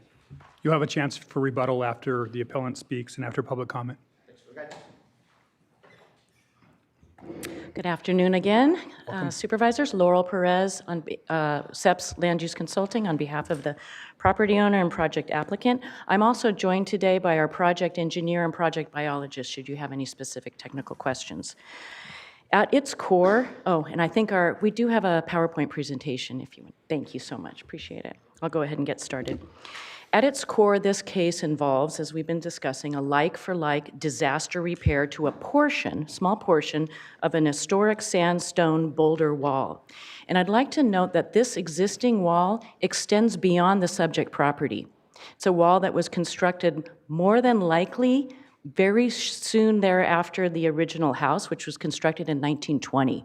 So we know it's well over 80, 85 years old, probably much older. And it extends across multiple properties, not just the subject property. The repair work did not increase flood risk, it did not alter creek flow conveyance, and it did not harm environmental resources. The repair was completed in early 2018 in direct response to the Montecito debris flow during a period of widespread cleanup within the San Ysidro Creek channel and surrounding properties. Per the project historian, this sandstone boulder wall, as I mentioned, dates back, we know, to at least prior to 1940, and that's because in the 1940s, they stopped building this kind of sandstone boulder wall, and they transitioned to a different engineered type wall. So we think that it's probably at least 85 years old and much older than that. Historic aerial imagery shows the wall in place well before modern flood regulations. And the Montecito debris flow, as we all know, caused catastrophic damage throughout the community. Oh, sorry about that. I should be clicking. There you go. Here's a map that shows in red the damage that occurred to surrounding properties. The subject property is identified there in black. And the impacts were significant to San Ysidro Creek, but also to adjacent properties. And in response, the previous property owner obtained an emergency permit from the county to address damage to the residents and his property, but unfortunately, the permit itself that was issued did not explicitly call out repairs to this wall. Had it been identified on that permitted plan set, we wouldn't be here today. Okay, the repair work did not expand the wall, it didn't extend it further into the creek, did not alter its footprint or its height. This timeline spans 8 years. It starts in 2018 when the prior property owner obtained a county emergency repair permit to repair damage to several of the structures on the subject property and conduct necessary cleanup to the property caused by the debris flow. The work was completed and signed off by the County of Santa Barbara, and no further communications occurred until 5 years later in 2023 when the new property owner received a notice of violation in response to a neighbor complaint for the wall repair work that was completed back in 2018. Responding to the notice of violation involved a tremendous effort. A team of professionals were needed to address all the requirements of this after-the-fact permit, including a surveyor, civil engineer, biologist, historian, our office, to prepare and assemble as-built plans, technical studies, reports, background information, conduct a biological resources assessment, analyze the water carrying capacity of the creek, and confirm that no alterations occurred to the creek function as a result of the like-for-like repair work. We met that test. This has been peer-reviewed by Flood Control, P&D, Army Corps of Engineers, California Department of Fish and Wildlife, and the Regional Water Quality Control Board, and was ultimately approved by the Montecito Planning Commission unanimously 5 months ago. The photo on the left here was actually taken by County Flood Control District staff just following the debris flow. And in fact, the photo on the left, you'll see their backhoe in the creek corridor, getting rid of creek debris. And the photo on the right is also taken by district staff, and what that shows you is the property owner at the time, his crew, out there hand replacing the damaged portion of the wall. You can see that they took very careful measures in order to protect any remaining resources in the creek. They did the repair work with the backhoe on the other side, the inland side of that wall, to carefully lift and place the same boulders that were, pushed out from the flow into place, and use 5-gallon cement buckets with cement to hand grout the boulders back in place, using largely the same exact boulders that had been in the original construction of this wall. This is a photo of the repaired wall today, or in 2025, and you can, if you look carefully, you can see the segment of wall that was repaired and how it's different slightly in terms of the color of the grout in contrast to the original wall. And I should note in this photo here, a portion of this wall is on the subject property, but as I mentioned in my opening statement, portions of this wall extend beyond this property. So appeal number 1, the first appeal issue alleges that the wall causes flooding on neighboring properties. Again, this is a wall that's more than 80 years old, and the like-for-like repair work of the wall did not change historic creek conveyance. County Flood Control reviewed the engineering analysis and issued clearance based on a valid no-rise certification that is compliant with county flood control requirements. A no-rise certification means that the reconstructed wall does not increase the water surface elevation within the FEMA floodway. In other words, the repaired wall does not raise flood levels. Again, the wall was replaced in kind with the same footprint, same configuration, and same height as the historic wall. Again, another photo of the wall today, as it looks. Appeal issue number 2. The second appeal issue suggests that the repaired wall could change how water moves through the creek or increase flood risk to neighboring properties. Again, the engineer specifically analyzed this question, and the results show that water elevations during major storm events match FEMA's existing flood elevations, and this includes 100-year storm events. The hydraulic performance of the creek remains unchanged from its historic condition, and that's the issue. You know, it isn't whether this wall should be there or not, it's was it repaired in such a way that did not alter the historic function of this creek. In addition to the technical analysis that we've provided, the applicant team, as I mentioned earlier, we've made countless efforts through the county's voluntary facilitation effort to try to address the concerns that have been raised today. That said, I've learned this morning, you know, there's probably some improvements that could occur within the facilitation process, so we'll keep that in mind for future projects. And, you know, after speaking with one of the applicants who's not here today, yesterday and again this morning, it's clear to me that the primary concern, again, is not the repair of this wall, it's the presence of this wall, and that just really isn't up for discussion today.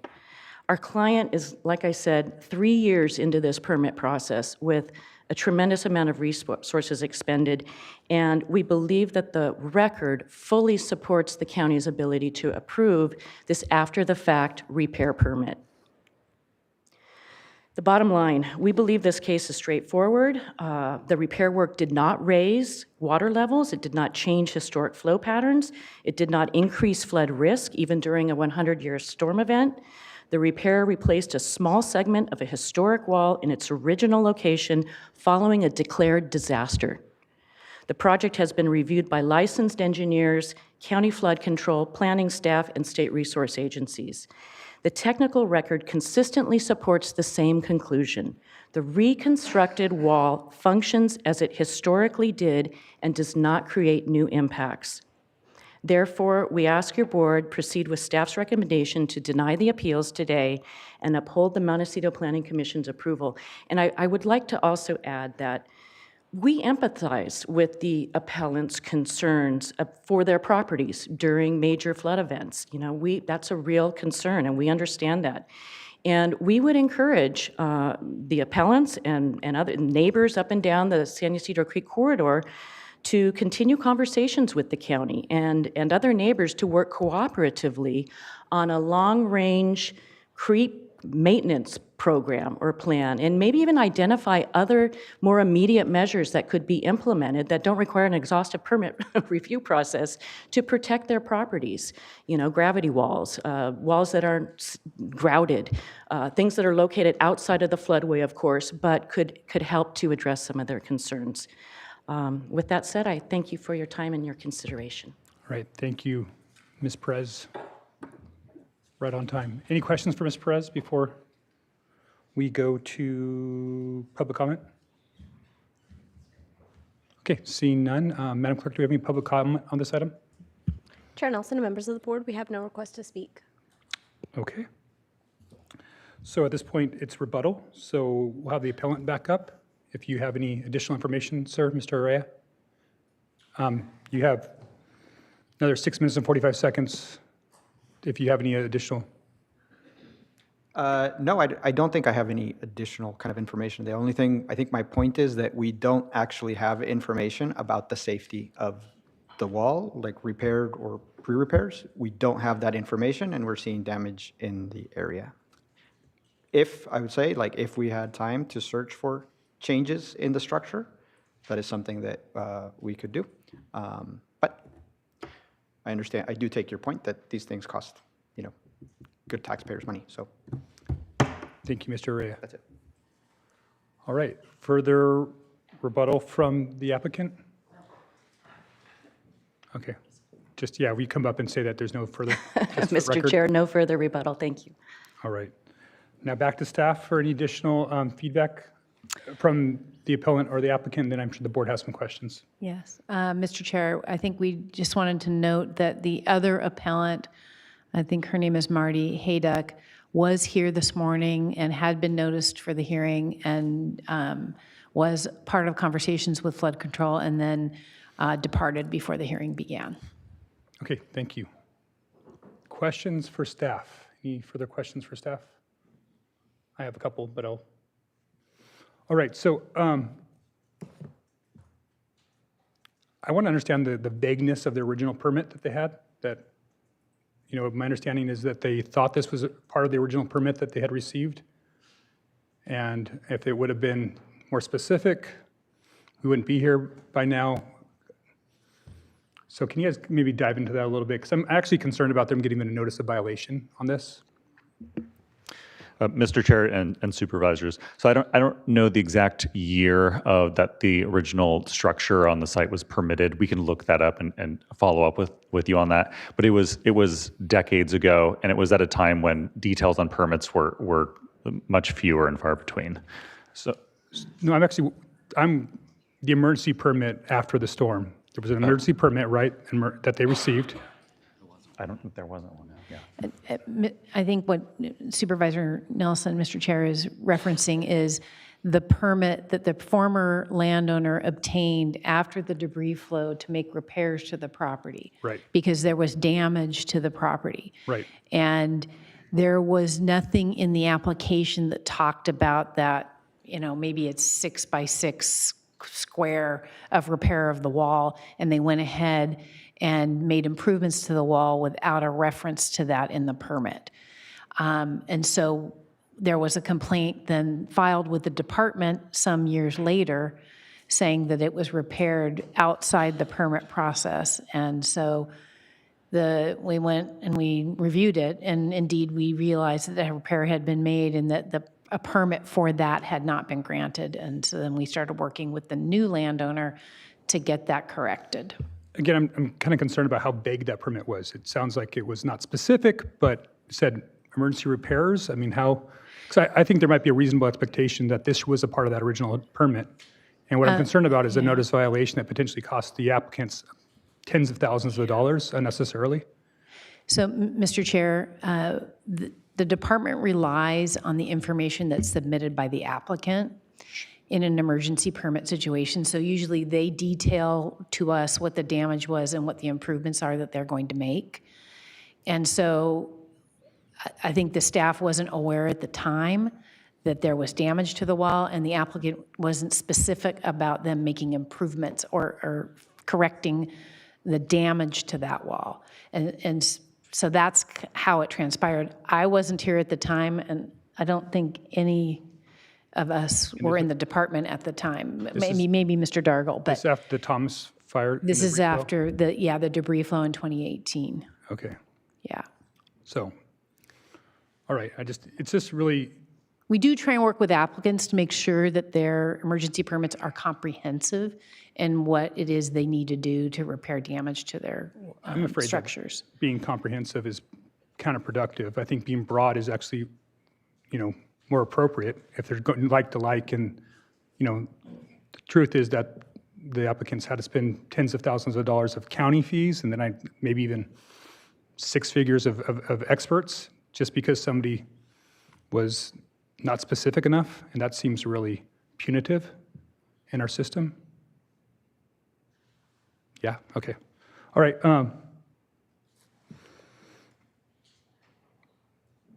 I guess I'll leave that there. So that's my question about the actual how we got here in the first place. I guess my comments, Dargle? Mr. Chair, we did look up the permit history, and we have some more context for the permits that you were just referring to. Yes, please. So following the debris flow, they did apply for a building permit. It looks like actually maybe two building permits, one over-the-counter permit and one just a regular building permit. And following the debris flow, the process was mostly any repairs that did not change the footprint of the existing structure. Those repairs were exempt from zoning permits. So there was also a disaster tracking case that the zoning folks had that we used to review those changes for the repairs to the structure under the building permit. And so that would not generally have extended to any repairs in the creek. Is that not a structure? The structure in the creek is a structure, but it's in the appeals jurisdiction, and it would require a zoning permit regardless of whether or not it had already been there. So that is the reason why there was a violation on this case. All right.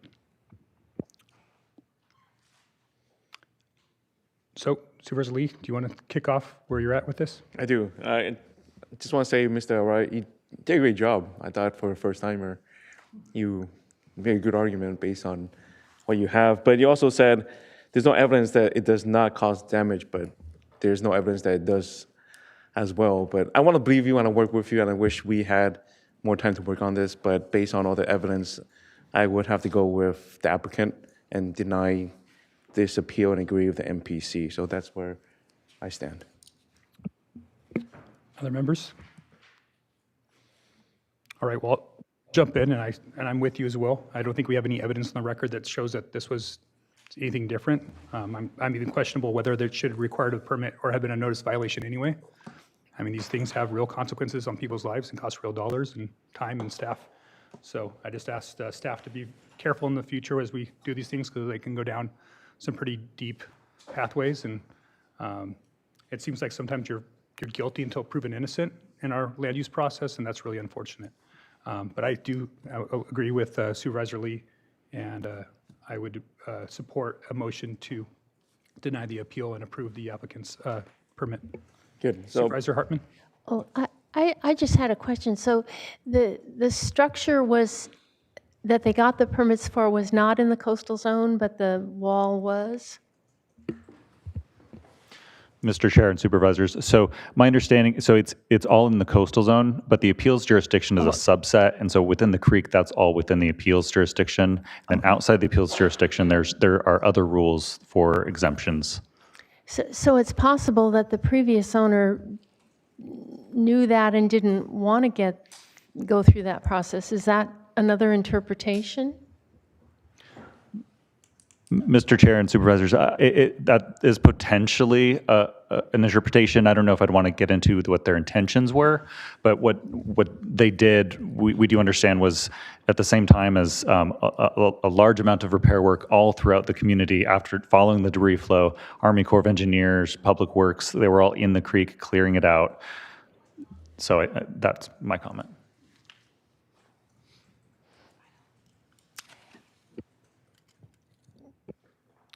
All right, so I know there's at least 2 votes for denial of appeal. So before I say, I just want to say that my office will be committed to working with the appellants to find solutions other than what we have before today. We spoke before this meeting happened, so I think there's a compromise and a solution there somewhere, and we'll find it. But I move to deny the appeal and approve staff recommendation A through D. I'll second. All right, any further comments on the motion? All those in favor signify by saying aye. Aye. Aye. Aye. Opposed? Motion passes unanimously. All right, thank you guys all for your time. All right, and that concludes our agenda for today. We are adjourned to Tuesday, March 3rd, 2026, back here in Santa Barbara. Thank you.